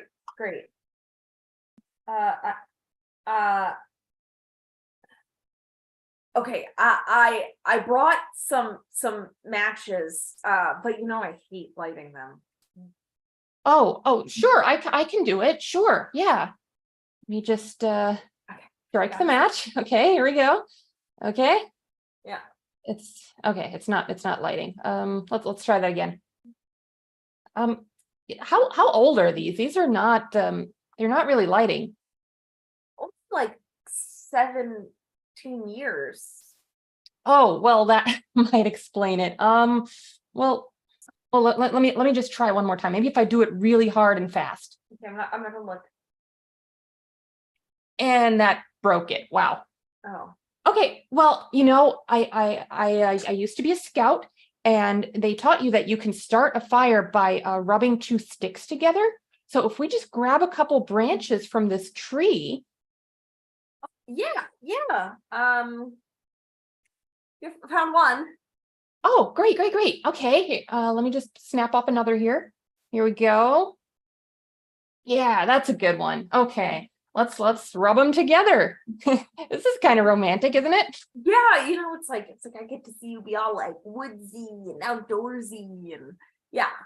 Yeah, I love that you're seeing this side of me. Okay, let's rub them together. And okay, whew, my hands are getting a little bit sore here. Haven't done this in a while. Well, I can like rub your hands for you if you like if you're cramping. Oh yeah, that would be really nice, actually. Oh, that's so sweet. Okay. Does this feel better? Oh yeah, that definitely feels better. Oh yeah, right there. Okay. Okay. All right. Let's try this again. Maybe if you take Same. All right. So give yourselves a hand. I'm looking at the timer thing, but great job. So if you don't mind, put down the video thing, just like click on this thing. You name that button. So it's because it's quicker if, yeah, for some reason, I don't know why I'm not picking up. It's still doing the right order, correct? Of how this looks? All right, so right now, Angel's gonna be the voice of Caroline. Mel, you're gonna give a suggestion. I'm just doing words, so I will start it. But Okay, your suggestion is ballroom. ballroom. You know, I'm so happy that you said yes, but I don't know if I trust Theodore. Oh, yes, you can trust me. You know, when I received your invitation, I knew it was the right moment for me. Look, my beautiful dress. Yeah, no, you look great. You're Theodora, but you're going out with Theodore. I'm talking about Theodore. I trust you. You're my daughter, for crying out loud. I don't trust Theodore. I trust you, Theodora. Oh, yes, yes, I know. You so much for trusting me. Now, you know, you will have time to meet him. He is the perfect guy. Yeah, I mean, that's what you say, and I want you to have a great time. Here is your carnation. I want you to wear your carnation. And I know he's supposed to give you one, but again, I don't trust him. So I want you to wear something that's close to me and your mother. So here's your carnation. Wow. Wow, that's just beautiful. Look, I'm so inspired that I will show you my special dance right now. I prepare it for days and nights. Okay, hey, yeah, let me see. Na, na, na, na, na, na, na, na, na, na, na, na. Yeah, you do remind me so much of your mother. I mean, the way you dance, she was such a great dancer like yourself. I just wish that Theodore was like me, as in being responsible, because I am very responsible. I don't think Theodore is Theodora. Why'd you choose this guy? Because I know many people been asking you. Oh, Daddy, it's true. Never, never a guy would be so perfect as my own father. But you know, when I looked at his eyes, I could see the same light I see in your own eyes. The light on your eyes when you are looking to mommy. No, I definitely appreciate that. Let me go here. I appreciate that. You know, you're giving your father a compliment, which is very nice. So here, I want you to wear this. This is your mother's necklace. I mean, you know, she's working really hard right now. She wished she could have been here, but here you Daddy, go. help me to put the necklace. Yes. Yeah, I'm putting it on right now for you. And there you go. And honey, oh, let me see. And oh, you do look amazing. Oh, Daddy, now I feel just lighting so much, so bright as the stars. Oh, Daddy, and Mommy's here with us. Can't you feel her presence? Well, I do. Again, she's working hard, so I do feel her presence. But the key goes down to, we both were saying the same thing, though, that your name's Theodora and his name's Theodore. It's a little confusing, almost like annoying that it's that confusing. It's true, Dad. You know what? I will never call him Theodore. I call him Theo because I'm Theodora. So he is Theo. Yeah. Okay, that's very interesting. And we'll call scene. All right, so we're gonna put that out there. So I think that was everybody, right? With the scenes. So let me just put on the point system on that crap. Shouldn't say crap, but yeah, she was, and you all did a great job. So give yourselves a hand, most definitely. Very, very, very good. And so yeah, gonna update the point system. So I don't think anybody else is coming, but right now it's, didn't mark that one, but I did put that. Okay, put it down there.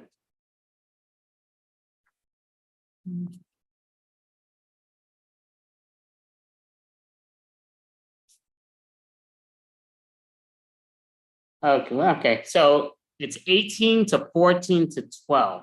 It's still pretty close, but 18, 14 to 12 with the point system with what's what. I do take away points for what's not being done sort of thing, but that's just a me factor. But like, again, if you're listening to your voice, you got to do what your voice tells you and vice versa. I don't want to throw this away. Would I put the other freaking thing that we did already? Oh, there we go.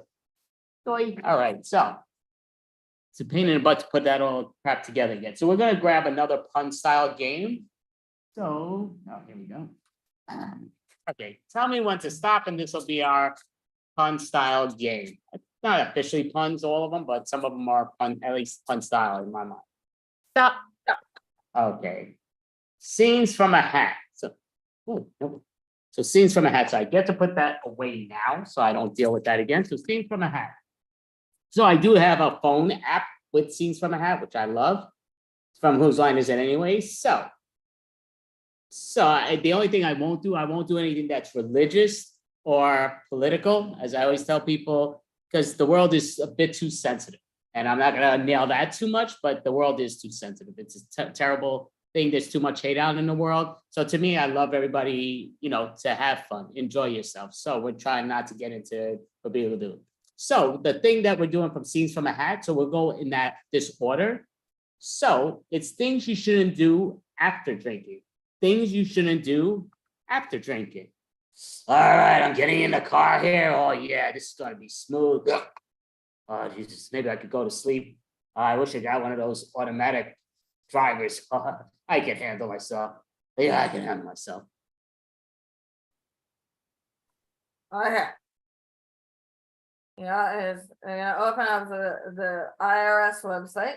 We're just gonna file our taxes because it is that time of the year.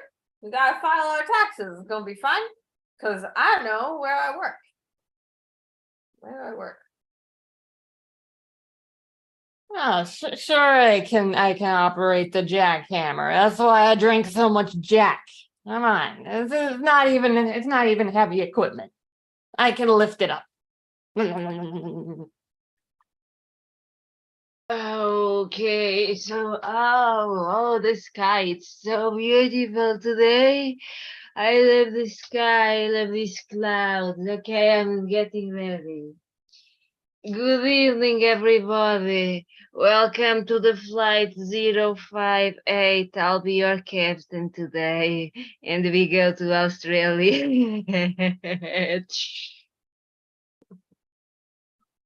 So, yeah, honey, I'm so happy. Oh yeah, I'm really feeling in the moment and everything.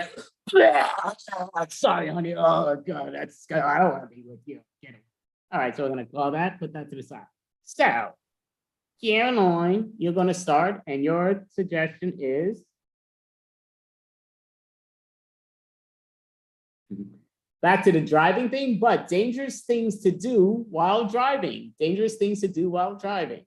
Okay, we just need a little bit more mascara. Oh, okay.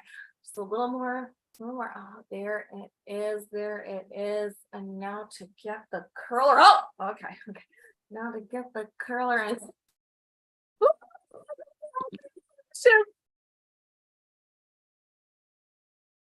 Okay, let me just get this pedicure done. What? They say not to put your foot on the dash. They don't say anything about putting it on the steering wheel. Oh, yes, I ride so well. Yeah, I'm very good with movement, everything. I'll show you one thing. I can do acrobatics. Yeah, okay. Just hold on here, okay? And I'll put my feet in the air, okay? I'm hitting the wrong button there. Yeah, you know what? Oh man, I love this steak dinner. Oh yeah, Thanksgiving. Oh yeah, this is great. Oh yeah, watch out, you freaking idiot. Oh my goodness, let me get some cojito. Oh yeah, that's what I'm talking about. Yes. Hi. Yes. Yeah, I should be hired to work in your agency because I am a really dedicated person who pays attention. Get off the road to everything that's going on around me. And I really dedicate myself to one task at a time. I never multitask at all. You mother effer. The mother effer. All right, perfect. We're gonna end on that one, on this one. So we're gonna get a new thing from Mel to start, and it's just some of these that we've done before, so I kind of want to take that also, unless I see it a second time. Breakfast with the boneless family. Breakfast with the boneless family. All right, let me just fix you your scrambled eggs here. I'm a little bit scrambled myself. Here you go. Okay, good morning, everybody. Oh, I'm putting the cereals and the milk. We don't need the milk. We have no bones at all. Yeah, we're the weasels. Yeah, we love to have all this stuff for the fresh, should we call you? Yeah, weasels, ferrets, potato. Oh yeah. Thanks for having me over, Mrs. Thompson. It's really nice to be here. Oh, we're having toast for breakfast. Oh, can I have some jelly on this? Oh, is that offensive? Oh. Of course, these eggs are from a boneless chicken. We wouldn't have it any other way in this house. All right, so great job. So we're gonna do one more. Angel's gonna start it. And so what she is doing is people who shouldn't work naked. People who should not work naked. Naked. There's a K in there. Kit. Naked. New Yorkers say naked. At least I do. But naked. Yes. In the nude. There you go.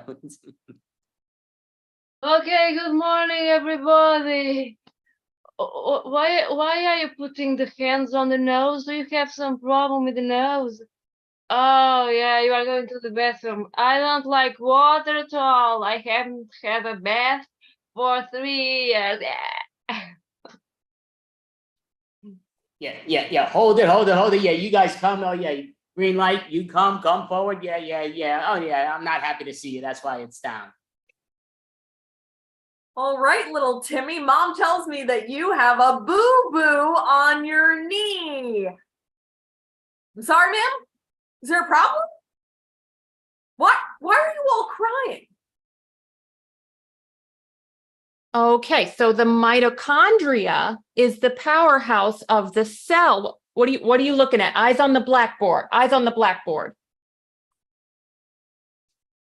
As a principal of this school, I wanted to give a speech to everybody. Why aren't you looking at me? I'm so beautiful. Please don't go away. Call it there. Gives yourselves a hand on that one. So I'm putting that to the side. So, and I'm just trying to trying to rank it the way I see it with the what's what. And by your reactions also is how I rank it. So if somebody's acting it where, like I say, some things go over my head. And if I see somebody else smiling or laughing to their joke, I give the extra points. But right now the score it's pretty close between 1 and 2. 3's getting a little separate, but it's still not far. So it's 21 points to 26 to 29. 21, 26, 29. So that was a fun game. So looking here, what time is it? 7:08. What time are we? Oh yeah. Took off the timer. That's what the problem. I didn't take it off. I just moved it over. So okay. So yeah, we still got plenty of time. Wow. Okay, so we're gonna do another pun style game. You know what? Why? We got still more of those games, but to me, this was not really a pun style game. That's why I kind of, even though I put it with the pun style jokes. So just tell me when to stop, and this will be our next game, if you don't mind. Stop. Okay. So I went to the doctor because I felt like blank. I went to the doctor because I felt like blank. I'll put that over there. So I went to the doctor because I felt, oh, you know what? Put it right here because I'm going to keep forgetting. Okay. So I went to the doctor because I felt like blank. So you know what? Instead of me just messing with those cards, I'm going to let us decide on what we do with our blanks to get our points. So I'm going to get another sheet of paper so I can give you guys the right points. So I went to the doctor because I felt like blank. Okay, so the blank will be hot dog. I went to the doctor because I felt like a hot dog. I was a real weenie.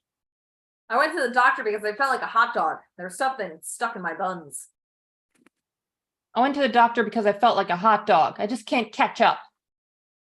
I went to the doctor because I felt like a hot dog. I became addicted to mayonnaise and ketchup. I went to the doctor because I felt like a hot dog. I kept on not being able to muster away.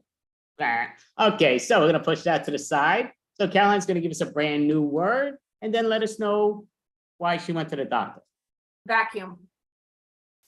I went to the doctor because I felt like a vacuum. I just suck. I went to the doctor because I felt like a vacuum. I just can't stop making a racket. I went to the doctor because I felt like a vacuum. I felt I was eating trash all the time. I went to the doctor because I felt like a vacuum because I really had a lot of hot air. The doctor because I felt like a vacuum. You know, really stuck in a rug. All right, so great job. So we're gonna put that to the side. I'm gonna mark that off with your things. So before we start, Mel, give us a new word, please, and then let us know why you went to the doctor. Monster. I went to the doctor because I felt like a monster. I just can't be frank. I went to the doctor because I felt like a monster. Why are so many cookies here? I went to the doctor because I felt like a monster. Now feed me. I went to the doctor because I felt like a monster. I couldn't stop eating the mash. I went to the doctor because I felt like a monster. I'm always too early, and people say, not Yeti. Okay, so great job. We're gonna put that to the side, the hand. Put that to the side. So Angel's gonna give us a brand new word and let us know why she went to the doctor. Volcano. I went to the doctor because I felt like a volcano. I was vomiting rocks. I went to the doctor because I felt like a volcano because a lot of crap was really coming out of me. I went to the doctor because I felt like a volcano. Something's definitely about to erupt. I went to the doctor because I felt like a volcano. I just can't find lava. I went to the doctor because I felt like a volcano. People said I was dead, but I wanted to show off. So the hand, we'll call it on that one, push that to the side. So again, I'm ranking these the way I really think what's going on. So at this point, the score is, I'm gonna end up making a mistake and calling out what the score is to who got it. I don't want to do that. But one team, let me make sure I get the right points. Okay, so it is getting closer for two teams and it's getting a little further for one team, but right now one team has 26 points. One team has 37 points and one solo team, should I say, one solo team has 39 points.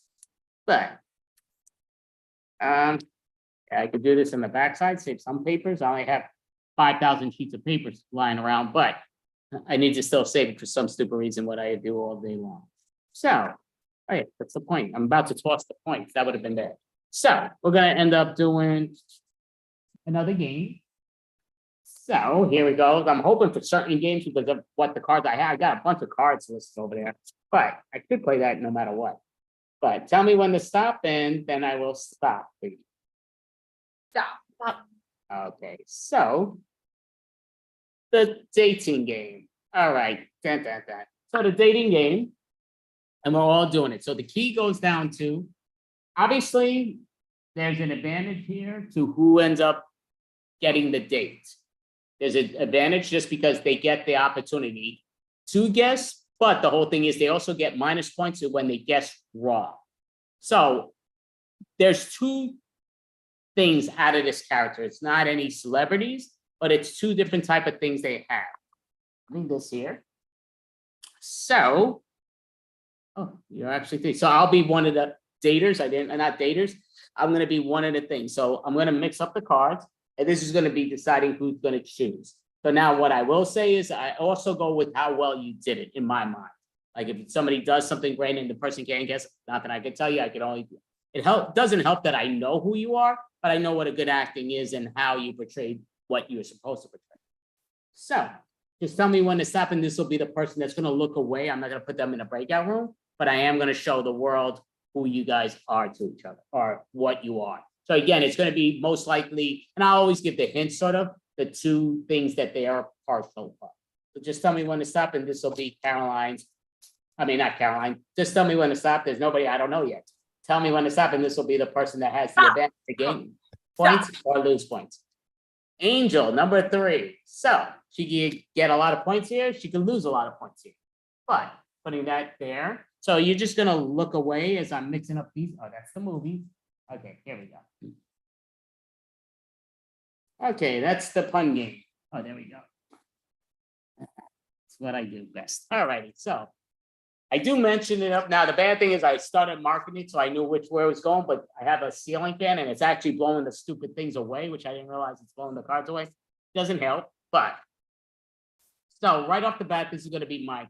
So just tell me when to stop, and whatever this is I'll try my best to convince Angel. Obviously, she's not gonna. Okay, so I am.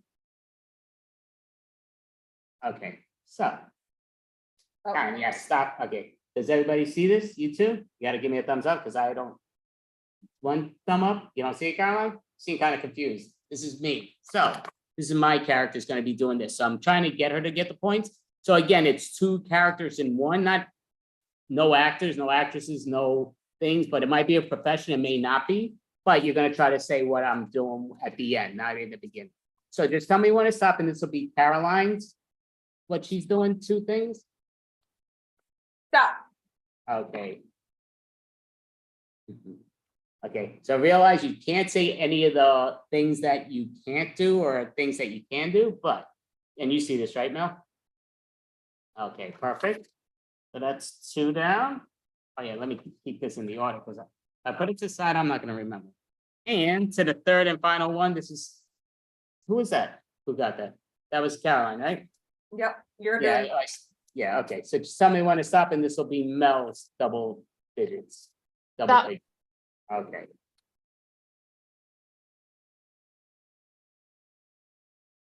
See it? You see it, Caroline? So I know that it's all good. All right, so those are the 3. So now you could turn around, Mel. I mean, not Mel, Angel, you could turn around. So we got all 3 of our things, and if you were watching, you would know what we're doing, but I'm gonna put that to the side there. So just realize what your characters are, and we're answering it. So Angel, when you are ready, you're gonna ask the first question and it will go to me, but then you'll ask Caroline the same question and Mel the same question at this point.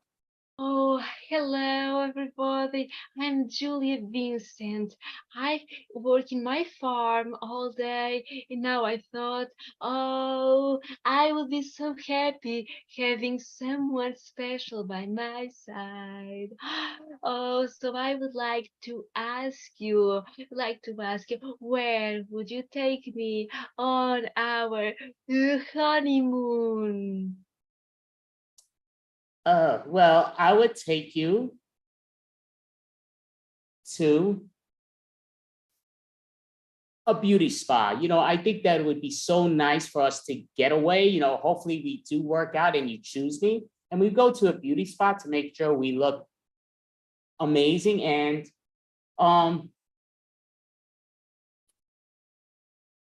yeah, so we would go to a beauty spot and I would make sure that you look great and have the time of your life. Oh, thank you. It feels really amazing. And you, contestant number 2, where would you take us on our honeymoon? Well, I would love to go to the beach, but not in the ocean. I wouldn't want to go in the ocean. I wouldn't want to go in the ocean. I could watch you go in the ocean, and I would keep you safe the whole time. I wouldn't go in the ocean. I need you to know that I can't go in the ocean. Okay, that seems fine to me. Don't worry. Okay, contestant number 3, where would you take me on our honeymoon? Well, I'll tell you what. Anywhere with gravity. Zero gravity sucks. No pun intended. You know, I think planet Earth is underrated. We should all appreciate it more, whether that's oceans, mountains, anything outdoors on planet Earth. Good old planet Earth, I say. Oh, okay, it's interesting. And now, I will have a question for you. Now, if you know I'm very romantic, so if you were writing a poem to me, what would be the first lines? Contestant number 2. Your eyes are as deep as an endless pool, but not what I would jump in. I would not jump in the pool. I would not. I would stare into them, and I wouldn't get scared, even though they look like a pond. I wouldn't get scared because I know how to swim, and I have a whistle. Okay. Don't be sad. I'm nervous when I see people like this. Okay, everything's gonna be okay. So contestant number 3, Lily. How would your poem be? Your first lines of this poem you write. You are all the stars that I need. All those other stars are overrated. Ooh, quite impressive. Oh, and you, contestant number 1, if you were writing that poem, that special poem to me, how would it be?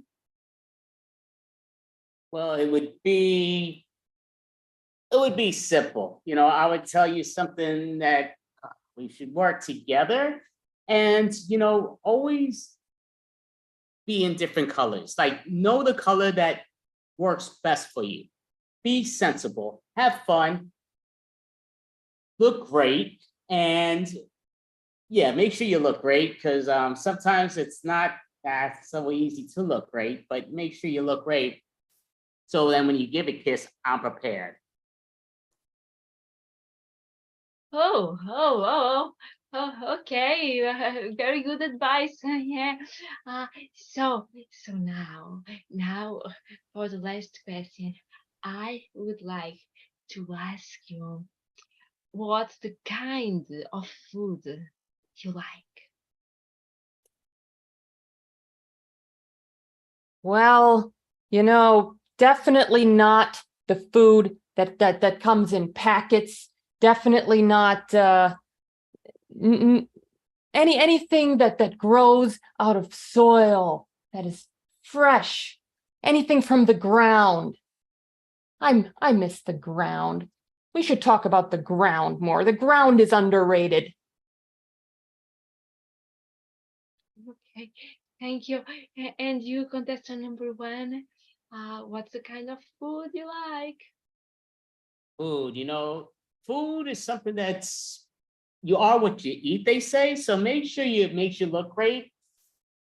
Something very colorful, something that matches what you are, because you are what you eat, as you say. And, you know, make sure you're, hold on, it's looking beautiful, because if you don't look beautiful, why would anyone want to be with you? Counting myself, I'm sure you are gorgeous. I can't see you through the shade, but prepare yourself to look great for me, and I'll look great for you, hopefully. Okay, and you, contestant number 2, what kind of food do you like? Oh, anything that you could eat poolside, but not in the pool. I don't want to eat anything that you would bring into a pool. I don't want to have any food that you would want to eat while you're in the pool. Just something that you could eat on the side of the pool while like sitting in like a really high chair, so you're far away from the pool. Okay. Perfect. So yeah, so you're gonna choose which number only would you choose for your date? Oh, for my date, I will choose Number one. Okay, great job. So now number one. Oh yeah, so I'm number one, right? I just want to get the right. Yes. Okay. So no, I see Caroline's number one. That's why I'm blanking out. But so now, who do you think you didn't choose in character number two? Who do you think you turned down? Remember, there are just two different Yeah. vibes. So number two, you were a lifeguard. Oh, I don't know the name in English. It's No, well, you said so far you're good. Don't deny yourself. Continue. yeah. So the life safeguard that are on the swimming pools, on the sea, but you are afraid of water. Okay, great job. You got it right. That's why don't over confuse yourself. You're taking away points for no reason.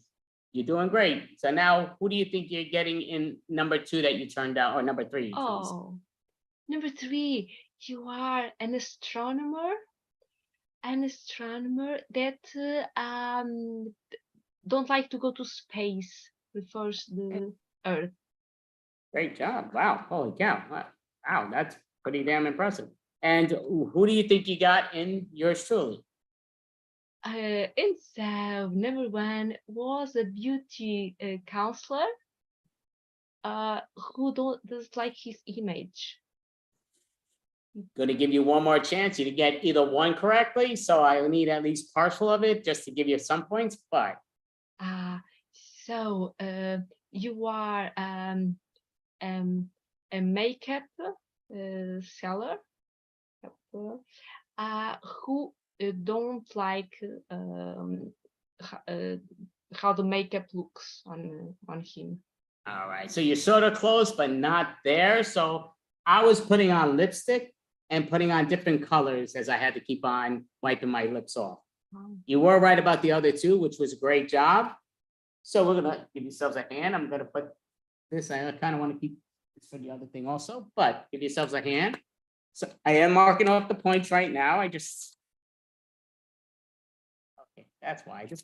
The old sheet. This I could, I was keeping it for the backside. Okay, now you know what, just throw it away. Like I said, I got 1,000 sheets. I can use this one. So given the other points of what we've done, because again, you get extra points for them to guess or not guess, but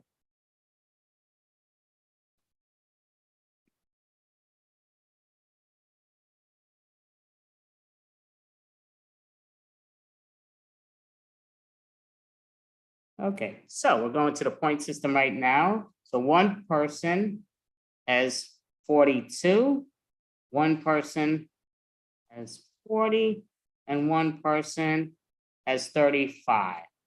So it's gotten closer. So I'd give yourself a hand that counts. And again, I'm giving the points the way I really see it. So I need to just that one off that, because now I put that in the backside. So give it a hand. Now we're gonna put here and go back to another fun style game. Oh yeah, that's the one I wanted to do. So just tell me when to stop and this will be our fun game. That phone is driving me nuts. It keeps on popping up with all these other craps going. It's putting, I don't even know why. I'm not doing a video game. It's popping up with BF crap. Stop. Okay, perfect. I know it's these ladies' favorite, but sex with me. So, doing sex with me, which I will put to the side. So yeah, we'll stick with our own thing because I think it works with your own style. Why not? So we'll do the sex with me. So I'll start it with trying to think of something different. And you know what? Video game, just because this thing's driving me nuts and why it's popping on the screen. I don't know why, but sex with me is like a video game. It could be a bit complicated. Sex with me is like a video game. X marks the box. Sex with me is like a video game. I'll be the controller. Sex with me is like a video game. There are different levels until you never win. Sex with me is like a video game. I ran out of quarters. All right, so push it there and knock that off the side. I know none of these ladies have any clue. Back in the day, they were quarters, and today they're like $5 and change for each video game. But so Caroline, give us a brand new word and let us know what sex with you is like, please. Hairball. Sex with me is like a hairball. It's associated with a pussy. Sex with me is like a hairball, always ends up on the bed. Sex with me is like a hairball. You just have to put some cream on it. Sex with me is like a hairball, because you are gonna choke. Sex with me is like a hairball. I've got a dirty carpet. All right, so great job. So we're gonna pull it there, put that to the side. This thing's blowing, I mean, it's not a big gust of wind, but for some reason it does pick up the paper like it's a magnet, almost like it's just blowing my crap out of the way. So Mel, when you are ready, give us a brand new word and let us know what sex with you is like, please. Museum. Sex with me is like a museum. I'm an exhibitionist. Sex with me is like a museum. Just stay there and look at me. Sex with me is like a museum, because you are gonna admire what you're looking at. Sex with me is like a museum, ancient and dusty. Sex with me is like a museum. You have to pay to get in. All right, so great job. So we're gonna do one more, give it a hand. Marker every time it seems like it's running out. I got only 1,000 markers also, but it starts to reappear. So Angel, give us a brand new word and let us know what sex with you is like, please. Chocolate. Sex with me is like chocolate. You will think about it several times a day. Sex with me is like chocolate, because it's gonna be finger licking good. Sex with me is like chocolate. The darker, the better. Sex with me is like chocolate. Sometimes there's nuts involved. Sex with me is like chocolate.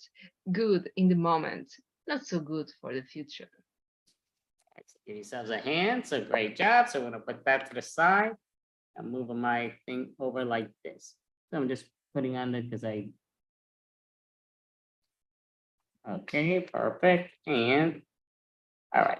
So right now, I'm just again putting it to what I really believe it would be with the way I rank things. It is getting further apart between two as it was getting closer at one point, but it is 54, 52 to 40. Still plenty of time to catch up, but that's how I see it with going. So that was, yeah, we just did a fun game. So we're gonna do one of those games. I should just do that other thing.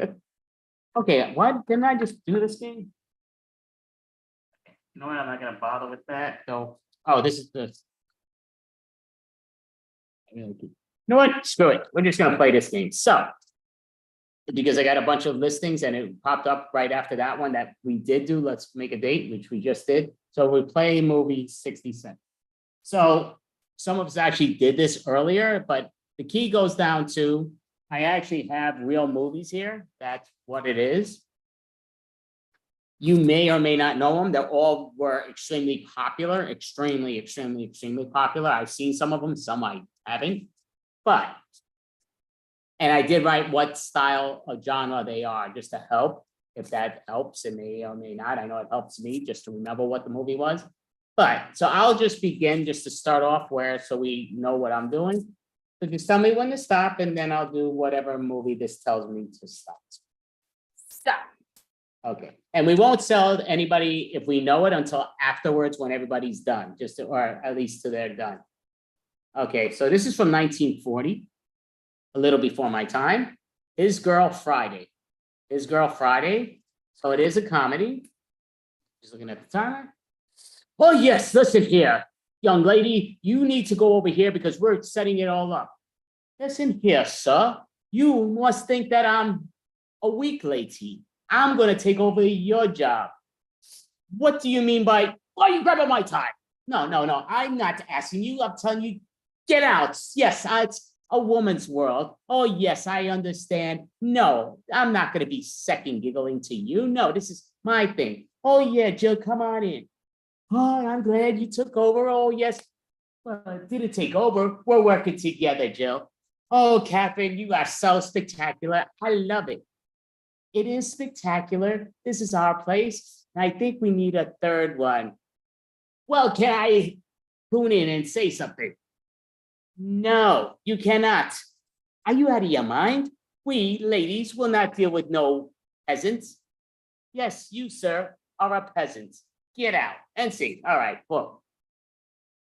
Caroline, just for the record, and again, if you think, unlock me if you don't mind, just because, I don't know why I'm having such a problem with this, but I'm hitting, oh, there it goes.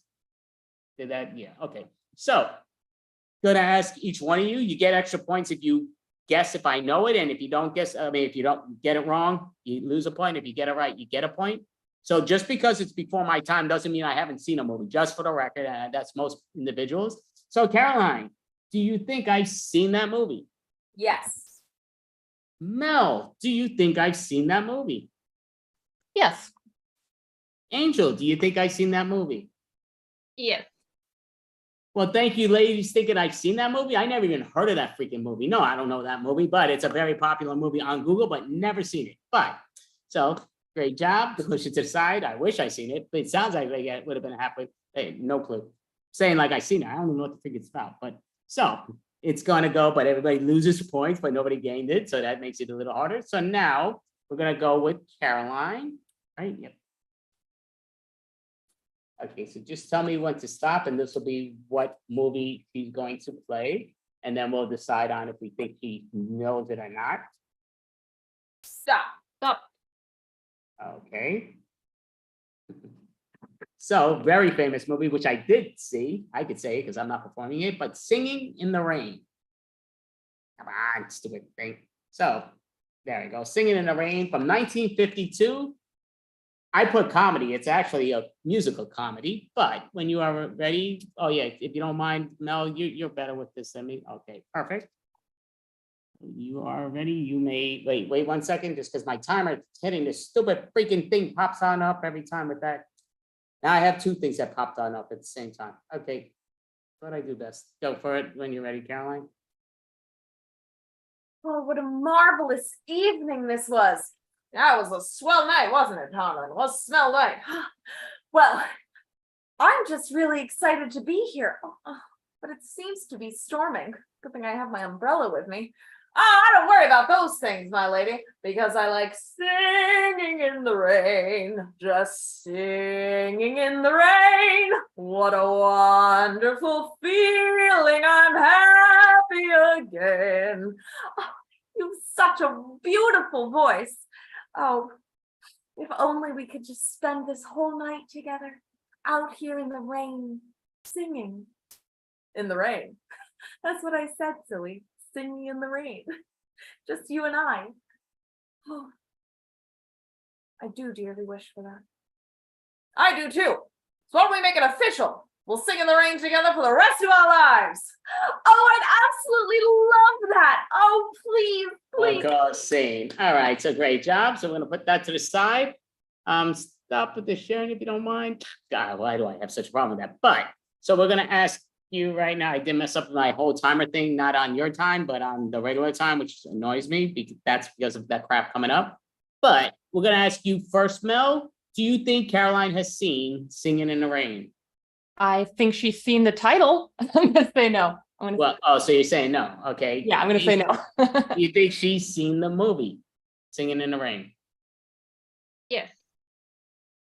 I would say definitely not a chance, but we'll find out. Have you seen that movie, Caroline?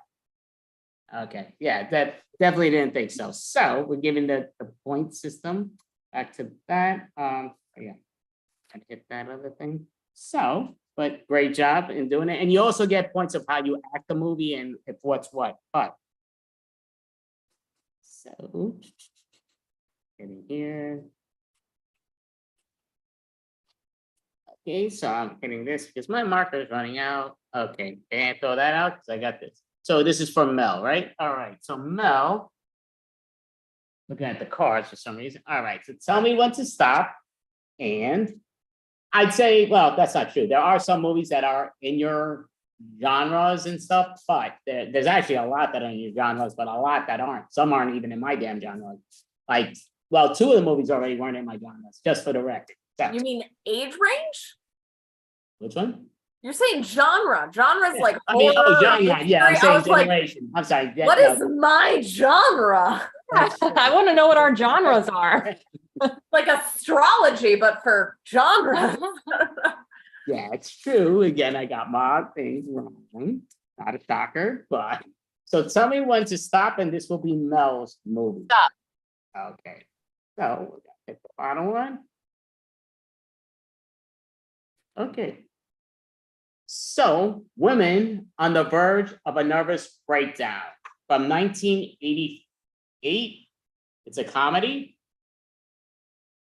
All these movies were very popular. I mean, in the top 100 movies ranked. But, so when you are ready, you may begin. You know what? I'm going to go and get my hair done. That's what I'm going to get. That's what I'm going to do. I'm going to get a perm. That's right. I'm going to cut it short and I'm going to get a perm. That's what people do after a breakup, right? Well, I think so. I've never had a nervous breakdown before. Well, it's a good thing this is the 1980s and not the 1880s. Otherwise, we'd be diagnosed with hysteria, and then we'd be given cocaine, and that actually wouldn't be so bad because this is the 80s. And whoa. Okay, let's just stick with the haircut. Let's stick with the haircut. We're gonna give you a nice perm. You're gonna be a whole new person. That's right. I'm gonna be a whole new person, a whole new me. Watch out, world. Okay, simmer down, simmer down. Let's just fix this hair, and you are going to look fabulous. You really think I'll look fabulous? You really think so? Yeah, I think so. I think so. You're getting those crazy eyes there a little bit here. Have a drink. Oh, I'd love a drink. I'm gonna go on a great girls' night out. So great job. So I'm gonna put that down. If you don't mind, unlock my screen, all of our screens. So just to go around, Angel, do you think Mel has seen this before? And I will say Mel, I think, is super creative in what she's watched. I think she's watched more movies than us all combined, but I could be wrong. Go ahead, Angel. Do you think she's seen this before? Yes. I would say no, my personal opinion, but you, Caroline? No, did you see this movie? Never even heard of it. Yeah, that makes two of us. But I thought maybe you did because this was actually under the women top 25 women movies in the last 25 years. But yeah, so but you did a great job. I mean, you definitely would have been shocked if you knew what it was. But to me, it just, yeah. So, but Angel just definitely gets extra points for that. And obviously, it's not that you don't get points, you get points for your acting, which was definitely a great job. So give yourself that hand. Gonna move that over. So we're just going up to Angel right now, right? So let me get back to this thing.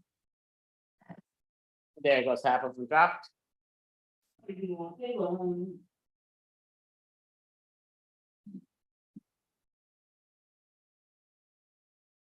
Okay.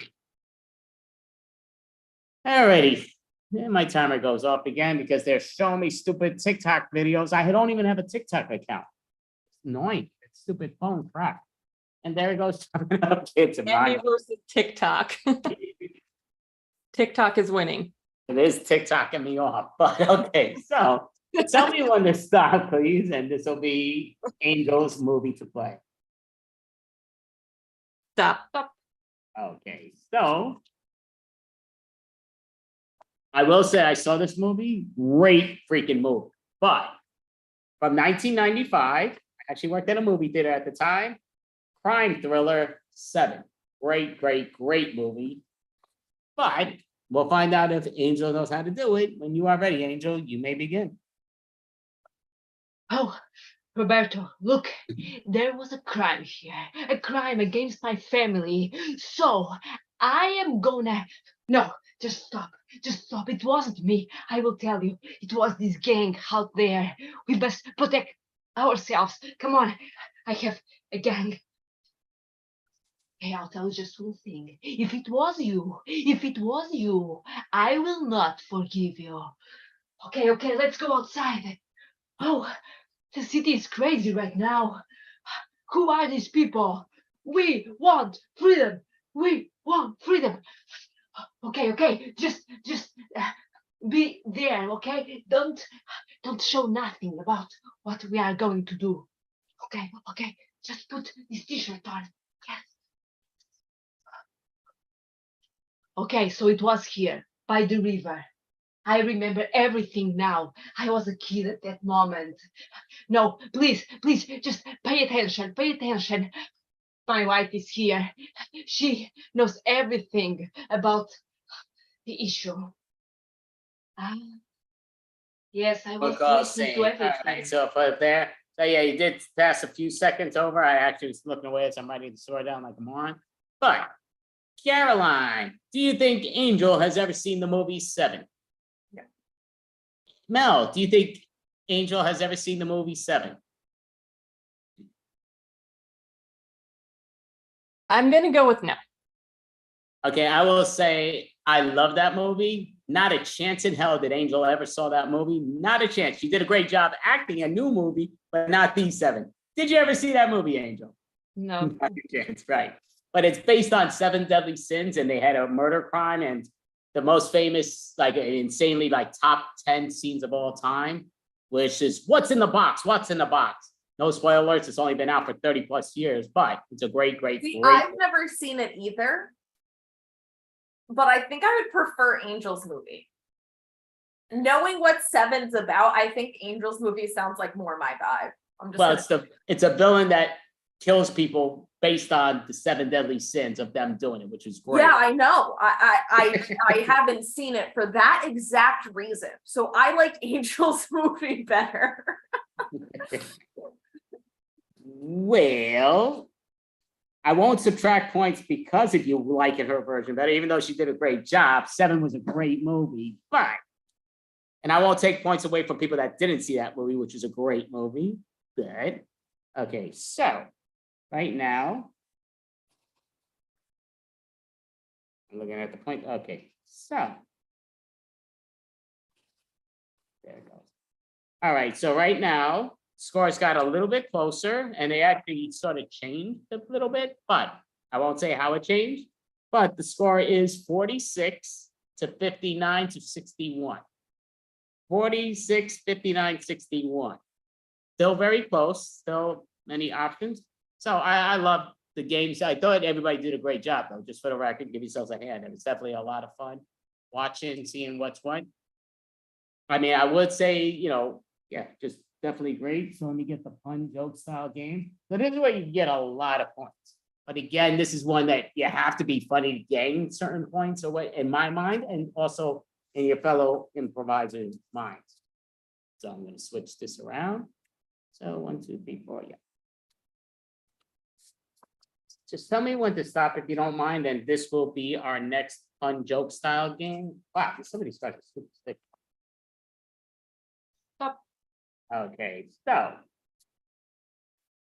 Wow, I can't even pull them apart. My nickname in college was. Okay, so a good one. My nickname in college, I want to separate this from the genres of the movie. I do want to keep that just for my drop-in classes.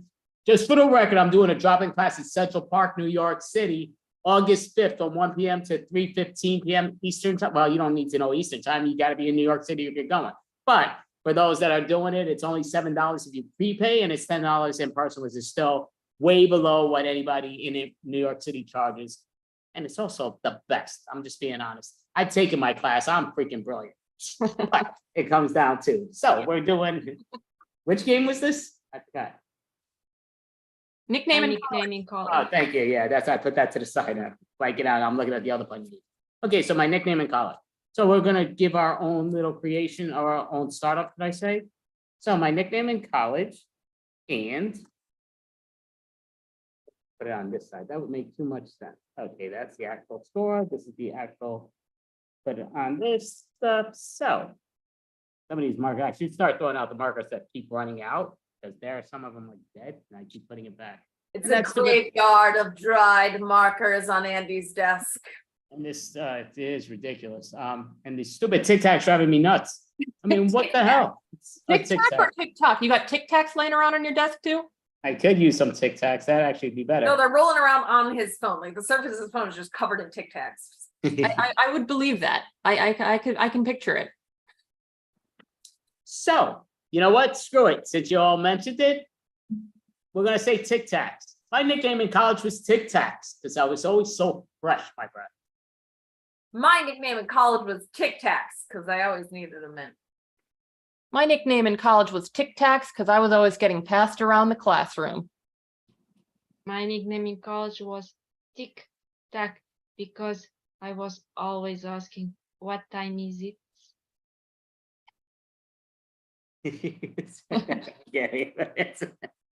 So my nickname in college was Tic Tac because I was very cheap. Boom. So put that to the side.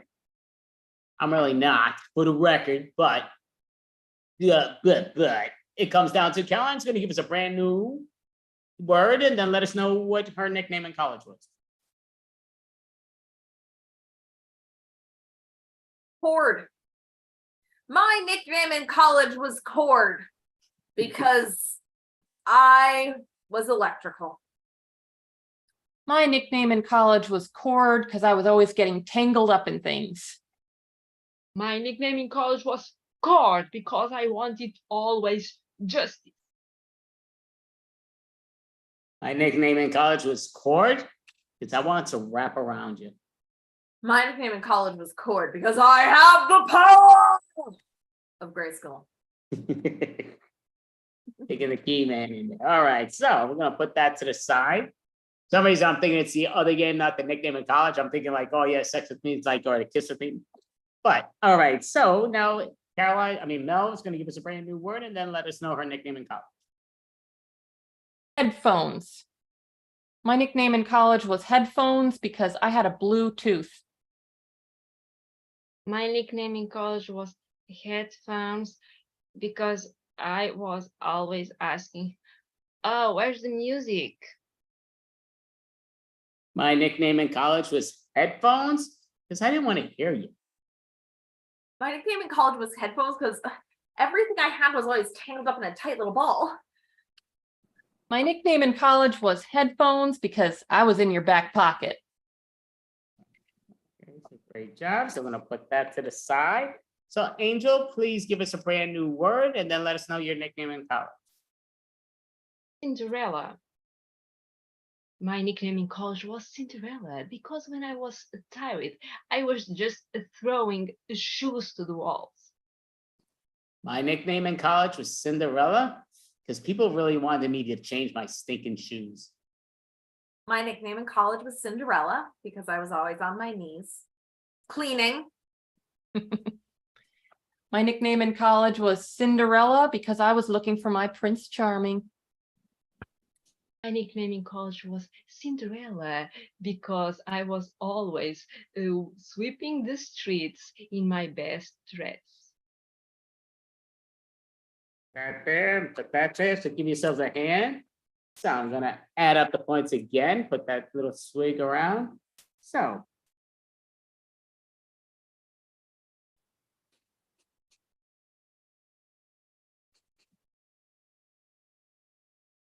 Okay, so. The lead did switch once again, but it is going like a big swing away, sort of. So it is 53, 71 to 73. Very close. And again, because of the point systems, how it goes, it could be nailed. So again, realize you get extra points for people laughing and here and there, and you get what I think is funny points, but you get still the extras on the other thing. So. These papers are driving me nuts, but. Then I always have a problem finding it and then say, oh, finding it days later, which is my stupidity. All righty, so we're gonna go with, that's the pun game, so I don't want the puns. Okay, that replay movie just keeps popping by. How is that even possible? I mean, it's like mind-boggling. That blows me away. Okay, so just tell me when to stop and then I'll stop it. Right. Stop. I don't think that other game's on this. Okay. Okay, here we go. So this is Object Speaks. So Object Speaks, everybody's going to get the opportunity to play this in all formats, which I like. I'm not being part of this, but it comes down to with the park system. I will say, I think that was super cool. She give extra points to what Mel just was doing, because it looked like she was running into like almost a black hole, super proud, and coming running back in, which is super cool. All right. All righty. So it comes down to, we're doing Object Speaks. So with this, I'm gonna ask, I put myself up there. No, I can't do that yet. So what I will say is, we'll do it in the same order that we've been doing it with the 1, 2, 3. But how it goes down to is right off the bat, Caroline's going to have an object. The thing is, Mel is a person that's talking to Caroline. The object Caroline can hear because it's her own object. The thing is, Mel does not hear her character, Angel's character.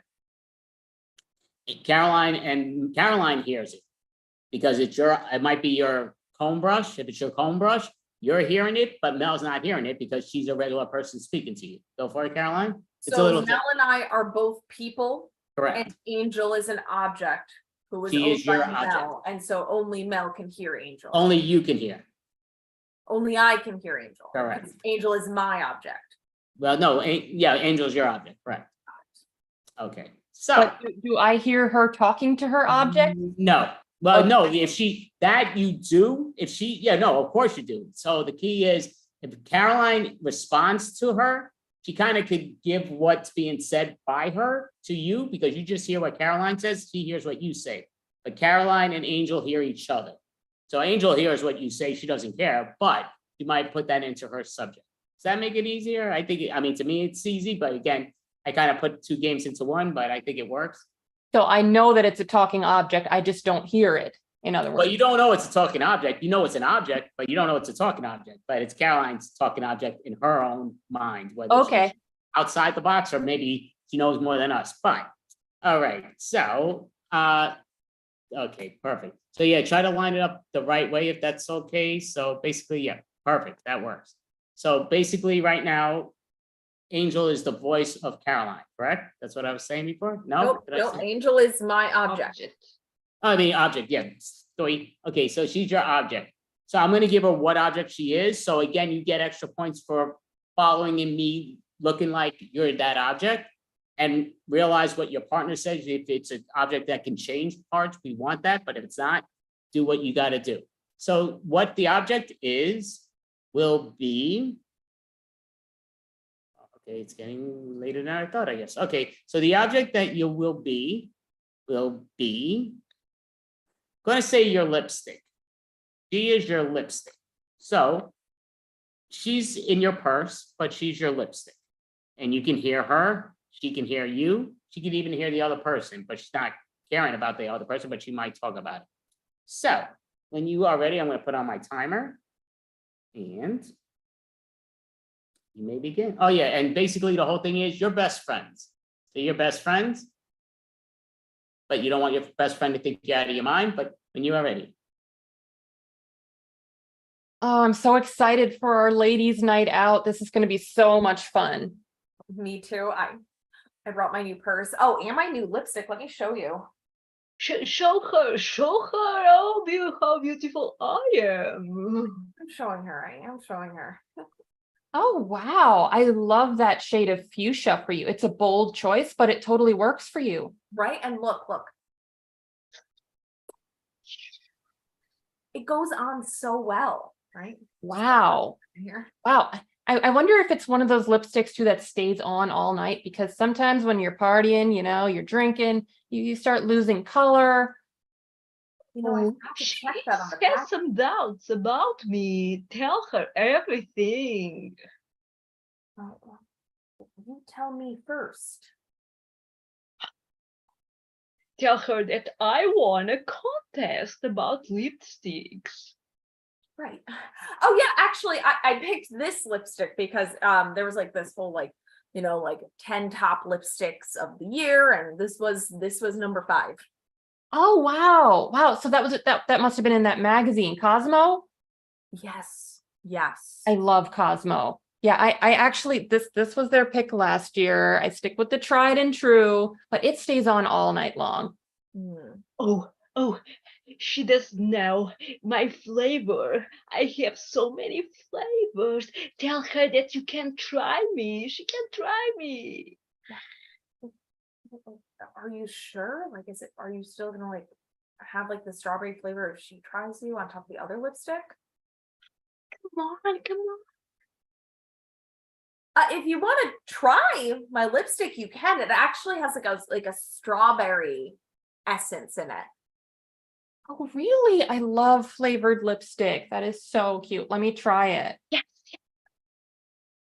You know, I think this fuchsia will look really good on top of my red lipstick. Let's try it. Oh, that is blending really well. Wow, Ooh. gorgeous. Just Oh my gosh, look at it. oh, It is so nice. And it only costs, how much do you cost? it's 20. $20, Oh, that's a bargain for lipstick. Wow. right? Yeah, It's that's working. It's working. It's working.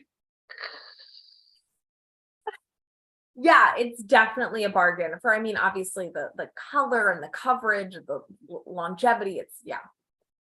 yeah, and like most lipsticks in that price range look cheap, but this one looks expensive. Oh, it definitely Oh, is. same. All right, so push that to the side. If you don't mind, put me off the thing for the moment. Just drop me. So again, it'll take me a few moments. So what I'll say, keep everybody back down, but yeah. Should have that other thing that I could release the order. I don't know why it doesn't do that. For some reason it doesn't allow me to do it. But okay, so yeah, so what I will say is be careful just because of what I was seeing. You'll get extra points if you capture the other person speaking to the thing. Like to me, I'm pointing that out. It gives you extra points. You're like, who are you talking to? What's what? Like, you're not going to assume that she's talking to that object, but you're going to be like, are you talking to? Like, who are you talking to? Because she's talking to it. So just be careful with that. And it's good for it. So certain people got extra points for that. Some people did not because it's what's what. But sure, we're going to do it right now. So who was the one that was just did that? That was Caroline. You were I was the person who could hear the object. Mel was the person who could not hear the object. Angel was the object. Perfect. Okay, so right now, Caroline, you should be the object, if I'm getting this correctly, and you are the object that Mel needs. So Angel, you're just having the scene with her. So I'll give you the suggestion of what object she is. And your object will be, you know what? You're going to be in an interview. You're going to be at an interview and you are her lucky blazer. You are her lucky blazer. Bringing this over from Everybody Loves Raymond, but you are her lucky blazer. So when you are ready, you can hear everything. Oh, okay. Yep. So when you are ready, you will begin. Okay.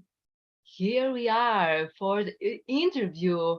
You are Miss Lara Stewart. That is me. And I'll tell you what, I've been really looking forward to this interview and discussing my qualifications with you because, I mean, I think I am an excellent candidate for the fashion consultant position. Got this, champ. Okay, so tell me, what was your education, your training in the fashion world? I mean, well, first I would like you to note my blazer. This is I've had this for years and it's a staple in my closet. Right, aren't you? Yes, it's quite impressive, not very common, I'll say. Yeah, tell her I'm French. Tell her I'm a French blazer. Oh yeah, I will. I'm going to mention that. It's actually it's French. I got it in Paris, which, as we all know, is the capital of fashion. And this is the pinnacle of fashion right here. This blazer. Oh yes. I believe in Paris. Oh, here our company is working also in Paris. Now, I would like to know what's your experience. The experience is very important here in our company. Oh, what did we rehearse for this part? Are you talking to me? Sorry. Oh, no. I'm just I was just gathering my thoughts. Yeah. You're a little bit nervous. Everybody is. You know, we are such an incredible fashion company in this competitive world. Come on, tell me, please. Tell her that you like you had that internship at FIT, that internship. Tell her about the internship. Okay. I'm telling. I had this internship at FIT. I was a fashion intern, and I arranged all the mannequins at the storefront. Very important job. And I was even wearing this blazer at the time. We had such a great time together, didn't we?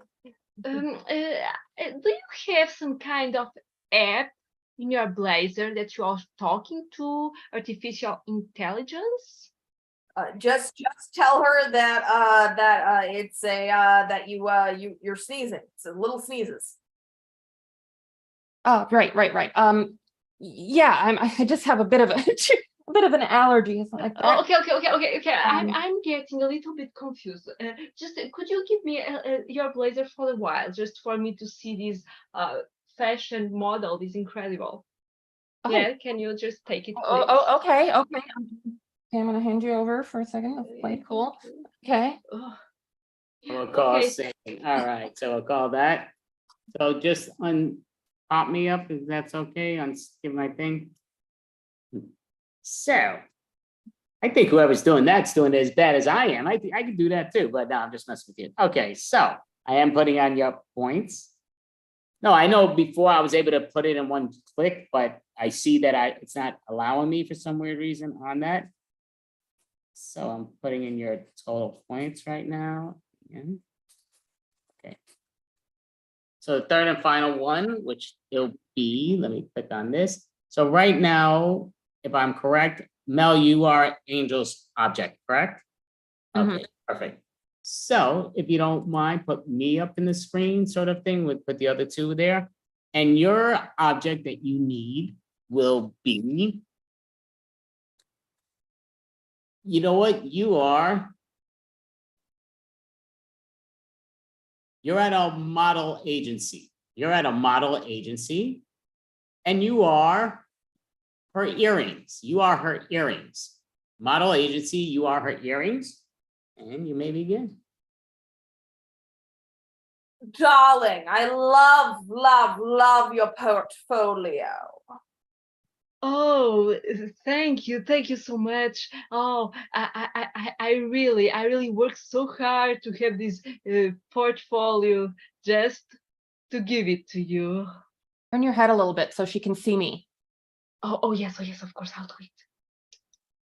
Oh, those are glorious earrings. I love the chandelier. They're very glimmery. I adore that. Yes. Oh yes, I bought it, in Rome, in Italy, and it was just the perfect combination. You see, any kind of clothes, you can use them. They change color also. Oh, she called me glimmery. Oh my God, I'm so flattered. I'm glimmery? You deserve it. Of course, we all deserve it, my darling. Oh, yes, we all.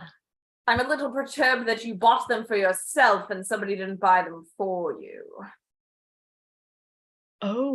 Tell her that you know how to treat yourself. Tell her, Queen. I know how to treat myself. It's very important in this crazy model world universe. Right. You enjoyed it? Good. I'm glad you know how to do that. Now, tell me a little bit more about this trip to Rome. How long ago was it? What did you like there? Yada, yada, yada. Oh, it was last summer. I went there. I saw all these events there, and I had always the best outfits, and the earrings were okay with all the outfits. Okay. I was more than okay. Sorry. These earrings. Now, honey, you don't need to apologize to me. You didn't say anything that would make me upset. Oh, of course. Thank you so much. I would never do it. I swear. These earrings. When I was there in Rome, I was there on the Coliseo, and everybody started looking at me. And I said, what's happening here? Pero che pazza? And they pointed out the earrings. Well, that was a very long story, dearie, but I'm glad to hear that you enjoyed Rome. I'm always worth the wait. Yes, it's always worth the wait. Of course it is. Now, tell me a bit more about, I see some French influence in your portfolio. Tell me a bit about that. Oh, look All right, how. so we'll call scene, we'll put that to the side. So just unhook me if that's all good. And I will say that I'm gonna put that other point.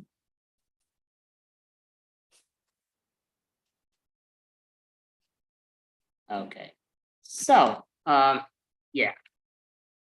I put the point system the right way from what I saw, from what I heard. And again, nobody cares, win or lose, it's improv, like nobody cares, it's okay to lose, it's okay to win. Neither is important. I guess I'll keep that sheet backwards, I'm sure it's gonna mess me up again as usual. But, so right now, we don't have much time, but right now it is 68, 84, 88. So it's somewhat close, but somewhat separate, and it was getting closer, but then separated again. So what I'll say is, I'm gonna look at the pun joke game, going with this one. So tell me when to stop. And let me just see how much time we do have, just for the record. We are. Okay, we still got time, but we'll probably be able to do 2, maybe even possibly 3, depending on what. But tell me when to stop, please. Yeah. Okay. A kiss with me is like a kiss with blank. Stop. Okay. A kiss with me is like a kiss with blank. Put that there. So I'll give a brand new word and we'll start with that. So let me hit that because that's in my way. Okay, we'll say checkers. A kiss with me is like a kiss with checkers because you're gonna fly your king. A kiss with me is like a kiss with checkers. You play it with your grandpa. A kiss with me is like a kiss with checkers all over the board. A kiss with me is like a kiss with checkers. You'll feel the strategy. Kiss with me is like a kiss with checkers because we are gonna go all over the place. All right, so we're gonna call that, put that to the side. So when you are ready, Caroline, please give us a new word and let us know what kissing you is like. Basket. A kiss with me is like a kiss with a basket. Woven. A kiss with me is like a kiss with a basket because I'm a basket case. A kiss with me is like a kiss with a basket. You can play the ball. Kiss with me is like a kiss with a basket because you're gonna be hopping around. Kiss with me is like a kiss with a basket. Hard to handle. All right, so great job. We're gonna put that to the side. So there with the points, and that. So we're doing another one. So basically, Mel, give us a brand new word and let us know what kissing you is like, please. iPhone. A kiss with me is like a kiss with an iPhone. I'll be the apple of your eye. A kiss with me is like a kiss with iPhone. I will give you lots of updates. A kiss with me is like a kiss with an iPhone because my eyes are on you. Kiss with me is like a kiss with an iPhone. You'll want to put a ring on it. A kiss with me is like a kiss with an iPhone. Much better than a kiss with an Android.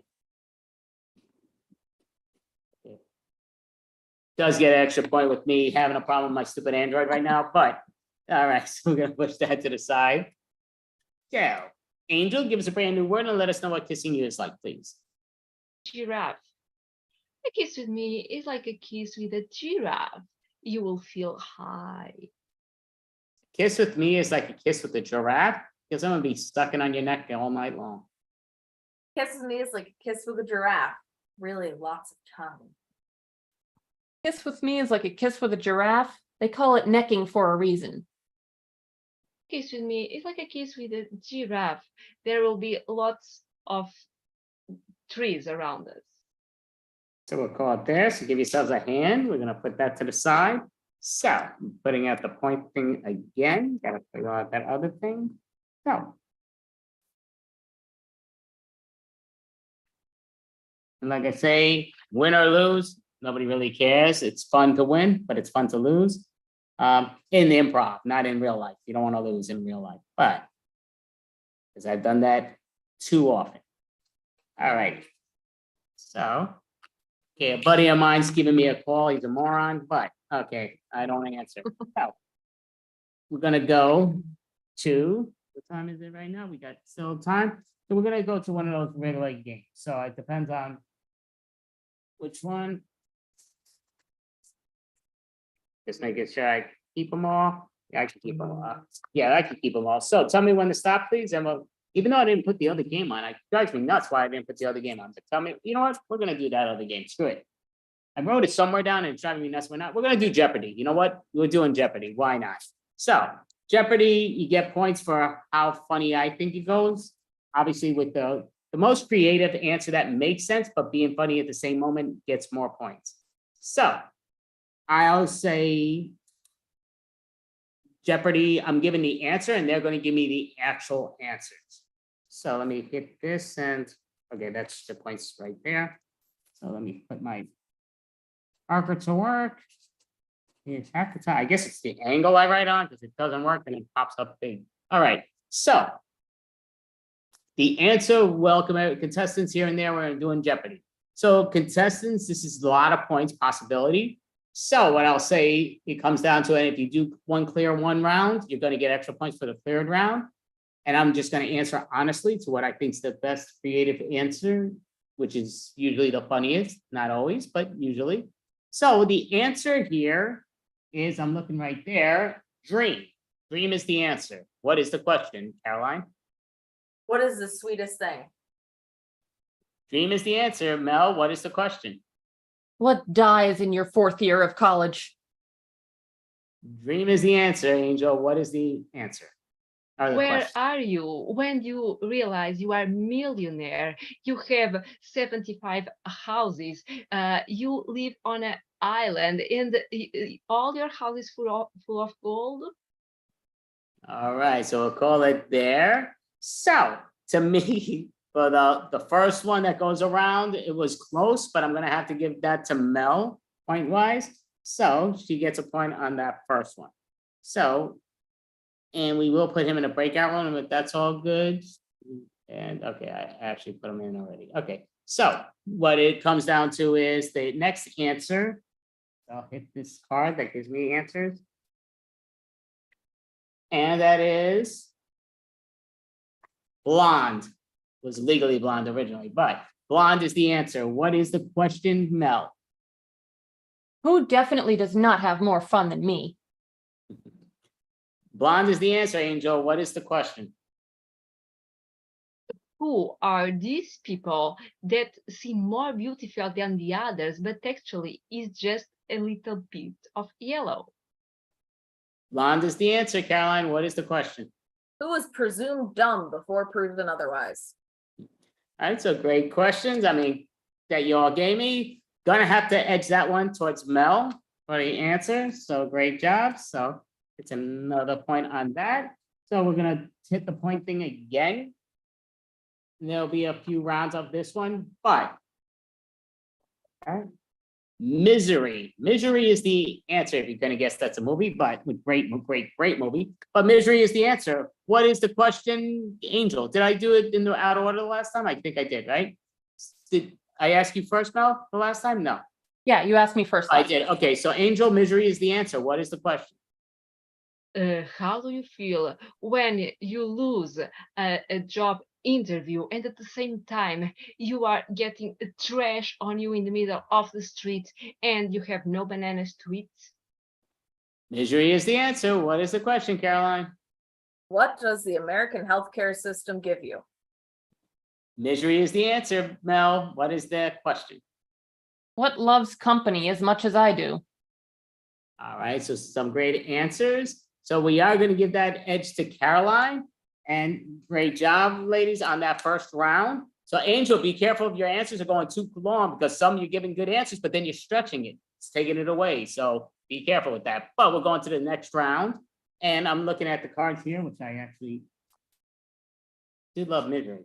But fried green tomatoes. Fried green tomatoes is your answer. What is the question, Caroline? What is a good side? Fried green tomatoes. Fried green tomatoes. Mel, what is the question? What movie is better than the food it's named after? Fried green tomatoes. Fried green tomatoes is the answer, Angels. What is the question? What's the best way to start your day?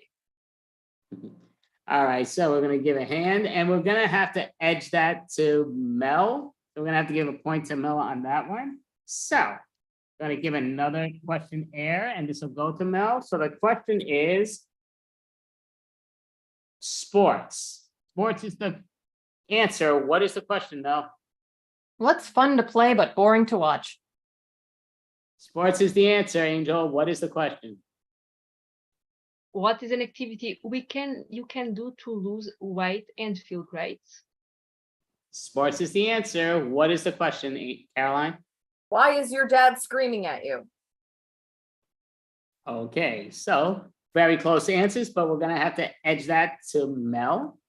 So Mel gets a point for that. So we're trying to avoid Mel getting this final one because she gets extra points for if she swipes the round. So she's got 2 of these in this round. So the answer, Angel, is everything's backwards. Romance. Romance is the answer. What is the question, Mel? I mean, Angel. What is the thing that Lady Gaga said that was bad?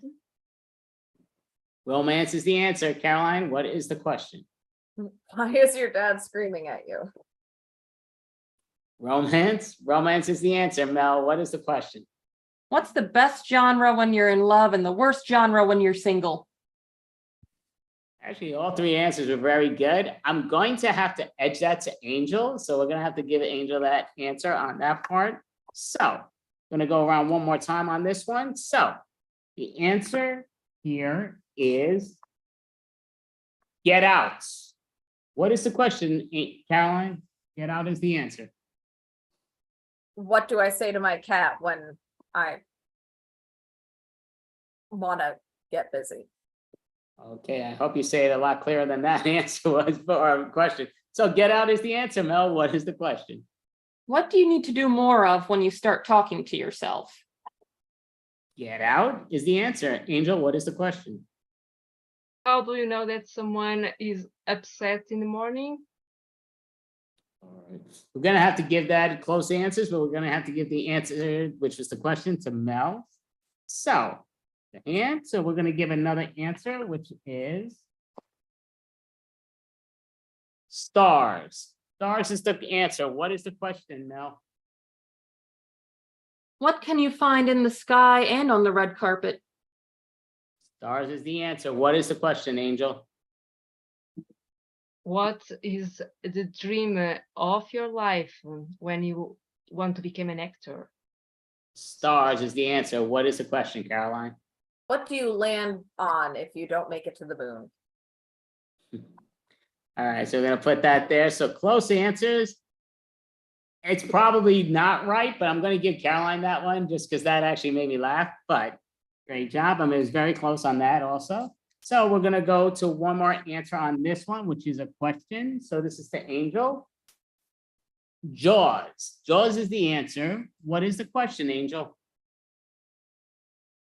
What do people say? Well, they don't feel very well in their stomach. Okay, Jaws is the answer. Caroline, what is the question? What do I call my aunt who never stops talking? Jaws is the answer. Mel, what is the question? What is responsible for my phobia of water? All right, so we'll call it. So we're gonna have to edge it some close answers, but we're gonna edge that to Mel. So going down to the final round, which we'll do right now. So let's just see if we can get Don into the breakout room. I think that's his crew too, but I'm confused with the 2 because they're close. I think some numbers are the same, but and he could always choose if he wants to get out.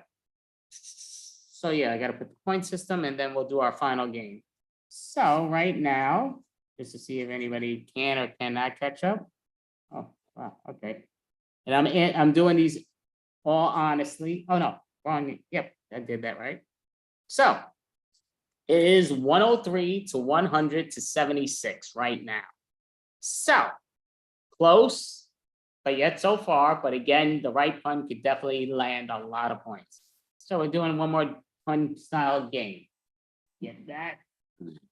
Pun joke style game. That is not the pun style game. Where'd I put the joke? Oh. How do I keep moving these around every time? This game is called Watch Andy Rummage Around His Desk. You are 1,000% correct. It's mind-boggling. What the hell? Appearing I and don't move. disappearing. I really don't move. It's just mind-boggling. How does it disappear? Is this it? Okay, this is what I was trying to say before. Do we? Oh, okay, no, okay. I can mix these up. I didn't do these ones. So this will be our final joke or final game for tonight with the improv professionals. I don't even know which ones I did, but tell me when to stop and this will be our game. Stop. Stop.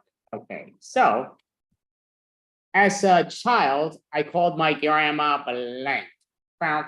So, you know the deal with this. Looking at the point system here. Yep, okay. Like that and backwards. So, as a child, I called my grandma blank. So the blank will be, trying to think of something different, and we'll say cat. As a child, I called my grandma cat because she never knew when she's right behind you. And as a child, I called my grandma Cat because she had whiskers.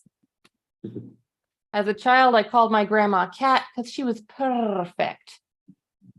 As a child, I called my grandma Cat because she told me we all have 7 lives. As a child, I called my grandma, I called my grandma cat because she loved to freaking claw me. All right, so we'll push that to the side. All right. The word is pine. As a child, I called my grandma Pine because she was really sappy. As a child, I called my grandma Pine because with her, it was always walking on pins and needles. As a child, I called my grandma Pine because when she was right there, I was feeling fresh. Child, I called my grandma Pine. She's so clean. As a child, I called my grandma Pine because she can't do anything. So put it there. So give yourselves a hand. Put that to the side. So, I'm sure I'm putting people in the wrong rooms, but it's all good. So we're gonna give us a new word, Mel, and let us know grandma's name. Google. As a child, I called my grandma Google because she had all the answers, but not always to the questions I asked. As a child, I called my grandma Google because she was changing her outfit every day with creative colors. Back as a child, I called my grandma Google because she thought she knew everything. As a child, I called my grandma Google because she had giant googly glasses. As a child, I called my grandma Google because she was always searching for something.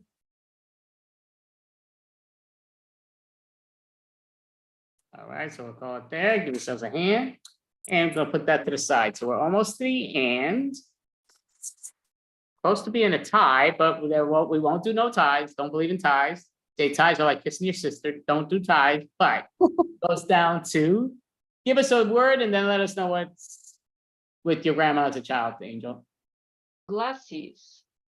As a child, I used to call my grandma Glasses because she was the one reading for me. As a child, I used to call my grandma Glasses because she was always drinking. As a child, I used to call my grandma Glasses because she framed me for stealing the last cookie. As a child, I called my grandma Glasses because she was all alone. She didn't have any contacts. As a child, I used to call my grandma Glasses because when I was imagining monsters, she said, I cannot see them, so they don't exist. Oh, there. And put that there. So now I gotta see who we're calling in for the other one, but before we call them in, we'll tell you who won. So we are the unprofessionals. For the record, we do have a lot more team members that couldn't make it tonight. One, I believe, was just a connection problem that they were having, but I should add this up as I'm talking to you all. So let me do that. And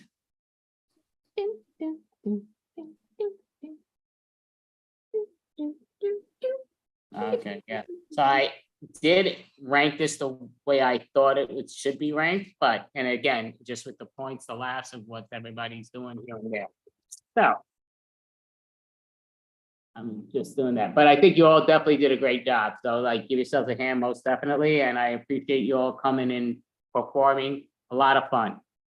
Do want to let the world know Central Park, August 5th, in 15 days, I'll be teaching in improv August 5th, 1 p.m. to 3:15 p.m. Just message me if you have any interest. It's only $7 and it's $10 if you pay in person, but if you prepay, it's only $7 and it's a lot of fun. I do long form, short form, and at the park, it's awesome. So stop bragging about myself. But I got to give those moments when I get that opportunity. So just for the record, we had a very close game. We had 80 points for third, 115 for second, and 116 for first. And it really came down to the end to decide the winner.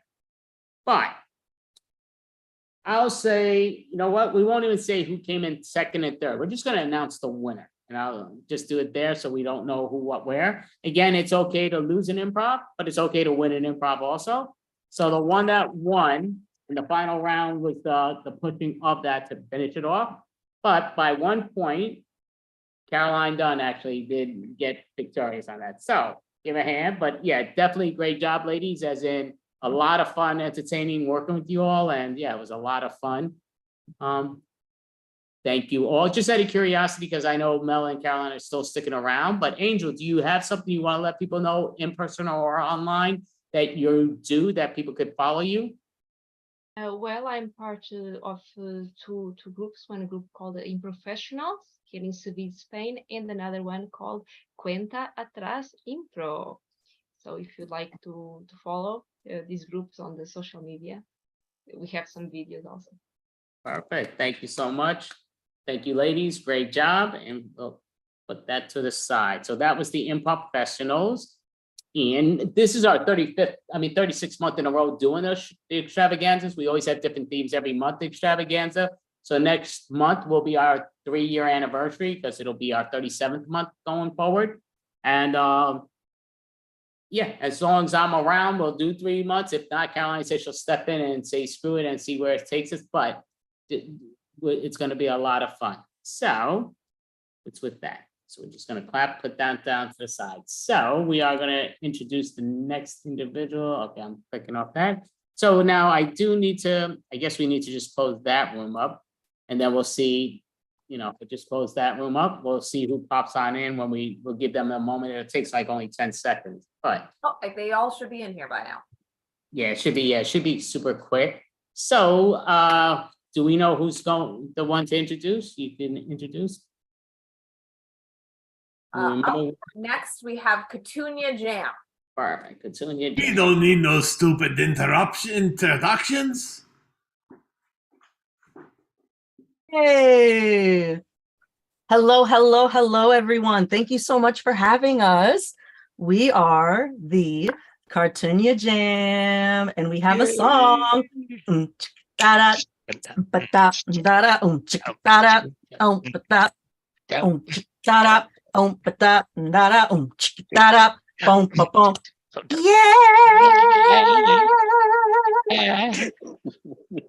Thank you. Alrighty, tonight for your entertainment, we are going to be doing a format known as a monoscene. How a monoscene works is we are going to be in one very specific location. That location is going to stay there for the whole thing. People can come in and out, but the place does not move. We stay there at all times. So may we get a suggestion of a place that people can be? Anything at all?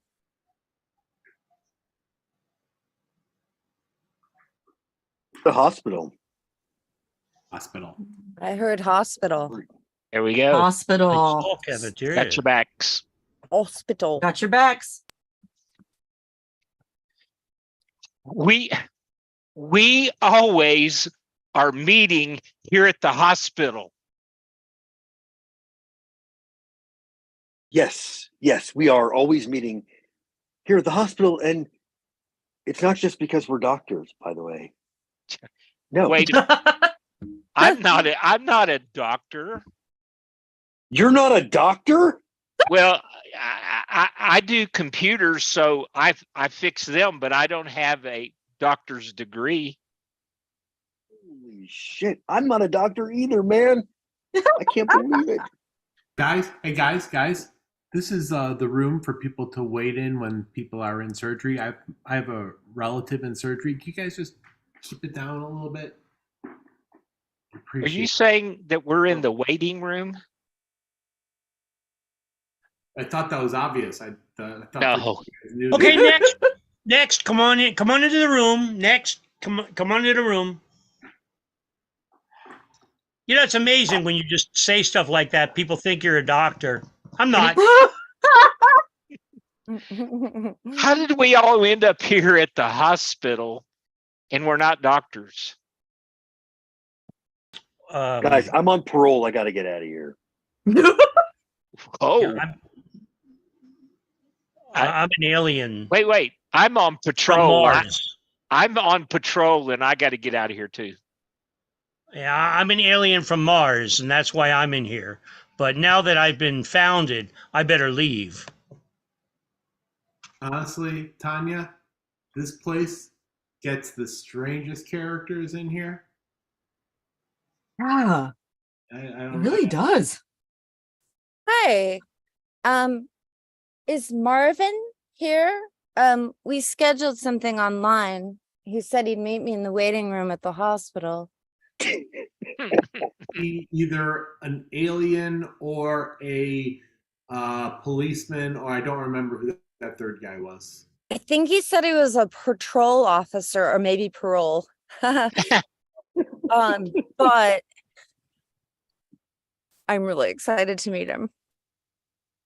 So neither of you are him, clearly. Okay. Oh, great. I stood up again, ghosted again. God damn it. I'm gonna just go into the bathroom for a minute. Excuse me, reception. I'm looking. My name's Marvin. I'm looking for a lady. Supposed to meet her here. It's a weird place for a first date. But she said, this is where she wanted to meet. I don't know what she looks like. She might be wearing a nurse's uniform. I don't know. Well, I think I saw her in the corner of the room slapping herself. I think it might be her. Yeah. Oh, I think. I think I see her. I'm gonna go over there and look. Yeah, we don't work here. Why do people think we work here? And people come up and they're telling us what their whole deal is. I don't understand. Listen, I'm going to see if I could find that patrol guy so I could like hook the two of them up together. Hold the fort here. If they come out and tell about my wife who's in surgery, can you take a message for me? I'll let you know. Yeah, I'll let you know. Thanks. I appreciate it. Yeah, no worries. So I just want to tell you about that guy's wife who's in surgery. But unfortunately, the real reason I'm here dressed in a nurse's uniform is I'm doing a singing telegram for Joseph. Well, it's a horrible thing to tell you, but your knife is dead. I don't know how and I don't know why, but I think she's dead. Yay! Oh man. Well, I'd rather they not see the telegram. So glad you told me. Shoot. Okay. Well, I'm sorry. Was that? No. Wait. I heard that singing. I know you. I directed the course that you sang in junior high, and you know what? You're not any better today than you were then. What happened to all that teaching I gave you? sort of hoping you might have been a producer and I was going to be a star on Broadway. No, I'm a reducer, not a producer. So anyway, I think you need to practice. I got to go back and continue my study. Oh, okay. Well, she already said that I shouldn't sing the song again, so I'm not quite sure what I. Patrolman, wait! Patrolman, wait! Patrolman! Oh man. That's the lady's husband. Oh, that's the one I'm supposed to sing to. Hold on a second. Oh, your wife gosh. is your wife. Get your Oh. popcorn, get your peanuts, get your hot dogs. Okay, Get what your the popcorn, get your.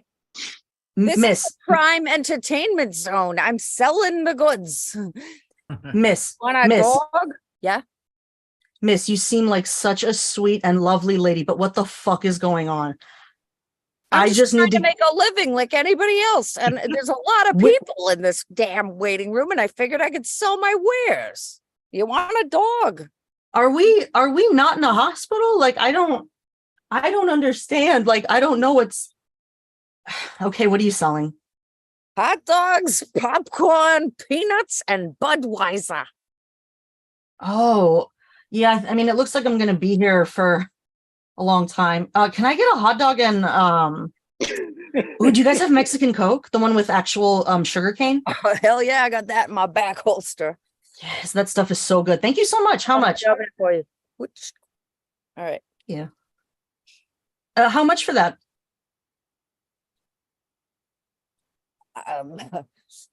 Are there any competitors in here for my services before I determine price? Okay, well, so far Ravioli, Alfredo, and a pesto, and marinara. $3, $3.29. Pizza. Here we go. Sausage and cheese. Got pepperoni too. Pizza for you. $2.50 for the whole shebangle. I also have clams. Pizza. Don't you know you want some pizza? Hey, this is my 5 foot square. So I'm standing in my 5-foot square. Hey. I'm gonna go move my food truck in. Watch out. $2.30. I'm taking my business elsewhere. Thank you. Toad in the hole, toad in the hole. Who wants a toad in the hole? What's a toad in the hole? Yes. Hey man, I was in the next room over there, and I just heard somebody say "toad in a hole." I have no freaking clue what that is, but I want one, dude. Oh, the podiatrist, that's the podiatrist. He's down there on second floor south. Yeah, dude, it smells like dirty feet down there. I'm want that toad in the hole. You know? Hey, yeah. Did I hear a code blue? No, that was yellow. Blue? Yellow.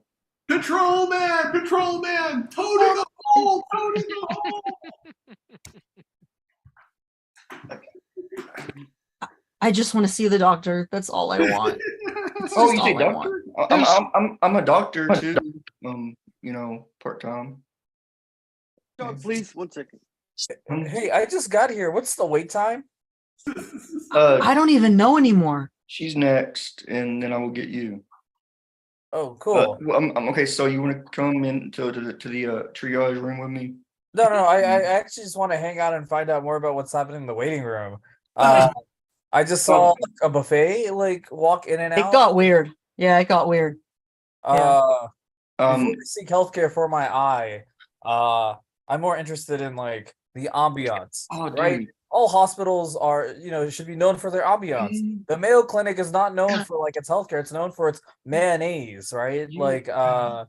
The hospitals in Pittsburgh are not known for their healthcare. They're known for the amounts of ketchup you get with your fries. Harvard medical doctors aren't known for the amount of learning they do. They're known for the amount of the kind of seasonings they can bring and serve on your hospital plate. Yeah. Hey, I'm in charge of hospital movement. And it's important, no matter what's wrong with you, that you get up and move and just get that rhythm going. It's important to move. Yeah. I mean, hey, he's got moves. Whatever. Yeah, let's move. Hello, receptionist here. I just came back from my hot dog break, and who needs the triage? Who's most urgent? I'm next. I'm next. I'm next. Yeah. No, that man moving around in that manner.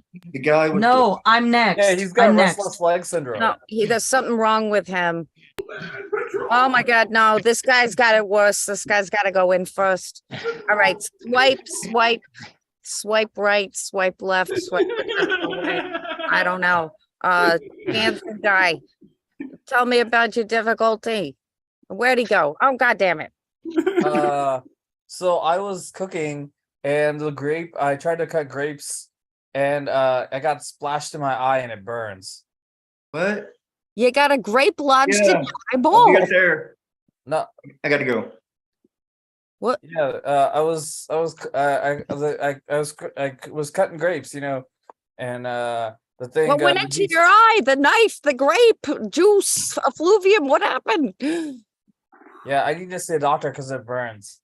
But she was here first. I don't know what's wrong with her. Tanya, I didn't catch up with that patrolman guy, but I got to tell you, no one follows HIPAA laws here. Everybody you run into in this hospital tells you is exactly what they're wrong with you. Every doctor tells me what's wrong with everybody I see. Yeah. There's a hippo in the Really weird hospital? here. The hippo. I know. You said there's a hippo? The hippo. I gotta go find that hippo. That's terrible. I know. This I'm is allergic to hippos. I'm gonna go to another hospital. What's this I heard about a hippo? I didn't talk about a hippo. I gotta go How find long that is- woman again. Stay here. Say it. Tell me if anything happens about my wife. Well, everybody will know because there's no hippo laws around here. All right. Hey, listen, it's all about the hippos. my God. I got here, let's see, 9 hours ago for a burn on my neck because of my curling iron. I accidentally burned it. And I think it's healed by now, to be honest. I feel like all I needed was some fucking ice and aloe vera and maybe some crying in the bathroom, and that was it. I didn't need to. This has been a circus on fire. Would you be willing to give us a testimonial for our hospital? Because we need to make sure that on the Yelp we have really a good rating, and it sounds like we've cured you. Oh, and Tanya, as I was passing by the reception desk, they handed me this to hand to you. I guess it's your bill for just sitting in the waiting room for 9 hours. So, yeah. Yes, if you're going to leave, you're going to have to pay that bill. Oh, I know. I've never cash. seen. I've In never seen that much. cash. I've never seen that much money in my life. Yeah. cash. This place isn't in your network, is it? We need to have it in cash too. I'm sorry to bother everyone. I've just kind of been over here in the corner, shot in the arm and waiting and everything. I know seems like there's a lot of priorities going on right now. Yeah. In this hospital that are more important. Do you need another bandage because the blood is leaking? I mean, that rag you have is already totally soaked with blood, and it's not looking good. Yeah, I've had to just use my hand. Do you have something? Because that would be well, I guess it would make the floor less drippy, but it doesn't help my condition at all.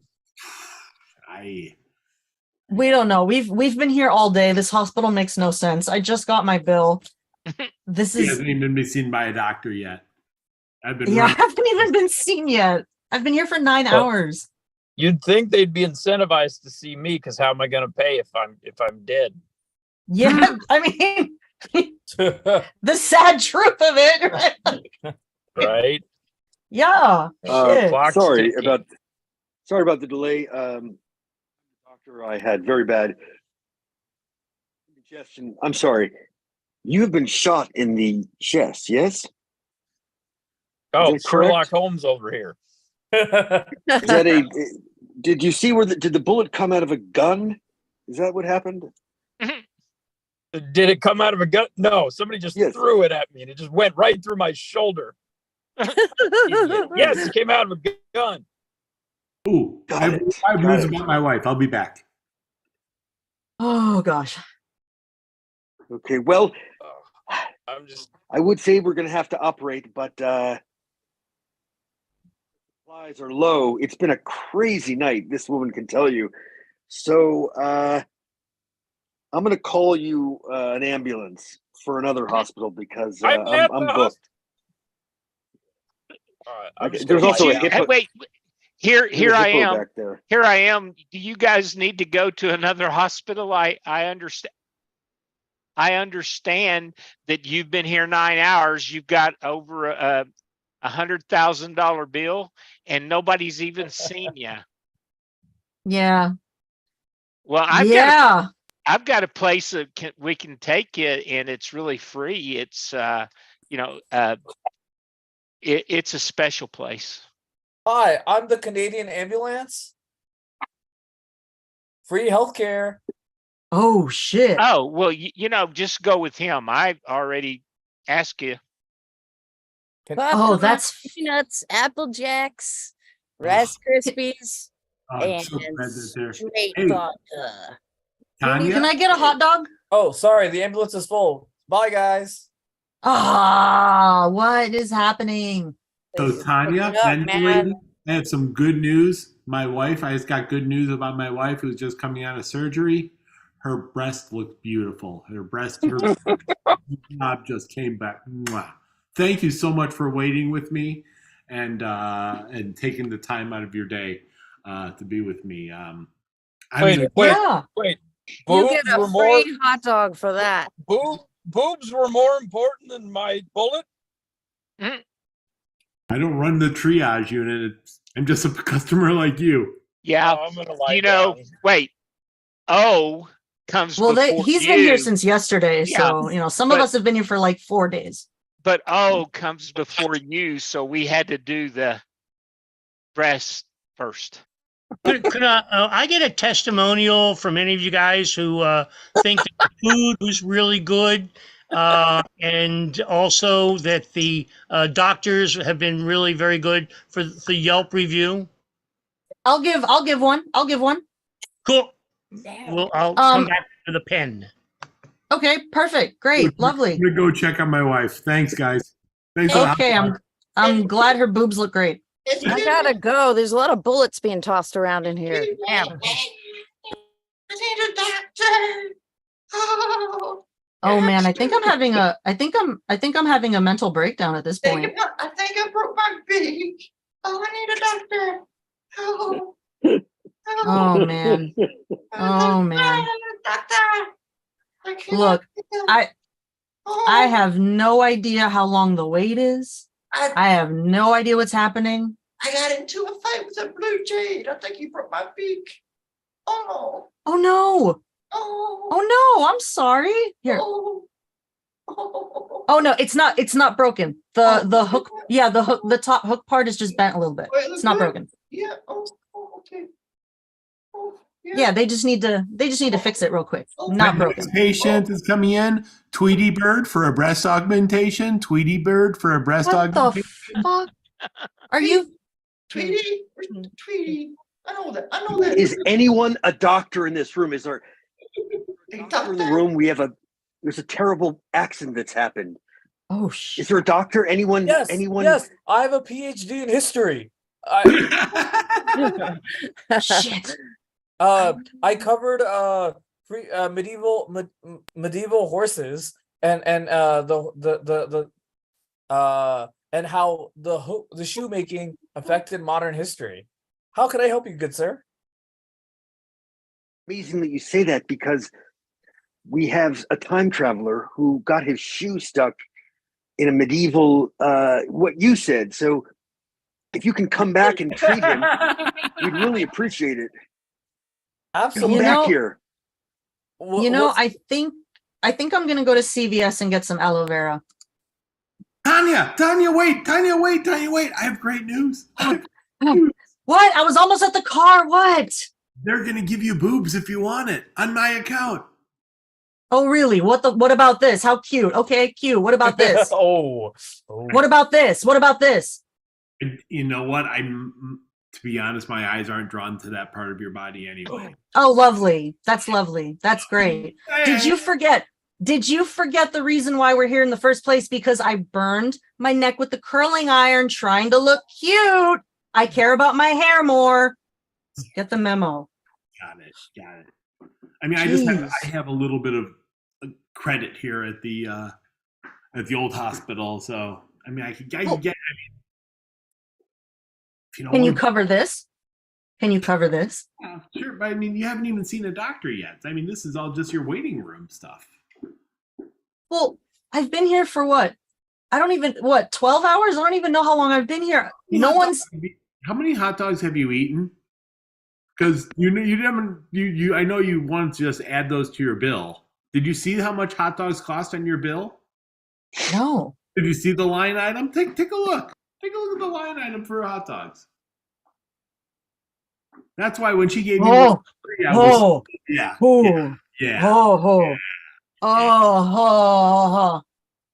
Listen, it's not a fair system, but what are you going to do? I mean, the Canadian ambulance guy was here, but they were full. Come on, you don't. Yeah. Plus, I don't know what I'm going to do.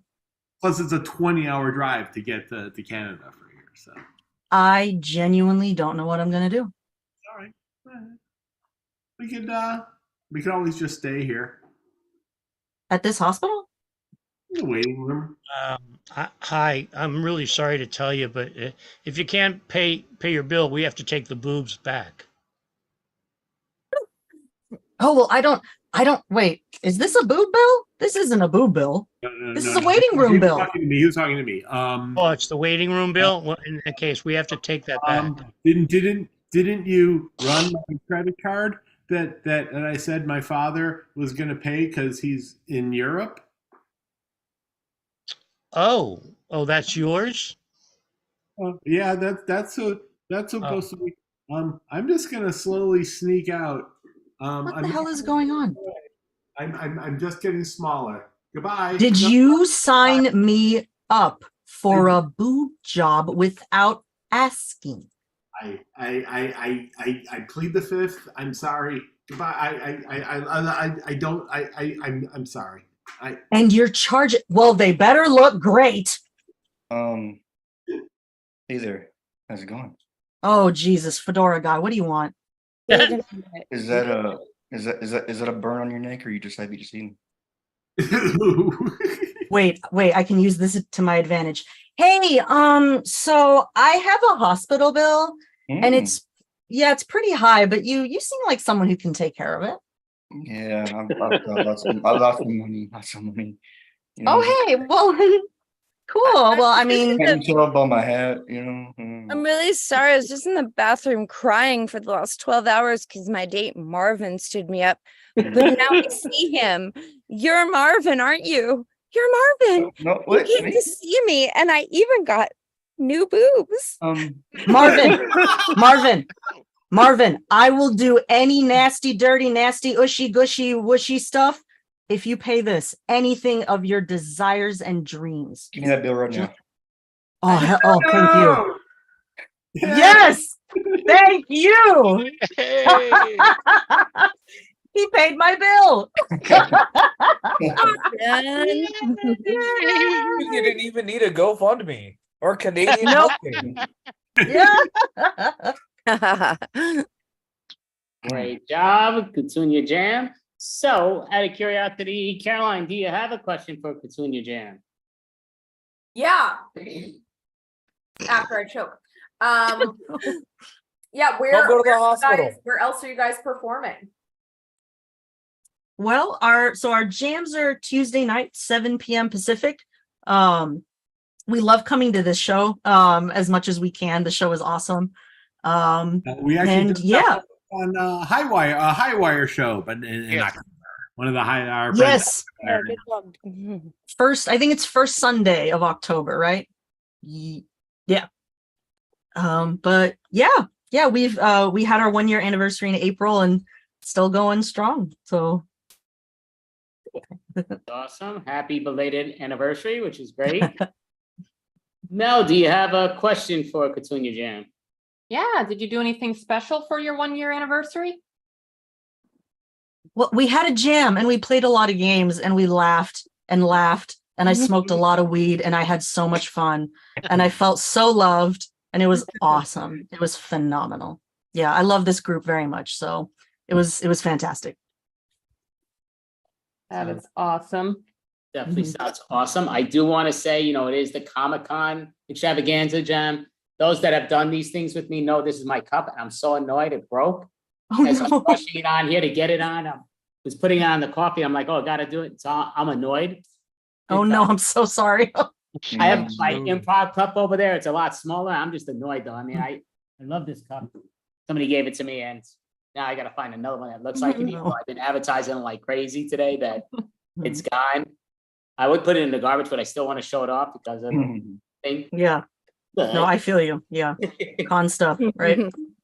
So just I'm sorry, but I do like to go around just to the room to see if they, and you can re-advertise what's what, but I'll just go in the order how I see it. Tanya, do you want to advertise so people can find you, whether it's Katunya Jam or your own self stuff in person or online? Yeah, sure. So all of my improv stuff I use Facebook for. So just facebook.com and then my name, Tanya Dunya, where I like to post like what my friends are doing, what stuff I'm in, all kinds of stuff. Cartoonia, you know, every week, Tuesday night, 7 p.m. We play. There's that. But yeah, Facebook is where I do all my improv stuff. So if you follow me, then I post all kinds of stuff. So yeah. Thank you. And yeah, Tanya is actually an awesome person. She does advertise like even with this show, which we definitely greatly appreciate. Awesome. But thank you so much, Tanya. Eric, do you want to advertise or let people know whether it's for the Katunya Jam or for yourself personally, in person or online? You can, you can actually find me on TikTok is where I do most of my stuff. And that is, my name is Eric Prater _. Okay, thank you so much. Jennifer Prescott, do you want to advertise yourself or Katunya Jam or anything else in person or online? Yeah, I love the Cartoonia Jam. Such wonderful people. Thank you. And thank you for hosting us. I do a variety of things. The one I want to promote right now is Live from the Asylum with Aaron Shore. Well, I could list them all, but that would take a lot of time. We're going to Chicago next week, and we are doing live performances at Lincoln Lodge and Bug House Theater next week. The best way to find those, I guess, it's like there's all these underscores. So if you want to find me, look for me at Jenny Fresh. It's JENNYPHRESH. I know that's ridiculous, on Instagram, and Jennifer Osborne Prescott on Facebook. And I have posted about both the shows there. That might be the easiest way to find it. But we're really excited to get in person live. And I've met some of these folks live before, but I'm gonna meet David Shapiro. Woo, woo, woo, woo. Definitely. Thank you, Jennifer. I mean, that was awesome. And there was something I blanked out what I was going to say. Now I forgot, but it's all good. I might remember, but there was something you said that just reminded me stuff. I'm an old geezer, so I forget a lot of things. Dave Shapiro, do you have something? All right. You know, the first thing that got me involved with online improv was Intercity Improv, and we still do an Intercity Jam. Usually we try and do it every Sunday. During the summer, it does fall off a bit, but Faustino Sola still runs it, and we still try to get people every Sunday, 8 p.m. Central, 6 p.m. Eastern, 9 p.m. No, 6 p.m. Pacific, 9 p.m. in Eastern. We're on the internet's Intercity Improv. We'd love to see you. Thank you so much, David Shapiro. Oh yeah, now I did remember. Again, that's my old geezer crap. But Jennifer, going to Chicago, just for the record, enjoy your second-rated pizza. They supposedly make decent pizza over there. It's not no New York pizza. New York pizza is number one. Never been to Chicago. Right. So go for it, Nelson. Do you have something to advertise? Yes, I was just going to say, I do a lot of things here in Zoom, but I'm with a group here in Oklahoma called Tourco, Tourco, and we do performances here at the library, PG performances, and we do them all spring, summer, and fall with children and parents there, and it's a blast. We have 4-person groups, and we do short form improv for them, and I love it. Where in Oklahoma? I'm in Oklahoma. You are?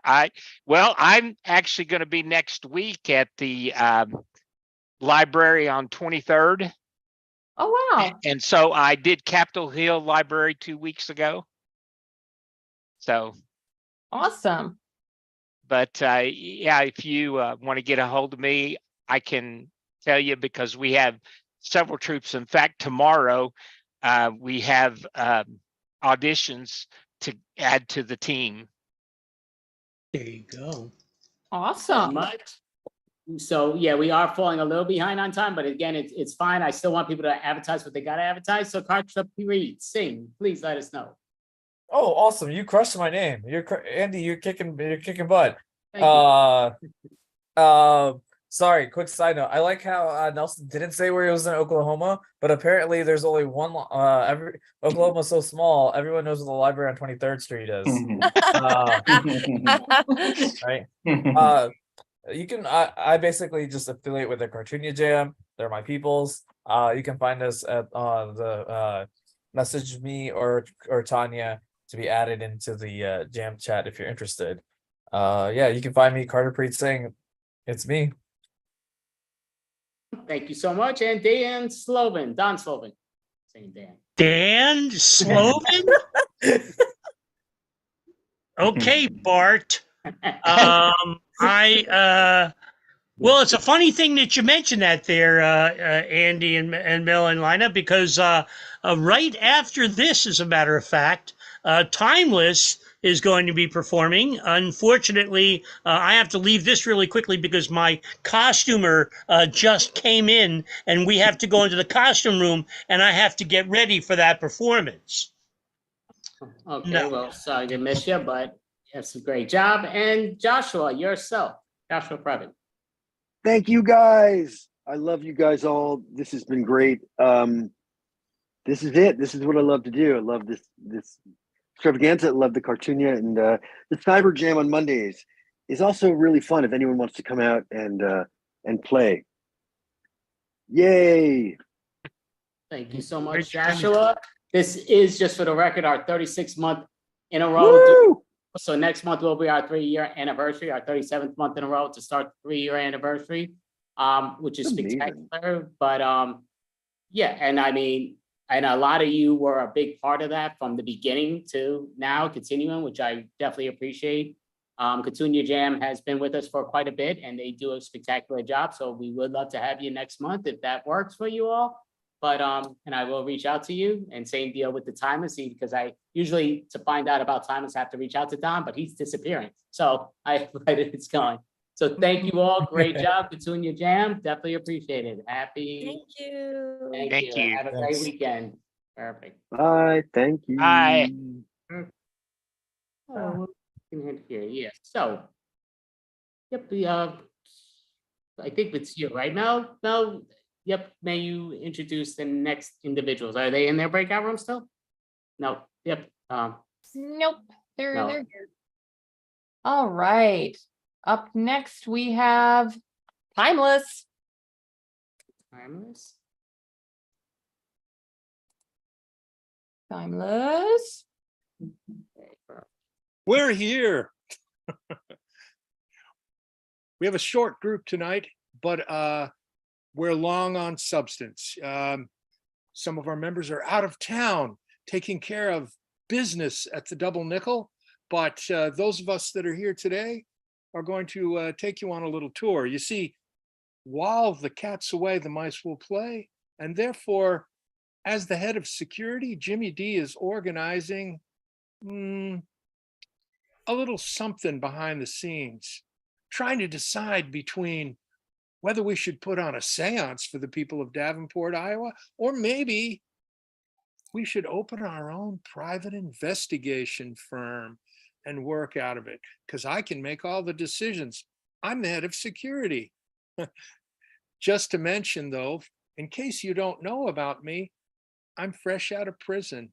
The big house, my brothers and sisters, to you all. Anyways, I've finally got my ankle bracelet off. What does that mean? Well, what it means actually is that today we're going to be doing some special things. I'm going to send you over to Frida Conchita. She's not only the head of our kitchen, but she's running the whole shebang this week. Hey, Frida, you in there somewhere? Frida. Yes, yeah. Jimmy. Did I hear you say you had some mischievous things planned tonight? I didn't say mischievous. I said, maybe I didn't say. We'll just say that they're creative ideas for us to play with. Okay, we'll certainly discuss that. You know, I'm looking for a bartender right now since Patty went back on the road with Tom Petty. So if you know any of your old friends, not from the big house necessarily, but, you know, just put the word out that we're looking for a really good bartender. But I'm going to be tending bar tonight just until. But in the meantime, I would like to hear some of your ideas, even though I sometimes wonder about the things you suggest. But I'm going to introduce our other key member who's still in town, and that is Howie Doon, our head of security, and he's a man with a plan. Howie? Oh, thank you. I have been I'm graduated. Oh, I'm sorry. How are we doing here? What? Oh, good. I am now the underneath security because Jimmy D is head of security. So I'm the neck of security, and I'm so happy. I can't wait for this. We're going to make from tour. And it must be very good, Jimmy, because someone already came up to me and said, super tour, until I realized they were talking about soup.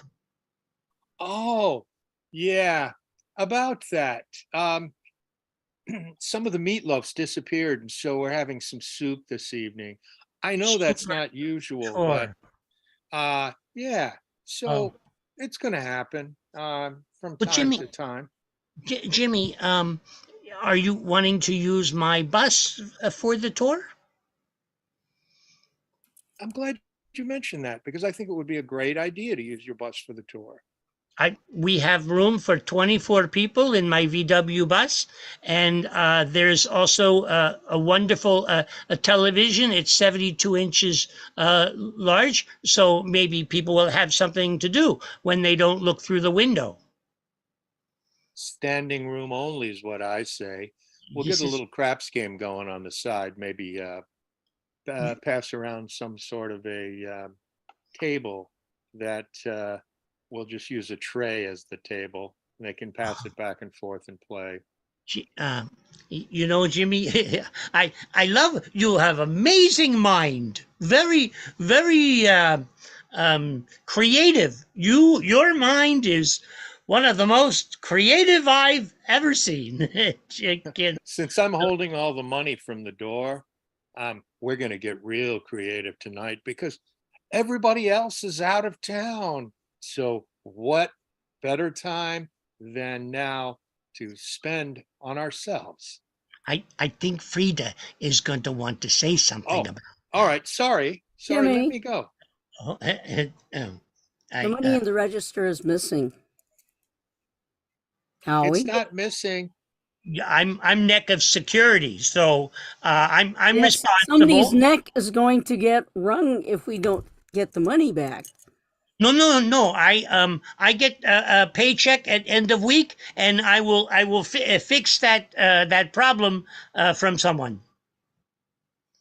And I'm getting all these calls today. They say that there's some kind of tour going on, a seance tour with ghosts and, being able to contact your lost spirits. What the heck is going on?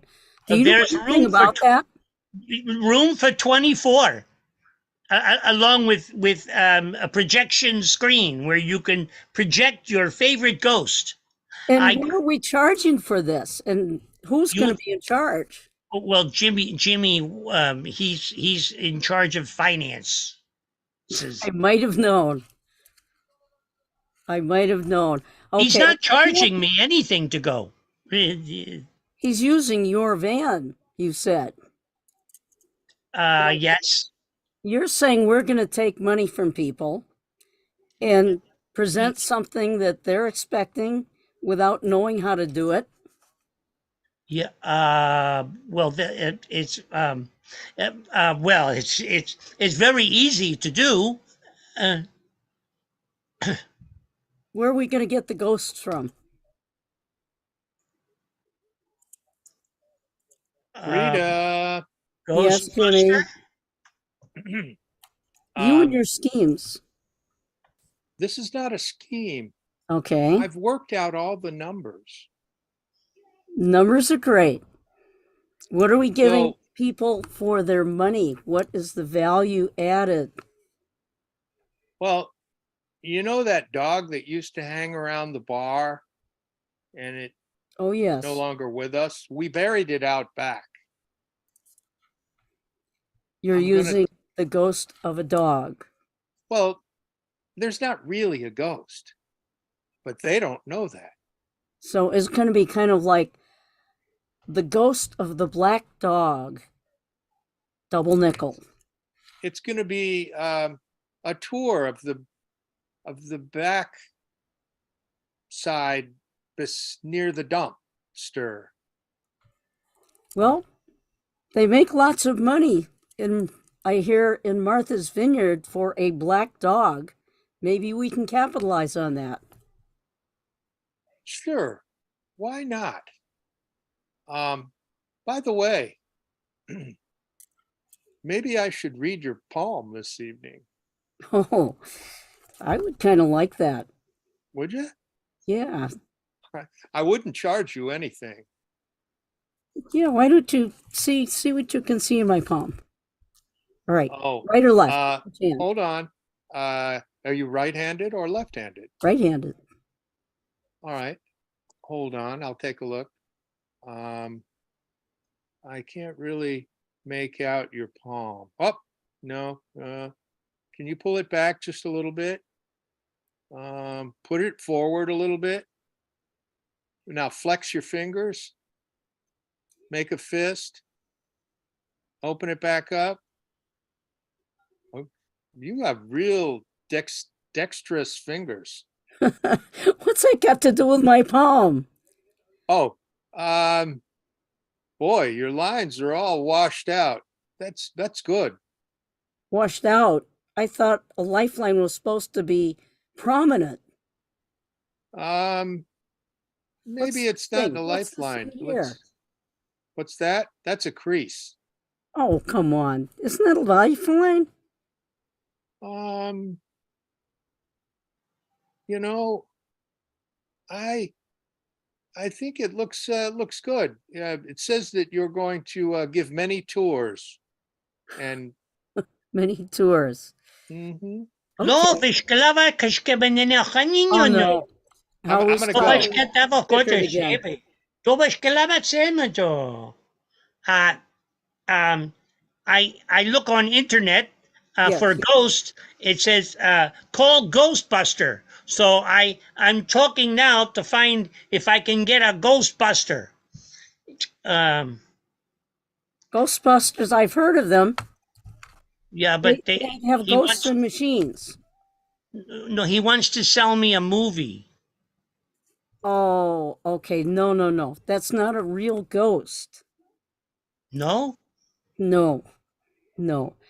We need to go to a graveyard to catch some ghosts. Or a haunted house.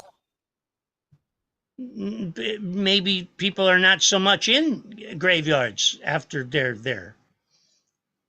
Well, I believe that the double nickel is haunted. The Oh. basement, we've had some really strange things happening in the basement. Strange noises. Next to Jimmy's gym? Yes, things moving around and changing places, disappearing. Lots of many people things. disappear. Many things disappear here. Money, many times. Yes, yes. You think we're haunted? Is that who's causing all these strange disappearances? Well, as a neck of security, I do think maybe the evidence shows that there may be something, but I fix. I fix at end of week when I get my paycheck. Fix.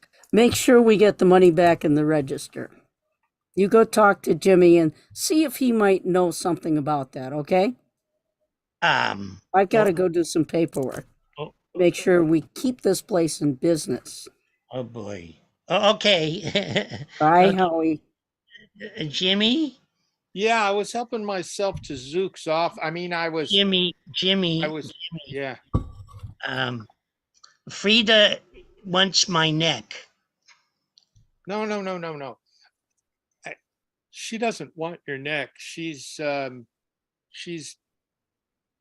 extending an olive branch because she wants to it's a saying in America that she's trying to be helpful. So when she says she wants to wring my neck and that the money is gone, I could be wringing your neck too? No. Yeah, I don't need my neck rang. Wrong. The money is not gone, Howie. It's what is the back past in the tense? register. I was just holding it. Oh, it's in register now? Yes. Like in 10 minutes, it'll be there? No, most of it's back now. I kept a few 20s. Okay, thank But you, just, Jimmy. just for a Thank- little bit. Thank you. No, thank you, because I don't want from her to think bad of me. Look, Howie, But I don't want her to think bad of you either. that's all right. Everybody does. No, not here. We love you, Jimmy. Yeah. That's okay. That's okay. It's my friend Jimmy. It's Jimmy, my friend. It's my friend Jimmy. It's okay, Howie. Howie, I heard through the walls, you guys said something about evidence. What? That's a word that kind of has a bad connotation to me. Well, I am a neck of security, and we say words like evidence many times. I know what you mean. I know what you mean, Jimmy. I know what you mean. It's just certain words that we Many we words. like to avoid. No, many words. They hurt very badly from words, you know, Yeah. many times I think I'm saying words that I don't understand, and I think sometimes it hurts. I don't mean it to be. I don't. I'm sorry. I'm sorry. Okay. That's all right. You know, Yeah. I want to say that we're going to have a tour of mansions. So we'll be going to big houses, but I know that's words that might not be so good for you. Yeah, we don't want to go back to the big house. Howie, that's not good either. No evidence, not back to the big house. Yeah. Um, No speak. No speak. Look, I just wanted to do something special since everybody was gone except for you and Frida. Not gone. We're just gone. Well, I understand. They're not gone. We don't go to the cemetery to find their ghosts. Nuh-uh.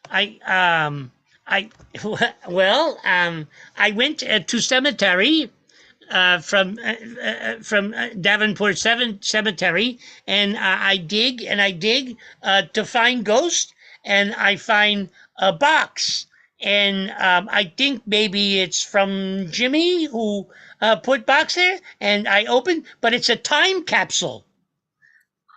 Time capsule. Many things in there. Many things. There wasn't a gold watch in there, was there?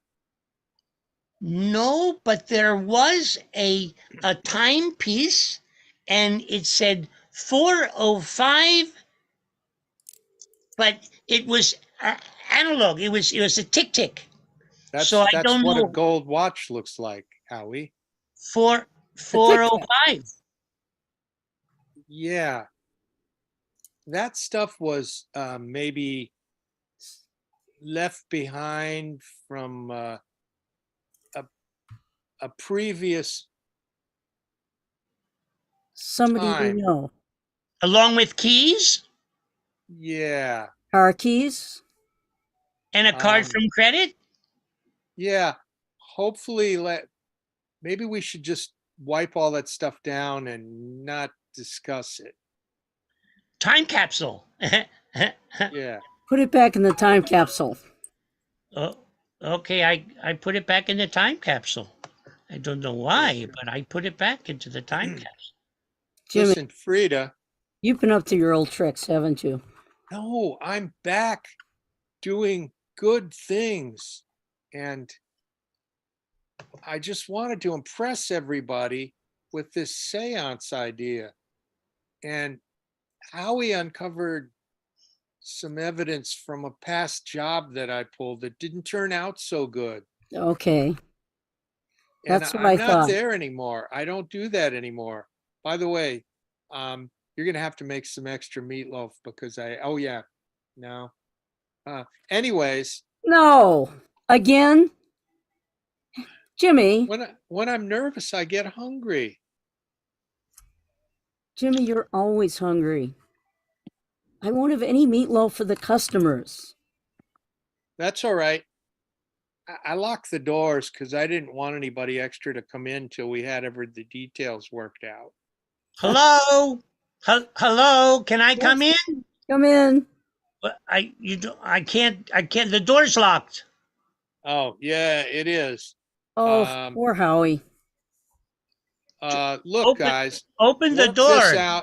Work this out quickly because I need to come back in here with a locksmith, and I've only got a minute or two left to take care of this. Okay. Open the door. Open the door. Open the door. Don is coming back from the dead. All right, perfect. Right, John? That's our show. Thank you. Thank you so much. Timeless. Timeless tonight is. Timeless. On time. Sorry. Greg Philippi, Boca Raton, Florida. Peg Davis, south of Boston. Onslow, New York. Thanks for having us, guys. Well, thank you. I mean, this is our 36th month in a row. You've been a big part of a lot of the shows, which we really appreciate. Next month will be our 3-year anniversary, obviously. But and we'd love to have you. But Andy, I'm sorry we're working with a skeleton crew tonight. Oh, no, it's all good. You guys bailed it out. You handled it like pros. We were certainly hallowed. Yes. We were the time capsule. Do you have a website, Jimmy or Frida, that you want to advertise, whether it's timeless or not? Yeah. We are on Facebook and YouTube. And Don, anything additional? Not that I know of. It's Timeless Double Nickel Improv Troupe, correct? Right, or just Timeless Double Nickel will get to us. And thanks to Diana Brown, who is our illustrious director. We also have an Instagram that we need to get a little more active with. And I'll be appearing solo at the Countdown Improv Festival, August 10th in Tampa Bay. All right. I'm doing a Stephen King show. Think the greatest Stephen King fans who never read a Stephen King novel. Hey, being a clown, I am opposed to Stephen King completely. He has ruined my family. Well, last year we appeared with a large red balloon to kick it off, but this year we're not going in that direction. Thank you I so wish much. you the best in it. Great job. And yeah, break a leg in your performances, but thank you so much. And Guys. it's timeless. All right, thank you Thank you. guys. So much. Always fun to be with you. Appreciate having you. Likewise. Thank you. Caroline, if I'm doing my mind correctly, I do believe I am saying it correctly. You are the next one, right? Introducing. Yeah. So up next, we have Alan and Lau. And Low. My God, every time. Every time. It's fine. As long as you get somewhere in the neighborhood, I'm fine with it. Thank you. Thank you, Lena. So it's nice. It's I just turned 70 this year. That's the big news. Thank you. Thank you. Round of silence as usual. Thank you. But you know, it's great when you turn 70, you start to realize things that you didn't realize of all those many years. And I finally realized that I'm fluid. Yes, not sexually. It's just that I have to pee every other 5 minutes. So I guess that's fluid. But I'm discovering things in my old age. Like I say, I realized that I finally got a hold of my pronouns. I'm he, him, has been.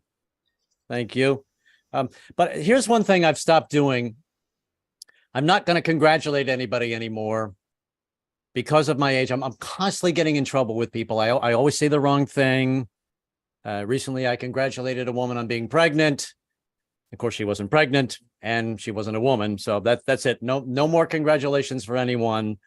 I'll tell you what, the only time I will congratulate someone is if it's I'm on a deserted island and there's a farmer who just told me he married a goat.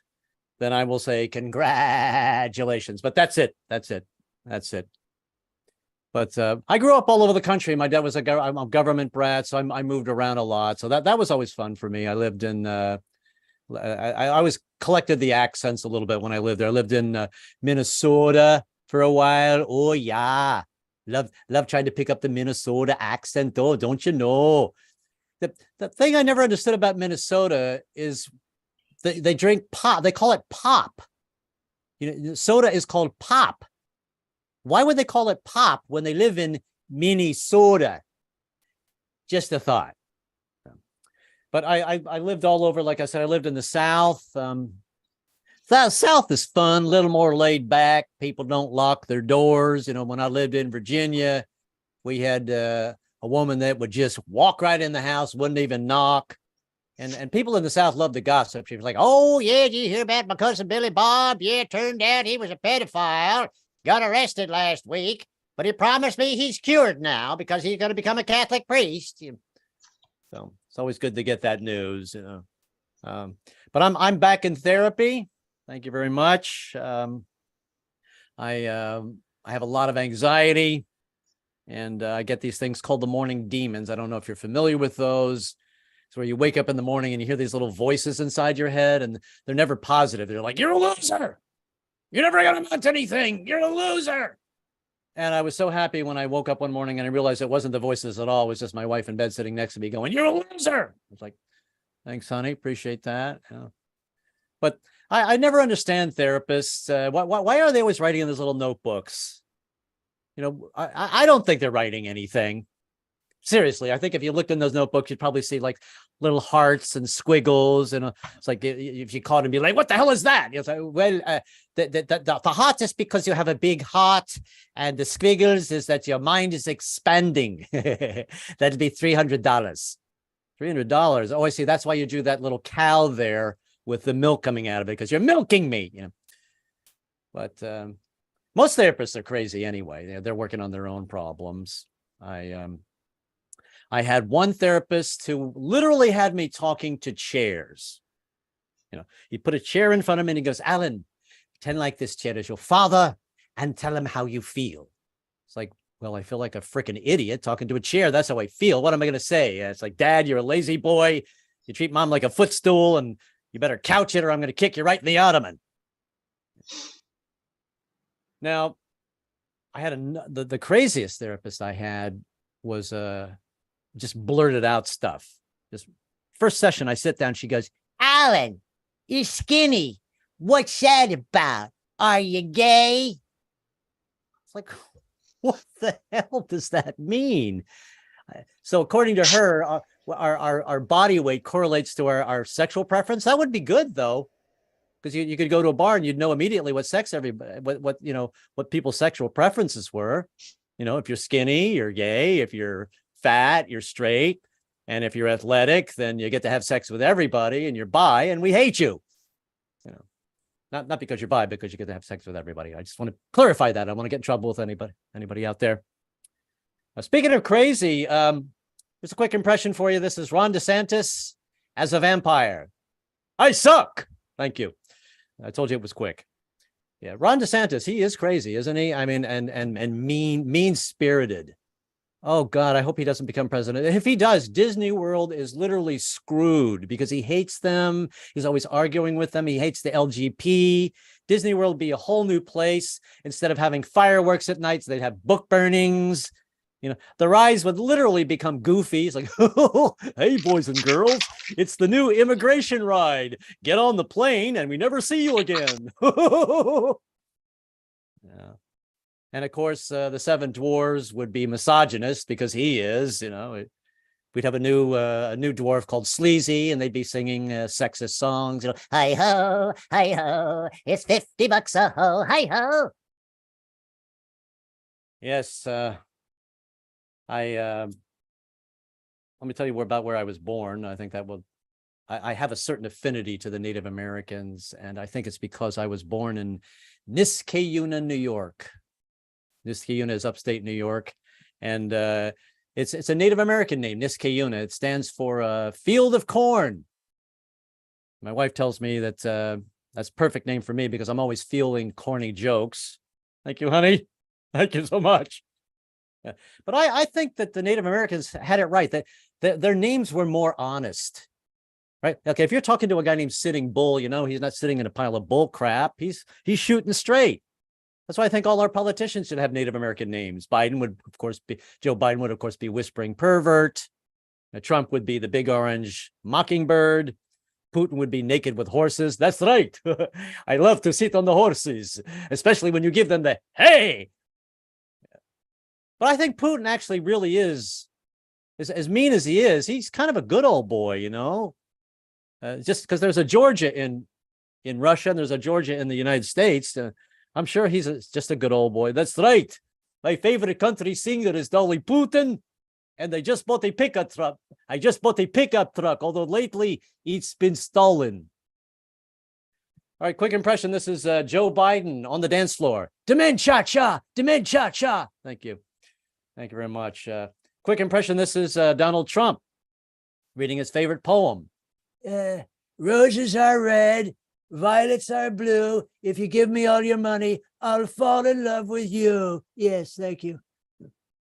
See, I got to be honest. I don't know why Trump became president. He'll admit it. He never wanted to be president. It was just kind of a lark.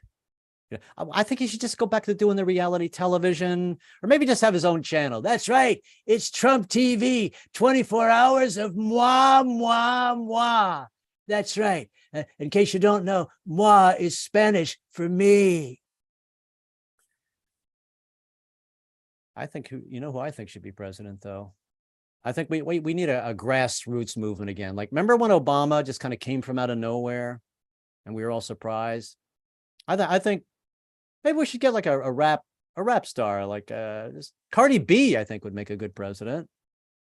Because if you think about it, she'd be just as verbose and well-spoken as anybody else that's running for president right now. Can we quote you on that, Miss B? Makes as much sense as Biden. But the world is in a crazy place right now. I've got a case of SCOTUS. I didn't say scrotum. I said SCOTUS. I'm talking about the Supreme Court of the United States. They're just 80% of the country. Actually, it's a good thing. I realized that 80% of the country is actually together on most things, and they don't agree with what SCOTUS has been doing.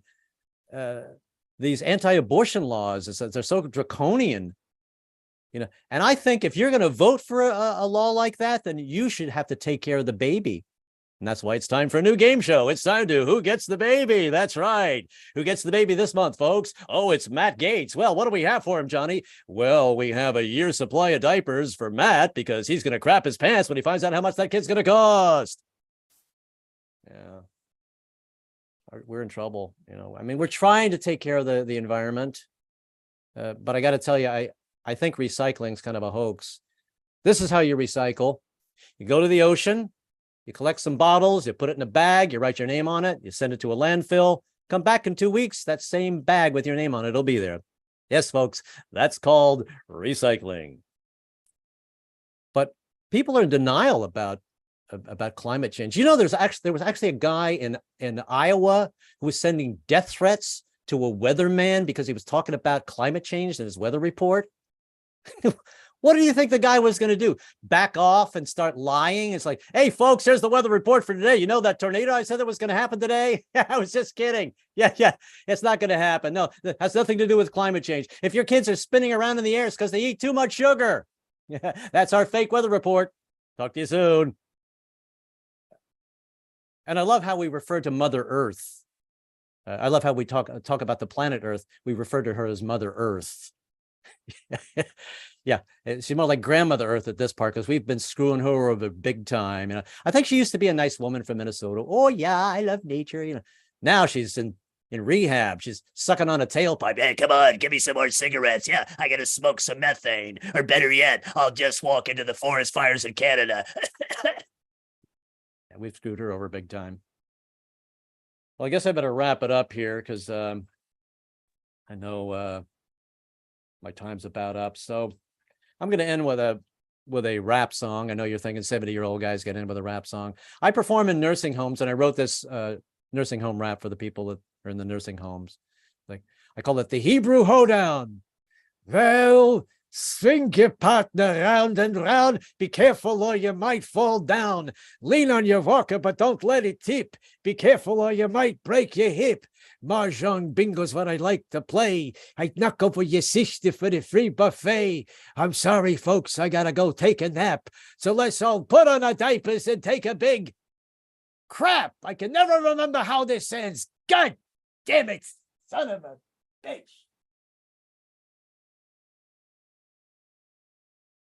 That's the end. You can come back now. All right.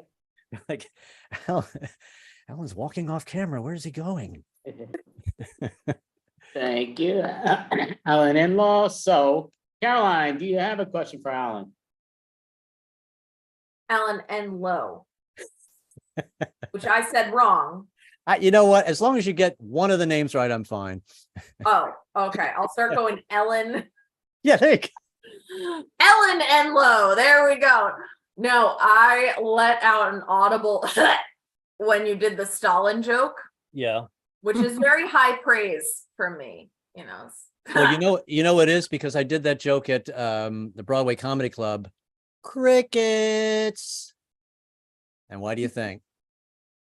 Because they don't know who Stalin is.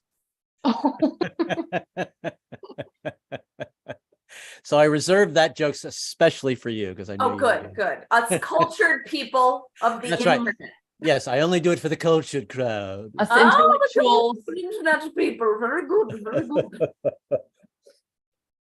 Val, do you have a question for Alan? I don't have a question. I have a comment. That shirt is on point. I love the Hawaiian shirt. It's a great statement piece. Ace Ventura would be proud. Who would? Ace Ventura. It's his thing. Well, I guess that is. Hey, the kids didn't know who Stalin was. I don't know who Ventura. Who is Ventura? Tell me. School me. Jim Carrey. Jim Carrey. Ace Ventura. Oh, Ace Ventura. It sounded like you said some Italian name, like Inventura. Don't you know who Inventura is? All right, then. That could be an interesting spinoff. Inventura. I love it. Ace Ventura, Pet Detective. Well, probably if you're on a plane. You ever been on a plane and you're watching a movie and you can switch over to get the different languages? It's so much fun. Like, I remember I was watching one of those old westerns, and and one that the guy's voice is, all right, partner. Look, and then the next one he's like, that's all right, the partner, but it's like they're not the same tones. Yeah, the dubbing always gets a little Yeah. the read factor, and it always gets a little interesting. It's like the bad Godzilla impressions that every comedian in the world did. Look, Godzilla, quickly, run. Every comedian on the face of the planet has done that joke, including me. I just did. Right then. Just now, yeah. But that was the first time he's ever done it, guys. Ellen has never done that before. Never before. Lately, I've been Stalin. So I will say this is obviously our 36th month in a row running it. So this is the Comic-Con Comics and Improvisers virtual extravaganza. My cup got destroyed. It wasn't so super, and it's annoying me. Annoying the crap out of me. This started. I've been bringing that up all night long. So just for the record, yeah, I will take donations. If you want to send me a cup, you can. I'll send you my address, and you can send me a superhero cup.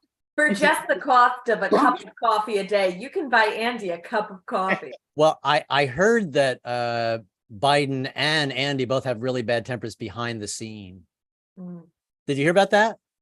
Did you see the article? There's been rumors. There's they been were saying that talk. Biden has like a bad temper behind the scene. So maybe Andy's been hanging out with Joe. Well, thankfully he won't remember what he was mad about. So good point. Good point. Thank you so much, Alan Yes. and Lo. Yeah, so we would love to see you if you could participate next month, which would be spectacular. It will be our 3-year anniversary, but Awesome. thank you so much, Alan. Yeah, thanks for having me. You guys are always fun. All right. Definitely appreciate it. Happy anniversary. And please send in your money now to buy Andy a new cup. go fund me. Buy Andy a new cup. So he doesn't smash it over someone's head again. Call 855-55-5555. Bye. Have fun. Bye. Bye. So we will introduce, and I'm just looking right here. So yeah, so I'll introduce the next individual just because I know Mel's a big fan also, but I'm just like in awe over her. Just again, she's an amazing individual, great comedian, all that with all the amazement. So you can only fall now, Caroline. So all the pressure's on you, but break a leg. Caroline Dunn, Lena Dunn. Yes. All right. Well, hello, everybody. So my birthday is next Saturday. Gonna be 32. Yeah.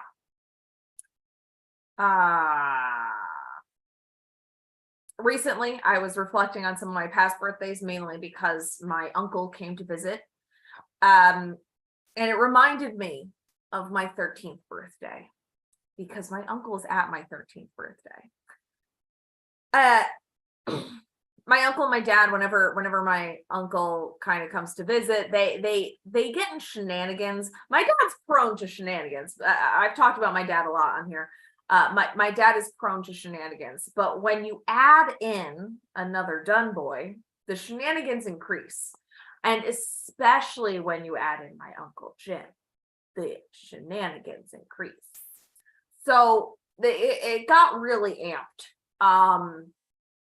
Because my uncle came to visit, and my 13th birthday, I had some of my friends over. We have an above ground pool, so we were having like a pool party. It was a lot of fun. It was going to be a lot of fun. But that did not stop the shenanigans happening. My uncle and my dad identified a tree that needed to get cut down. Now, this was not a big tree. It was maybe about this round, it was a smaller tree on the smaller end. The issue was that the tree was directly adjacent to the pool where I was having my pool party with my friends. And for whatever reason, the time to cut down said tree was in the middle of said pool party. So my uncle had chosen his weapon to attack the tree with. And I say weapon because it was a machete. Now, how did my dad get a machete? Is it actually got this machete from his sister who had been moving and had dropped off a whole bunch of stuff. So he had gotten like this hatchet, like machete item from her as part of this move. So my uncle had selected this as his weapon, you know, kind of like in a video game, like you scan through the garage and just weapon acquired. And so he had decided on that one. Now, my uncle had begun hacking at the tree. Now, this wasn't news to me. This kind of stuff has happened a lot in my life. So I knew to just kind of ignore it. Like, it's going to be fine. They've got it covered. You know, they're responsible adults. I'm 13. Well, it started getting a little hairy about halfway through my uncle cutting through the trunk because the tree that he was cutting through started leaning. But it wasn't leaning away from the pool, it's leaning towards the pool, where again, me and all of my friends are swimming. So the tree starts leaning towards the pool, and my uncle goes, "Hey, Rob, you need to get a rope." So my dad goes to go look for a rope. Now, my father always has rope. I now always have rope because my father always expressed how much you need rope. This is the one time in my entire existence I have ever seen my father not readily have available a rope. Because he always has a rope. And yet there is no rope. I see my dad frantically running from garage to house, huffing and puffing. He makes a really fun noise when he's stressed out. Kind of sounds like a electrocuted like groundhog sort of. So he's going as he's wandering from area to area looking for the rope. Now, you might say that this would be the point at which my uncle should have stopped hacking at the tree, but he didn't. My uncle continued to hack at the tree with the machete at the tree, just hacking away at the tree. And as he's doing that, he's going, "Rob!" And my dad's still running around looking for a rope. And then my uncle says the line that I never thought I'd have to hear. "I'm not going to stop." So my dad's still running around trying to find a rope that he has deemed appropriate for the occasion. My uncle is continuing to try and hack through a tree. And the inevitable happens. He hacked through too much and the tree fell down. Now, again, the tree was leaning towards the pool, which is where me and all of my friends are, in the pool. And yeah, tree fell in the pool. Me and all my friends are still in the pool. I had to drag one of them out of the way because, of course, I'm watching this knowing that something isn't quite going to add up here. So we didn't get hurt. However, my mom was standing over by the driveway talking to one of my friends' moms, and they see this beautiful tableau happen in front of them. This wonderful example of how my family works. Mom's just like, "Yeah, I'm surprised she let her stay. Because you shouldn't leave your child with a bunch of strange boy men who will drop trees on your kid." So that was my 13th birthday. It was fun. The rest of the day went off with minor hitches. I didn't have pool parties much after that, though. So, maybe there's a reason. And that's it. That's it. Great job, Caroline Lena Dunn. But as you could see, you could always follow her on her thing. And I would recommend everybody to follow her on those. Again, she's excellent with what she does. But yep, see, support her, which is awesome. And yeah, great job. Definitely, Caroline Lena Dunn. So I'm going to ask Mel. I do know I kind of grabbed your thunder, but would you like to introduce the next individual? Sure. Up next, we have a very smart individual, either the third or fourth or second. Which one is it? Let's find out. Joshua Previn. Great, thank you so much. It's fourth today. Steve, is it fourth? Yeah, it's fourth. So I'm feeling good about that. We are live from Comic-Con. Our whole team is down here. We have a big van with a huge satellite dish because we're broadcasting pretty much all over the world. And I'm just grabbing people as they go by and soaking it all in. It's a very intelligent conference. That's why I come. It's very smart, a lot of smartness, a lot of smart things happening. I met one little guy who, you want to come over here and talk for a second, buddy? Yeah. Yeah. Okay. Well, why don't you say hello? It sucks, man. What is this? This sucks, man. Where's my dad? Sorry about that. But good news. We have found the silver bullet. Is that right, Steve? Do we have the actual silver bullet? Because I don't want to hype this up to our squad out here. And you think we got it? Okay. Well, you heard it here first. If you're feeling satisfied, if you're feeling frustrated with your life, anything about it, we've been studying this for a long time. We figured out a very simple way that everything is good. You're going to feel great. All the dreams you wanted to have, like that. No more self-doubt. Are you sure we have this? Dan, I have two assistants now. Dan, it's an actual silver bullet that can, well, we're going to have to put that, yeah. So we will get to that in a second, but I'll tell you, it was a relief because, as the fourth, fifth to third smartest person in the world, I do a lot of reading. Reading is what smart people do. They have, you use your eyes and you can read stuff. And I'm a speed reader. I can read about 1,000 pages. What does it take, Steve? I can read about 1,000 pages in a minute, plus or minus. But I've been reading all the self-help groups and Chat GPT. I've been chatting with him, and you're always looking for that thing, the self-help. What is it? What's going to finally put us over the top? But we got it. We figured it out.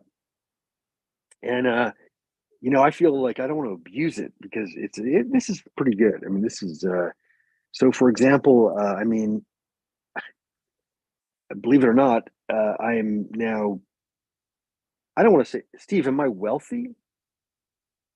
Okay. Very wealthy?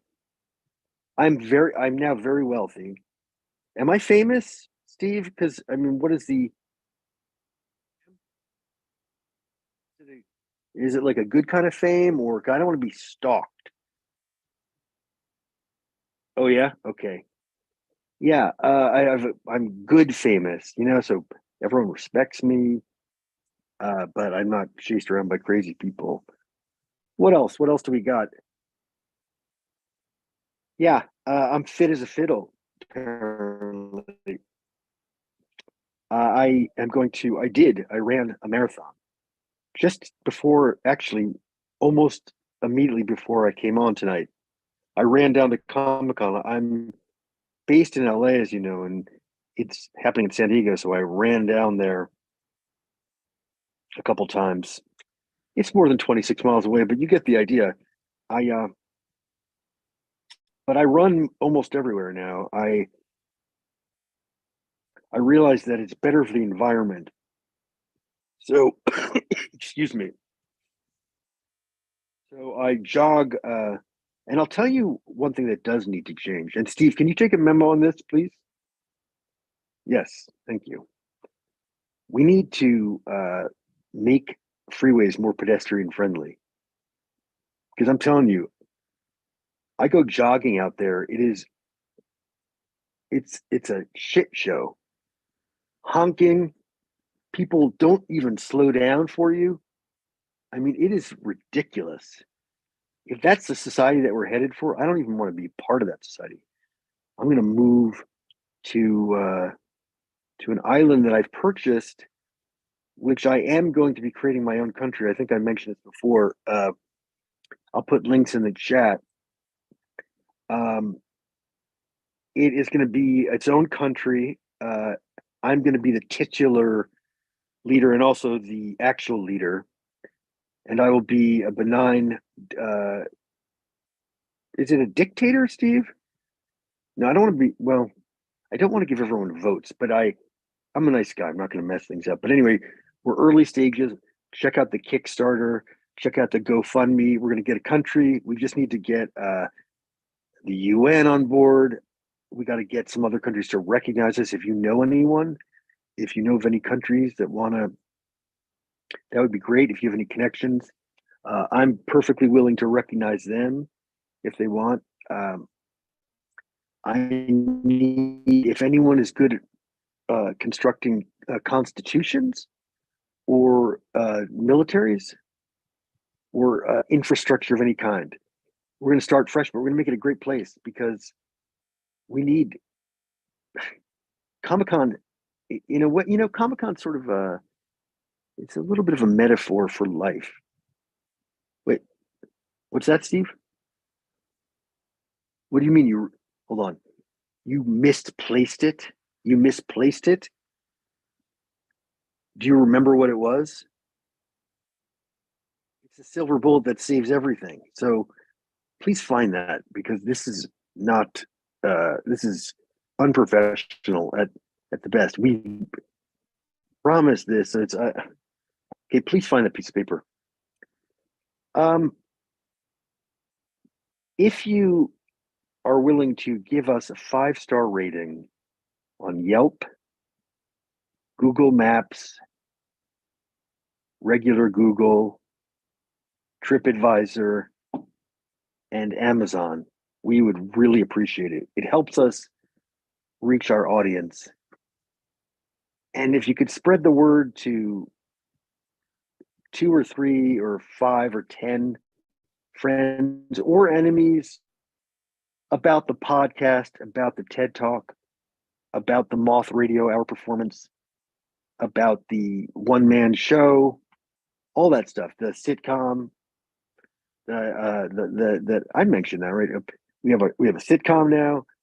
If you can just rate and review that and give it a 5-star rating, it really bumps us up in the algorithm. And we for the Patreon, are we still accepting mulch? Okay, we're accepting mulch. If you have mulch in your house or in your garden, you could mail it to us or just anything. We're scraping the bottom of the barrel because we don't want to waste. Again, it's a cycle of life, the environment, me. We don't have a name for our country, and that's where you guys come in. We're having a contest. Whoever can give us the best name for a country, you win a McDonald's. Is it a gift certificate? Okay. It's an actual hamburger. You will get a hamburger, which we will obviously keep refrigerated. I'll be doing some, I'm going to be traveling, promoting my books, and I might be in your area sometime soon. I'm going to be doing a book signing at the Whiskey Pete's on Carson Boulevard in right outside of Vegas. If anyone would like to show up, I'll be handing out little figurines of Joe Biden and me. Steve, have we written the script for the next show? Because this is getting a little bit. we got these are people. These people are paying a lot of money. So, can you get Stan and Bob, who just are sitting there doing nothing, to maybe, I know it's the writer's strike. So that is, first of all, we stand with the writers and we stand with the actors. And that's why we haven't written anything for this. That's why if it seems like we're just winging it, if that's what it seems like, I don't assume that it does. If it just seems like it's because we stand with the writers. And if you want us to not stand with the writers, if you want us to sit with the writers, if you want us to push the writers into a canal while they're just trying to eke out then you know what? Then I don't want your business. I don't want your clicks. I don't want your money and your mulch, because I'm not going to play that game. I'm a people first person. People come first. I'm the fourth smartest man in the world. The world is a big place. There's 3 people that are smarter than me. I cannot break into that top 3. God damn it. They are so smart. I'm serious. You will just be like, think about how smart I am, okay? And now imagine somebody even smarter. It will blow your mind. They are so smart. Oh my God. Anything. Try anything. You ask them anything, I'm telling you, these guys are smart. They're not all men. First of all, 2 of them are women. One of them is a man, and one of them is not even human. So that's interesting. It's a golden doodle, but black, kind of like the one lying over here. And it's a long story, but we are going to be barbecuing things everywhere at Comic-Con. If you come down now, we have a lot of people out here. We're going to be doing face painting.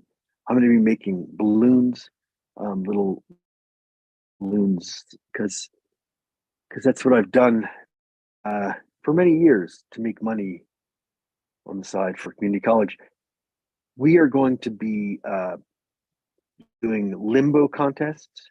We have the number 1 limbo, the biggest limbo expert in the world will be flying in from Borneo, and we have him, and he'll be competing against his younger brother. Steve, we need to write things. You can't just I don't care about the writers. Fuck the writers, man. We have an audience here. You need to. I can't just come up here like this and you're behind the camera. But look. I have to apologize for Steve. Steve has basically left me hanging here, and that little bastard. He's just kissing up to all the writers, and he doesn't want to write anything. But fortunately, this is not all about you or me. I think it's really more about, it's about a lot of things. Steve, I'm literally going to take your blankie away. I'm going to take that blankie and I'm going to throw it in the garbage. If you don't sit down, take a pen, take some paper, and write some material, because I am sick and tired of this. I am paying you way too much. And tell Mom to butt out. I've obviously been doing this for so long with you guys, and I appreciate, Steve has been with us from the beginning. I believe it's been 36 straight months, by the way, which is, that's impressive. Steve has been with us the whole time. We're having some HR issues with him. Yeah, it's complicated. He is our HR person. He's an HR problem. There's a strike. I don't give a shit about the strikers, but I do. I'm trying to get a country off the ground. I have a lot going on. And that's Super Bowl, I didn't forget. Did you better? What is it? Because I will literally take that lollipop, all of your lollipops, and stick them in the oven. You don't remember what it is. God damn it. I'm going to look for that. I'm going to find it because it's amazing. I mean, you guys have got to get in on it. And as soon as I can, I'll call you just as soon as I find it. I can't believe it. But I'm sorry that I forgot it. We'll get it to you, though, at some point in the near future. Great job, Joshua Previn. Perfect. Mel, would you like to ask Joshua the fourth, third, fifth smartest person that you're not sure of who is on the planet? Yes, I think the fourth smartest person on the planet should know this. How many licks does it take to get to the center of a Tootsie Pop? Steve? A smart person would test you. You tell me. 10,023. I'm going to research that because smart people are very thorough, and I'm going to research it, and then I'm going to get back to you in the 34th month. Is it the 34th month? Or which month are we at now? Oh, 36. 36. Oh, sorry. Well, I heard smart people are very bad with time, so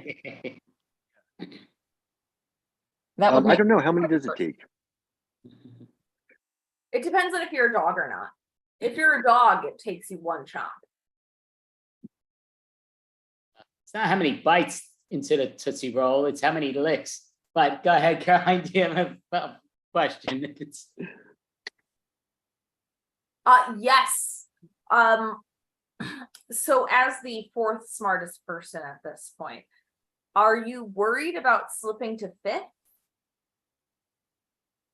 That's a great question. Not until you said that. Oh. But now I can't think of really anything else. Are you excited about advancing to third? I love it. It would be great, but I'm telling you, that guy is extremely smart. Really big head. Big head. So I do have a question for you, Joshua, since you are the fourth smartest individual on the planet. Thank This you. is Comic-Con. I did break my glass, my cup. How do I repair this and save it? Oh no. How do I save this? You're the fourth smartest individual. Well, you could do you have the other pieces? Well, the other pieces are in my garbage because it did become pieces. I actually, I think that's just the kind of thing that you could glue. I think you could glue it back together. Yeah, if I want to be drinking a bunch of pieces. Yeah, of that's glass, true. No, it's a fair point. It's a fair point. That's a fair point. I'm going to ask the third smartest guy, text him, and then I'll message you through Facebook about what to do with that. I'm sorry to hear that. That sounds like did anyone get hurt? My heart. Broke my heart. Yeah. Not superhero. That was my cup. That I do have my other cups, my improv cups, but they're much smaller. Yeah. I like this because you take double the intake, especially that I don't have to move. But it's my coffee tea cup, and it is done. Yes. Tragedy. Exactly. Tragic. It is tragic. People don't realize how tragic it is. But I hope you didn't throw it at your improvisers when they weren't performing. No, it was me trying to speed up. I'm behind on the time. Yeah. I did it. Yeah. Very annoying. But 36 months straight. Next month will be officially our 3-year anniversary. So hopefully you could be part of it, Joshua. He's been a big part of it going on.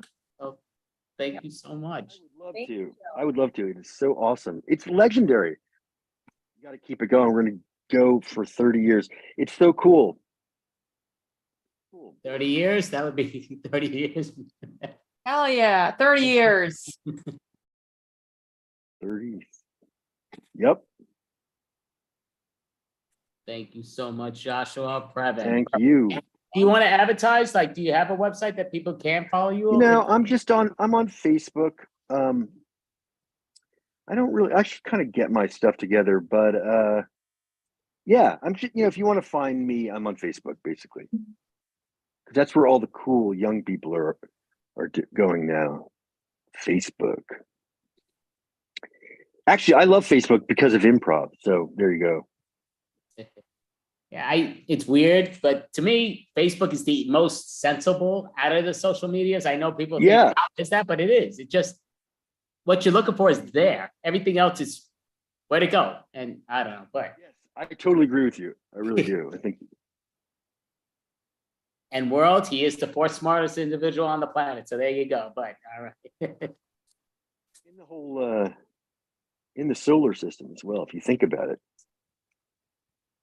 But it's likely that there are other humans on other planets at this exact moment. So you would still be the smartest person. Sorry, I'm so sorry. I dropped the phone. Oh my God, I dropped my phone. Sorry about that. It's like we were just falling into an abyss for a second. So, Joshua. Thank you guys so much. Thank you. Have a great one. Great Take weekend. care. You too. Take care. Yeah, we're actually almost at the end of this another extravaganza. We have 2 acts remaining as long as the other one does pop in because they're due in a few minutes, even though we're running a little behind on time. Miss Caroline, would you like to introduce the next individual? Sure. Up next, we have somebody I'm a very big fan. I think Mel is a big fan as well. Up next, we have Andy Abramson. Hey, what's up, world? So my whole thing is I'm up in the air, like, what should I do? I have no clue what's going on. Thinking like, should I do stand-up? And I'm like, probably not. So you know what? I got a bunch of movie cards here. I'm gonna mix these cards up and then I'm gonna end up picking 2 of them and just do a scene of doing the movie itself, 2 of them together. And I'll do it in a 3-minute scene and then I'll do another one if the other act doesn't come up for another 3-minute scene. So, I mean, to me, you never know how things go, but we'll find out. So just doing this. These things are always super sticky, which I don't understand. I mean, they're new, but. So the first one.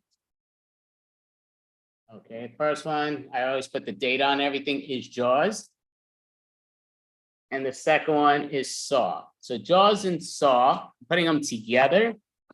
So it's not going to be the movie, it's just going to be Jaws and Saw the movie. So I'm looking at my timer and of course, I kept going.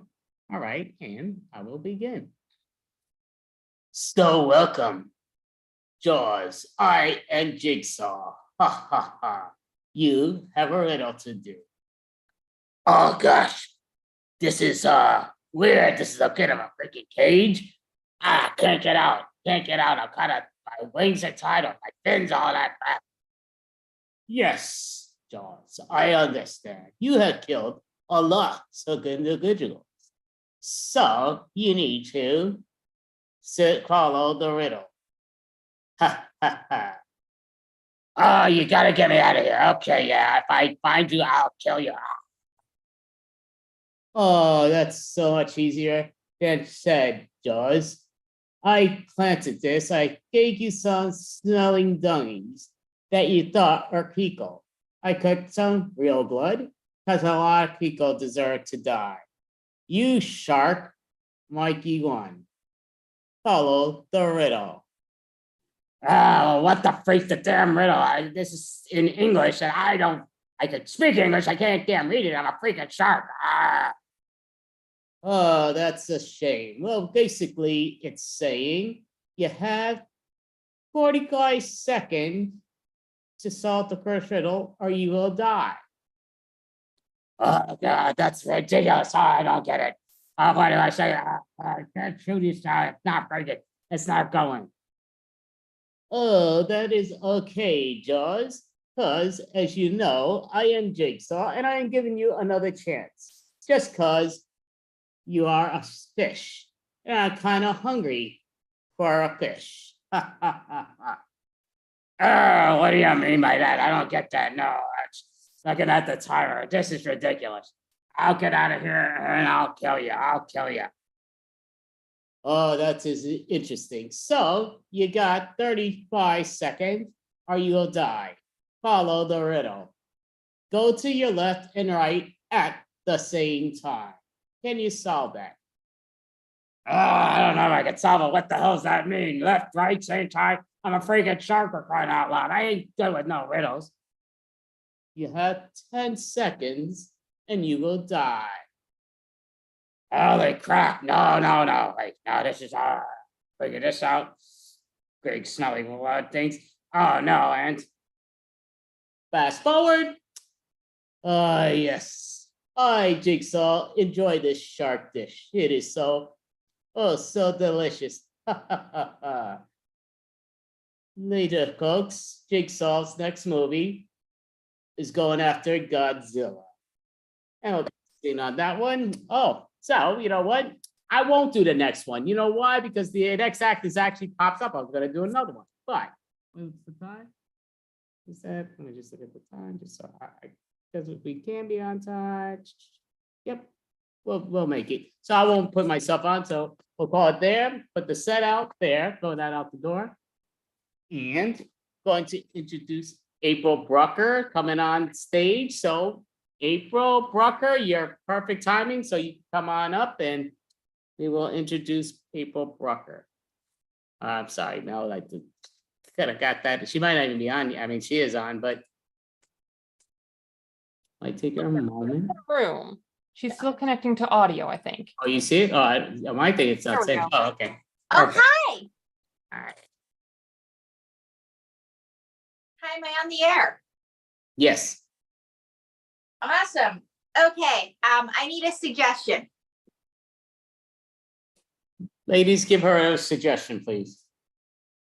Pickles. Pickles? Okay. Folks, whenever I think of pickles, I think of going to the supermarket. As a matter of fact, back in the day, I worked in a supermarket. Fun fact about me. And I had some very, very, very eccentric co-workers. There was one guy that had Tourette syndrome. And I kid you not. And he'd be, checking people out. And every once in a while, he'd yell, fuck. Well, anyway, he would yell, fuck, fuck, fuck. And so the old ladies would go to customer service and they'd be like, the cashier just yelled, fuck. And the front end guy's like, listen, I know that he did. He has Tourette syndrome, but we can't fire him because this is a union store. AFL-CIO, he's protected. So it was always fun because I had an excuse to say the F word on every shift. And so, and he was like a genius at profanity. And Brian was a great coworker. I love Brian. I miss Brian. And then there was Christy, and Christy dreamed of being a mortician, and she was obsessed with Britney Spears. But her number one goal in life was to be a mortician, and she talked like this. And she was obsessed with her high school band teacher. And I was hoping to see a dreamboat. I didn't see a dreamboat. And his name was Mr. Moretti or something. But anyway, I work at a supermarket now. Well, not really. I live in Las Vegas. And when I say I work at a supermarket, I'm just there all the time. I'm there so much that they might as well give me a job. And in Las Vegas, we have slot machines and slot parlors everywhere. And as a matter of fact, there's a guy that performs there, and his name is Dwayne Newton. And let me tell you, he is the idol of Aisle 5. Dwayne, where are you?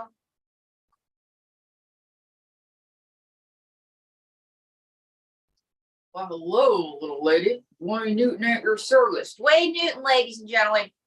So, Dwayne, tell these folks, you look like somebody, but you're not. Well, little lady, I'm Mr. Las Vegas's second cousin, twice removed. Twice removed? Yes, I've been removed once by casino security and once by the Clark County Department of Health. So you're not Mr. Las Vegas. No, little lady. I'm Mr. Angus Las Vegas. Angus Las Vegas. Angus Las Wages. Thank you very much. So, have you ever met your famous cousin? Well, actually, yes, I have.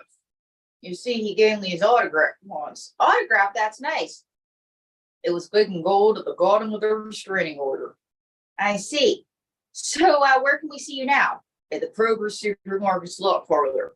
But I got hopes and I got dreams. And someday, when they get a gaming license, I hope to appear in Whole Foods. Whole Foods? I see. Yes, Whole Foods. So, that's fabulous. Clean up and out 5. Clean up and out 5. Sorry, still on the clock. Okay, Dwayne. So, how things been going with your agent Morty? Well, they were a little slow, and then he got paroled. I see. Clean up and out 6. Clean up and out 6. Sorry, still on the clock. All right, Dwayne. So, but have you appeared anywhere? Yes, I did a show in Pahrump where prostitution's legal. Oh, yeah, that's right, Nye County. And how did that go? Well, I got a great review. I got 3 bells and a redhead. 3 bells and a redhead, and this was the Nye County Gazette, right? Yes. Okay. Well. Yes, half off on tortilla chips. Half off on tortilla chips. Dwayne, I think it's tortilla chips. Tortilla. So, Dwayne, from what I understand, you sing original songs. Why, yes, I do. And this song is about a pickle. Can you sing us an original song about a pickle? Well, here goes. Dunk a shame, darling, dunk a shame. It's half off of pickles again.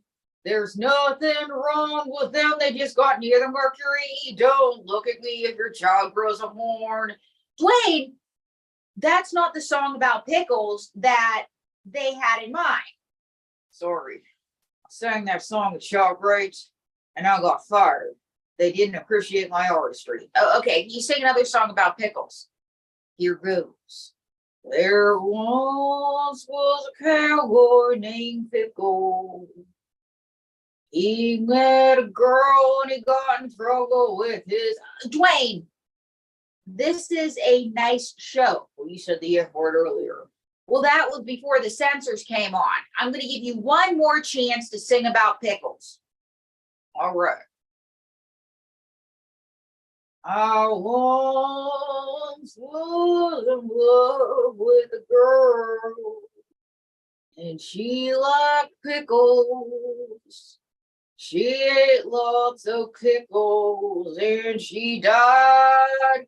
Dwayne, that is a terrible song. Well, that's for the country music crowd. Okay, could you have a better song for the country music crowd? Here goes. I used to have a pickup truck, and I met a girl, and she broke my heart, and she stole my dog, and she crashed my pickup truck. This has nothing to do with pickles, but she got me into a pickle because I had unpaid tickets, and now I'm without a car. Ooh. Dwayne Newton, clean up and out 3. So, do you have any jokes about fruits and vegetables? Yes, which vegetable always has to go to the left? I don't know. Peas. Oh, God. What did the big tomato say to the little tomato? What? Ketchup. What did the pickle say to the mustard? What? I relish this opportunity. Dwayne Newton, mention my name at the Kroger Supermarket Slot Parlor, and you get half off on potato chips. Thank you very much. Dwayne Newton, everybody. Wow. He certainly got himself into a pickle. Now, I know somebody who has herself into a pickle. And I say this as I partially go off screen, and I break all the rules. But I got to get everybody over here because guess what? You know, being me is not easy. This young lady is in a pickle right now with her love life. Ladies and gentlemen, and maybe she can live on pickles too because she's always looking to, get the perfect shape. Please put your hands together for my friend and yours, May Wilson. Like, oh my gosh, so we're talking about pickles, and you're currently in a pickle with your love life. I like it's kind of this way. When I put pickles in a jar, goodness that I don't eat. Oh, that would be so disgusting. But don't you like salad? Well, I like liposuction more. But you know, if you ate pickles, they're low calorie. Well, they'd also make me smell really, really bad. Oh, okay, May. So, but let's talk about this pickle you got into with your love life. Listen, girl, I've seen two guys. Two guys. Yes. The one is really old. And he has a daughter that's my age, your age. Yeah. And so she met me and she goes, "You slut." Oh, wow, May. That is quite a pickle to get yourself in. So he says, "Apologize to May." And she looks at me half-heartedly and says, "I'm sorry." And I said, "Correction." It said, "I'm sorry, Mommy dearest." Oh, that's a burn.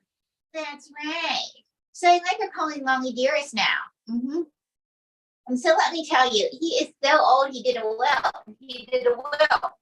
Yeah, and he left everything to Mom, because why wouldn't he? Yeah, that's right, May. Why wouldn't he leave everything to you? I just had to see how it looked on camera. I'm like, what's up? If this isn't perfect, you're in a pickle. Who else is watching? Of course he did. So, May, as I was saying, so he did his will. Of course he did. And he left everything to Mom, to you. That's right. So his daughter goes, "This isn't fair." So I said to her, "That's why I'm getting breast implants and I'm naming them Mimi." That's right. And she says, "Oh my gosh, that's my grandmother, Mimi." Yeah. And I said, "That's why I got everything in the will. I respect my elders. Duh." Oh, that is stone fucking cold, May. That is cold. You're not supposed to use the F word. Well, I just did. F. I can't swear and you can't because I'm the human. Well, I'm a textile American and fuck this. Okay. Nobody should be swearing. All right, it's bad. Well, April, you really need to clean up your mouth. You need to clean up your mouth. Well, I go in the washing machine and I clean mine. So you're in a pickle with the sensors. So, but who's this other guy you're seeing? Let's talk about that. Well, I'm seeing another guy. And he says to me, "I think that you're only with my son for his money." And what did you say? I said, "That's not true, sir. I'm with my son. I'm with your son for your money." Oh, that's right. You know, these older guys really don't get it. So, but back to pickles. Have you ever been to Coney Island? Yeah, that's right. We did a show in Coney Island. It was so much fun. And I had a pickle, and I was forced to watch, and you didn't give me any.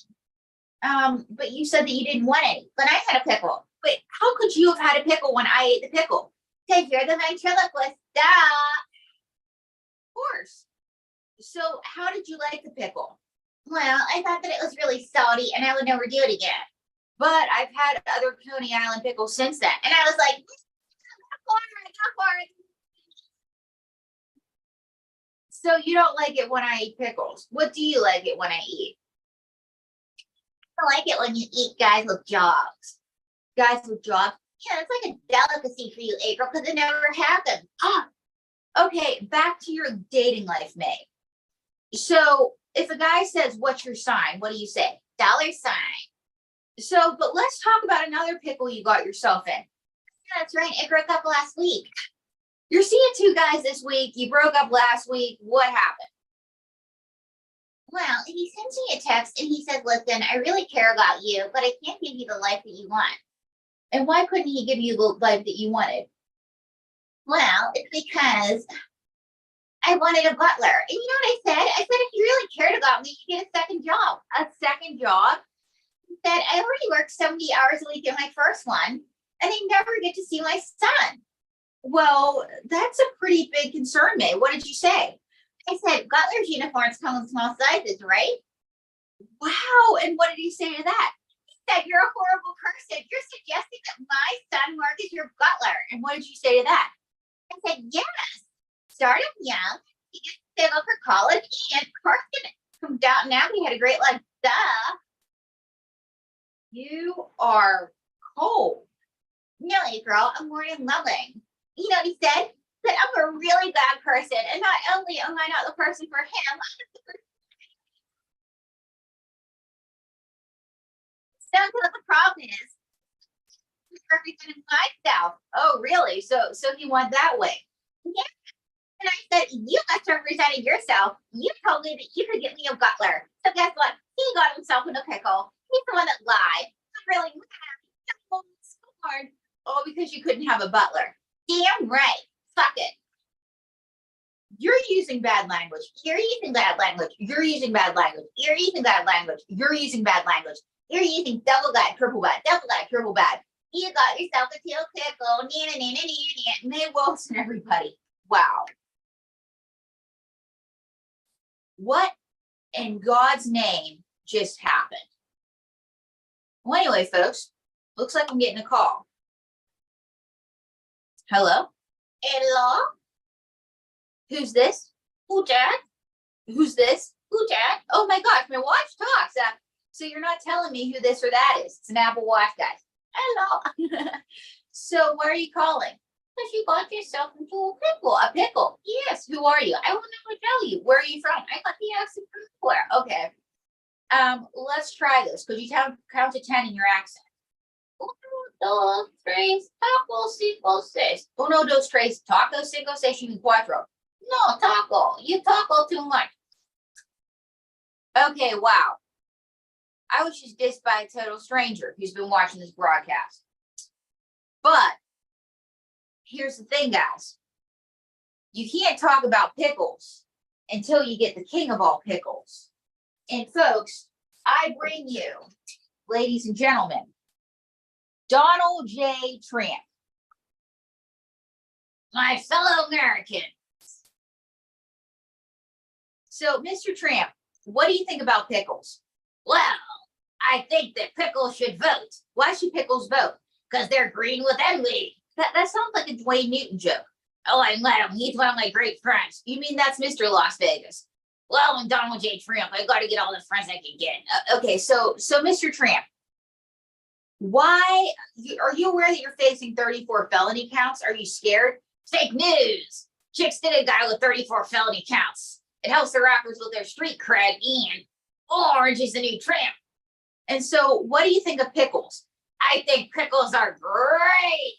And pickles are huge. And I got a pickle in my pants. What? Yeah, that's right. I got a pickle in my pants. Mr. Trump, that is disgusting, okay? You do not have a pickle in your pants. I have a pickle in my pants. Want to play find the salami? No, I do not. Want to play eat my hot dog? No, I do not, Mr. Trump. We need to talk about why everybody should vote for you. Why should everybody vote for you? Well, April, I'm master of everything. I have billions and billions of dollars. And the Gutter Business Bureau gave me a AAA rating. A AAA rating? No, a triple K rating. KKK. So, Mr. Trump, what do you think of pickles? Well, April, I think pickles are huge, and I have a pickle in my pants. Like I said, want to see? No, not the pickle in your pants, like Nathan's pickles on Coney Island. Well, let's see. I say that they're good Americans. Okay, Mr. Trump. So they're good Americans. But what do you think about the pickles in the store? Fake news. There are no pickles in the store. Mr. Trump, you can buy pickles in the store. Well, if somebody is part of the 1%, I don't eat pickles in the store. Okay, why don't you eat pickles in the store? That's for the poor. Okay, Mr. Trump. Now, is somebody who's gotten himself into a legal pickle, how would it feel to get arrested? Well, April, I love handcuffs. They're kinky. Are you aware that you're in a legal pickle with all your felonies? Fake news.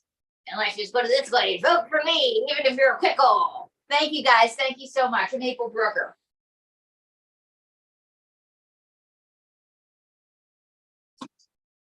And eat your pickles. Awesome. Loved it. Thank you. I love that top. Where is it from? The what? Your shirt. Oh, it was a gift from a friend. Oh, it's very cute. Oh no, that's gonna remind Andy of his cup. That was a gift from a friend. It's very Talk cute. about the cup, though, very Andy. cute. Tell us the sob story. I'll play the violin. The sob story. My Comic-Con cup broke, and it was right before the show. It just happened. I'm rushing it. This is like Oh no. My heart, that is heartbreaking, Andy. It is. They don't It's a understand that. It's a tragedy. It is a tragedy. It's important to you. Yeah. Definitely. Back together, Andy. Yeah, that's what I was saying. You gotta glue it back together. It just it's like the If it was band. two You gotta get it pieces, back it would. together. It's like 22 pieces. I mean, there's one big chunk, but the other pieces won't gel. And I don't feel like swallowing glass. like even if you don't drink out of it, just keep it on display as a You can hold memorial. all It's a the dead tribute. pens that you have. Which one? It can hold all the dry markers you have. Dry markers. That you Yeah. Got a bunch of markers, pens, all that good stuff. All right. So, Miss April Brucker, very good for what you do. Very happy that you were able to participate. Caroline, do you have a question for? Thank you. Thank you. Yes. So besides May, do you have another favorite? Okay. Well, I love them all, but I'd have to say that I love Dwayne. I love Donnie. I love all my children equally because they all contribute. A family that works together stays together. That is true. That is true. Do you have a fan favorite though? Like, is there somebody when you're doing your shows that everybody's like, oh my God, this one? May Wilson would be one. People have actually come out to see May Wilson because they've seen her on television. Donald J. Trump, he divides the audience, but the people that love him really love him. Joe Biden time. And then the other one, you didn't see him tonight, but it was Mortimer. You can see him on my TikTok today. He's my little blue man. Oh, okay. Mortimer. People love him. And as a matter of fact, I will get people who interview me that have requests. I want so and so, so and so, and so and so. And they say, this is who I want. Good. Awesome. And who just asked that? Mel, right? That was Caroline. Oh, I it's also- Caroline. Mel, do you have a question? I'm sorry. Yeah, I really like that poster behind you, the poster of yourself. Tell us a story with that. Oh, that was Videos After Dark on ABC. It was the last show Bob Saget hosted. Wow. Yeah, before he unfortunately passed away. And so I got to appear with Bob Saget, which was pretty cool. And the way I made the video was the tea juggle is, have you ever had a towel slip, whoops, or whatever, you know, if you're a lady. And I made a cute video where I juggled the towel and I sent it to America's Funniest Home Videos just as a joke. And they called me, they said, we're actually developing this new show and it's with Bob Saget and it's with Naughty Videos. Would you like to be featured? And I was like, hell yeah. Wow, that's amazing. Bob Saget. Wow. Good guy. Yeah. Miss him. Yes. And actually the funny thing too is everybody thought that Danny Tanner was this wholesome family man, but he had this really raunchy stand-up act. So his bosses at Wake Up San Francisco, I don't know what they would have thought of that. I love the duality of the man. Yeah, and then Aunt Becky getting her kids into school, they both would have been out of the work. The network would have had a lot to say about that. Oh yeah. I remember the Bob Saget roasting, which was excellent. I love those roastings in general, but yeah, it was an excellent job. Oh yes, yes. And he did tell them that do not mess with any of the Full House people at all, especially the kids. They're like, he's like, that's just not happening. But because again, he could get out there, but he was like, yep, we're not touching any of those kids, which was very Oh cool. yeah. And he was always very cool and everybody, like he would still get up and do stuff. And the world is a lesser place without Bob. Definitely. That definitely is a shame. But I will say, April, you did an excellent job. You look great as always. You always look Thank you. always perform spectacular. Definitely, 36 months straight going, and you've been a big part of it helping continue and all that stuff. So we always love having you. Next month will be our official 3-year anniversary. So we would love to have you if you can perform. I mean, we know you can, but if your schedule, I know. Oh, I will be there. I'll be there with bells on, Andy. Sounds awesome. So when are you coming to New York City again, April? Just to visit? I'm hoping to get there this fall. It looked like I was going to come this summer, but I got sidetracked here. But I'm coming this fall. Watch for me, guys. I'm coming. Coming for you, New York. Sounds great. New York definitely misses you, April. April Proctor. Thank you. Thank you so much. Perfect. Great job. Definitely. Thank you. Thank you. Awesome show. Thank you. So, ladies, just in general, yeah, this is our, as we've been saying, a good portion of the show. I'm just trying to cut out my message thing because it pops up constantly, kind of like my phone keeps on playing the bug thing, which I don't get. But 36 months straight. So next month, I think it's August 25th, which is a Friday. So if you are an improv team that wants to perform online or a stand-up comedian that wants to perform online, as you saw, we have many acts and it's been going for 36 months straight. So sometimes it goes 7.5 hours. Sometimes it reaches almost 12 hours. It's hit the 11.5 halves. So, you know, to me, it's a lot of fun. These two ladies did an amazing job helping me run the show. So thank you both. You both are amazing and awesome, which I appreciate. So Thank you, Andy, for putting on the show, even though it cost you a mug. Yes, It thank definitely- you, Andy, and rest in peace to Andy's mug. Yeah, just for the record, I just keep missing touching it too every time. Like I'm grabbing it like this, like a moron, but I'm throwing it out right after this because I know I'm going to cut myself and I don't feel like cutting myself anymore. So it goes down to thank you, world. Happy weekend. And hopefully see you all. And like I said, PM me or even Caroline or Mel and find out what's what, how they could perform. And you also look at Caroline Dunn's background. She has her 2 websites and it's good to go to her, to both either actually, and just go following her and join her and like her videos. But thank you all. Thank you, ladies. Everyone have an amazing weekend. Have a good one. Okay.